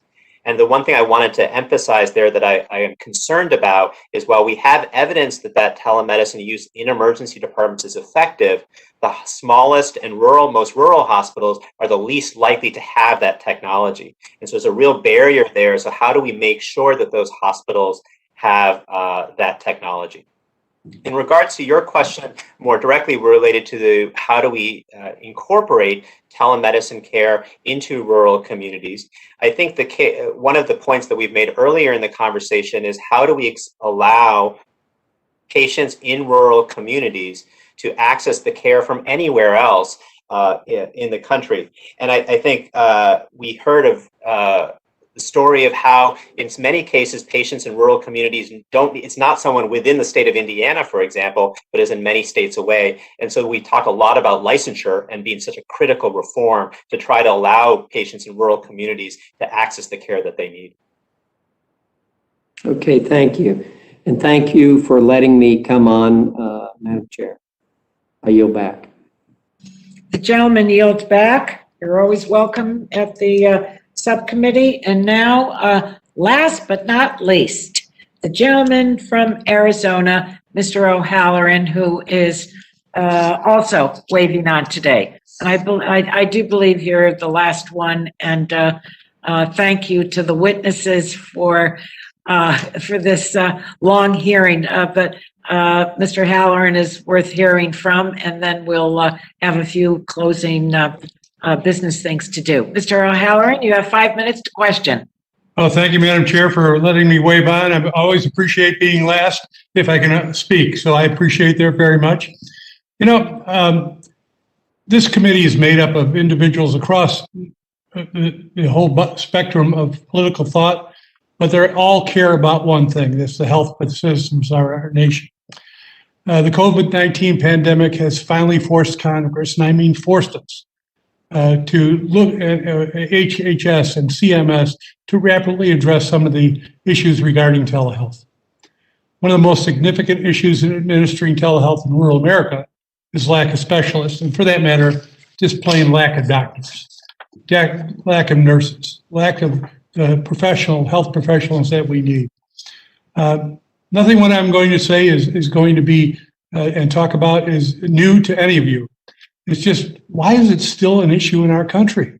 This great country, decade after decade after decade. It shouldn't be this way. Our citizens are not expendable. We are all should be treated equally in healthcare also. And We have to make these temporary changes, those that are adaptable, permanent. My district, why I'm so passionate about this, is that my district's larger than the state of Illinois. It's 58,000 square miles.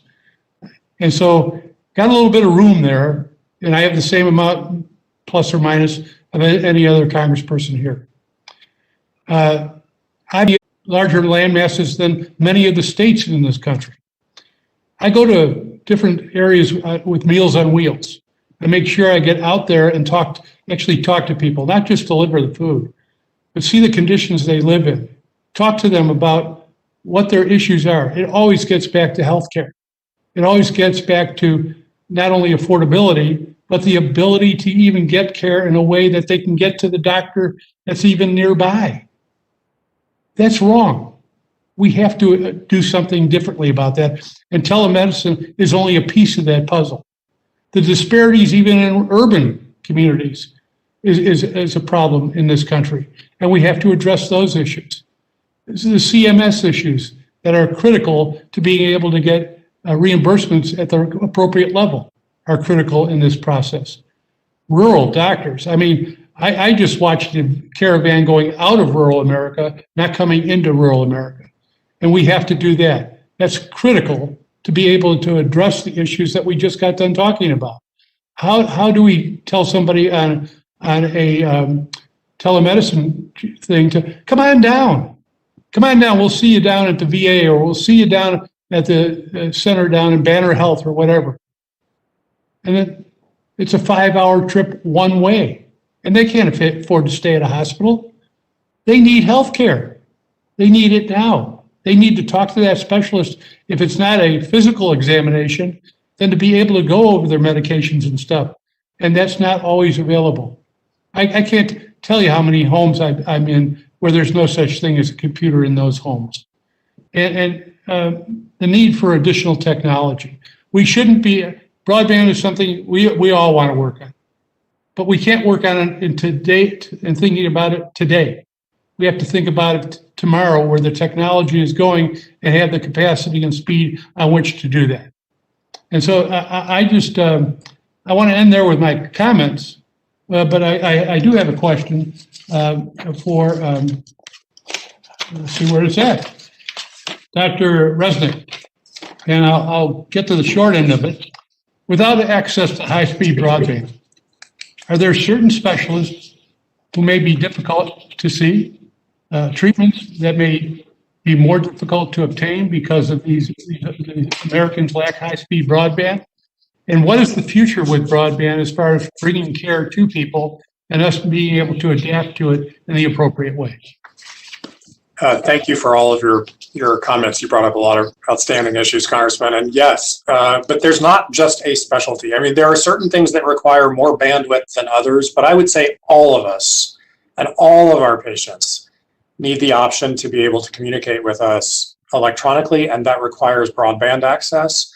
But I'm optimistic. I'm optimistic that you all are going to help solve the Medicare rules problem that we'll be facing after the pandemic. And I'm optimistic that as a result, for rural populations like yours, telehealth will be a big part of the answer so that people's life expectancies and their health are not so heavily determined by the zip code that they live in, by their race, ethnicity.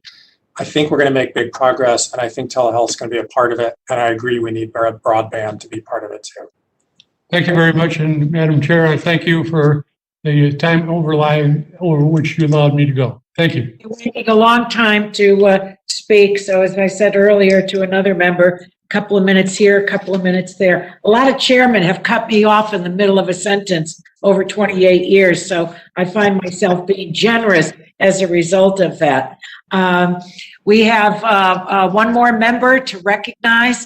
We're glad to see him. And he is the gentleman from Maryland, Mr. Sarbanes. Has been probably on the floor the better part of today. So we're glad you made it to our subcommittee hearing, and you're recognized for your 5 minutes of questions. Thanks very much, Madam Chair. I appreciate it. I appreciate you holding this very important hearing. We've been hearing from many constituents and provider groups in my district, and I know this is the case for my colleagues, about how much of a benefit telehealth can offer, particularly during this terrible pandemic that we're facing. It allows continued access to medical care for patients while protecting the health of both the patients and the medical staff that are serving them. So it makes eminent sense. We know that we took steps to greatly expand telehealth under the CARES Act, which now allows federally qualified health centers and rural health clinics to utilize those services under Medicare, and that's the case across the country. But in Maryland, there's places like school-based health centers that still can't use telehealth to access their student populations. And we know that school-based health centers provide high-quality, comprehensive primary health care, mental health services, preventive care, social services, and youth development to primarily low-income children and adolescents across the nation, and they play a critical role in helping to reach underserved populations and to achieve health equity. I'll note that the Maryland State Senate actually recently passed a bill that would allow school-based health centers to provide their services via telehealth. In Congress, I think we should be looking at similar kinds of things to make sure that that opportunity is available. Dr. Resnik, how has the expansion of telehealth services helped doctors and medical staff reach younger patients, particularly underserved populations? And what opportunities do you see to broaden access that can benefit those populations? Yeah, I've seen this improvement at both ends of the spectrum. It's younger patients as well. We have a lot of pediatric dermatologists on our team here, and the issues getting them into the office, again, it doubles up. You've got them out of school, you've got a parent who has to potentially miss work, you've got transportation issues to get into the clinic. All those things are still true for kids, and in some instances are actually multiplied for kids. So the other thing is just in terms of social distancing with COVID, sometimes in pediatric visits, we've got kid, family member, medical student, multiple people in the room. It makes social distancing even more difficult. So very important that those in-person visits still be available to kids when they're appropriate, and very important to have that telehealth tool as an option as well. Thank very much. Dr. Comment on that? I'm sorry, Congressman Sarbanes, just to add a comment about school-based. Yes. Okay, Sure. Thank you. So yeah, I just wanted to, amplify that point that school-based health centers have the potential to significantly improve telehealth access for children. Because it helps us overcome this broadband device issue, whereas some children would not be able to have access to telehealth in these school-based systems. They would have access, and so we have been working at Stanford with schools for one-off family needs, but it would be tremendously helpful to be able to expand that. Of course, that's a Medicaid issue, but I just wanted to add that comment. Thank you. No, that's extremely valuable perspective to offer. I've got about a minute left, Dr. Mehrotra. Maybe you could just, and this may have been covered already or talked about, but give us your thoughts on what telehealth is going to look like on the other side of the pandemic, because obviously the radical change here and expansion of it in the midst of the pandemic, I think, is probably creating a new foundational level of the access to it post-pandemic. So can you just give us some quick thoughts on that? Yeah, well, I couldn't resist but just make a very quick comment on the school-based health centers, that we also see that it allows teachers to get involved for things like attention deficit disorder. So it's really another value, a key person in a child's life. But in terms of post-pandemic, one of the ideas that has come up, and I think maybe bears emphasizing in terms of where telehealth is going, is that we are seeing new models of care which really push our boundaries on what's a visit. And what I mean by that is such as these teleendocrinology providers, where they have continuous glucose monitoring 24 hours a day, 7 days a week, and they're sending messages to patients several times a day: adjust your insulin, how are you doing on your diet? And I think these new models of care, which kind of come under remote patient monitoring, are where we're headed post the pandemic, but also really complicate how does the Medicare program or any other payer pay for a visit. Thank you. We've got our work cut out for us, Madam Chair. I yield back. The gentleman yields back. Well, we don't have any other members at this point that are coming in to speak. I just wanted to give the exact amount for broadband in the American Rescue Act. It's $7 billion with a B dollars. That's going to go a long way because regardless of what side of the aisle or what part of the country, members have spoken over and over and over again the need for broadband, because that's the platform that telehealth really rests on. If we don't have that, there isn't any telehealth. I want to thank each one of the witnesses. You've been extraordinary. I think this is one of the best hearings we've ever had. And I think one of the reasons for that is that each one of you is superb, but you also spoke very directly to the American people. Whatever question members asked, you actually answered the questions. And that is so welcome. So for 4.5 hours, you've met with and answered the questions of 36 members of Congress. You saw firsthand that each and every member really cares very deeply about this issue, and that it is thoroughly bipartisan. So that gives me great hope, together with each one of you being such a great source of not only professional advice, but being such great sources of intellect for us. And we will continue drawing from you.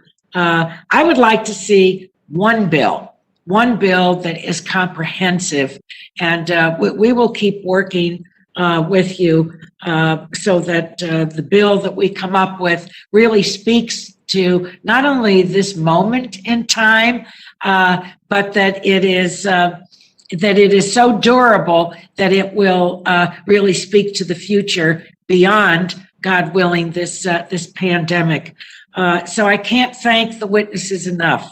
Dr. Mahoney, Dr. Mehrotra, Elizabeth Mitchell, Dr. Resnik, and Frederick Ricardi. You've just been outstanding. Now, I'd like to make a unanimous consent request to enter into the record documents, and I want to ask my friend, the ranking member, Mr. Guthrie, if you would consent to my request that would you place these in the record. There are 50, and if you would consent, then you don't have to listen to me reading 50. You have my, I consent. I can see. They are all important, but thank you very much. Thank you. So these will all be made part of the record. Any of the organizations or individuals are listening in. Thank you for submitting something for the record. So with that, I thank the ranking member too. 4.5 hours. It's a long time, but you know what? I think every minute was worth it.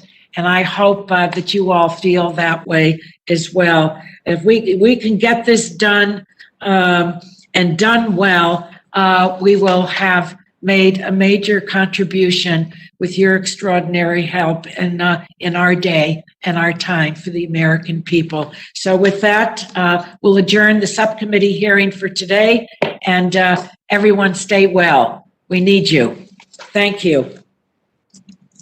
Thank you.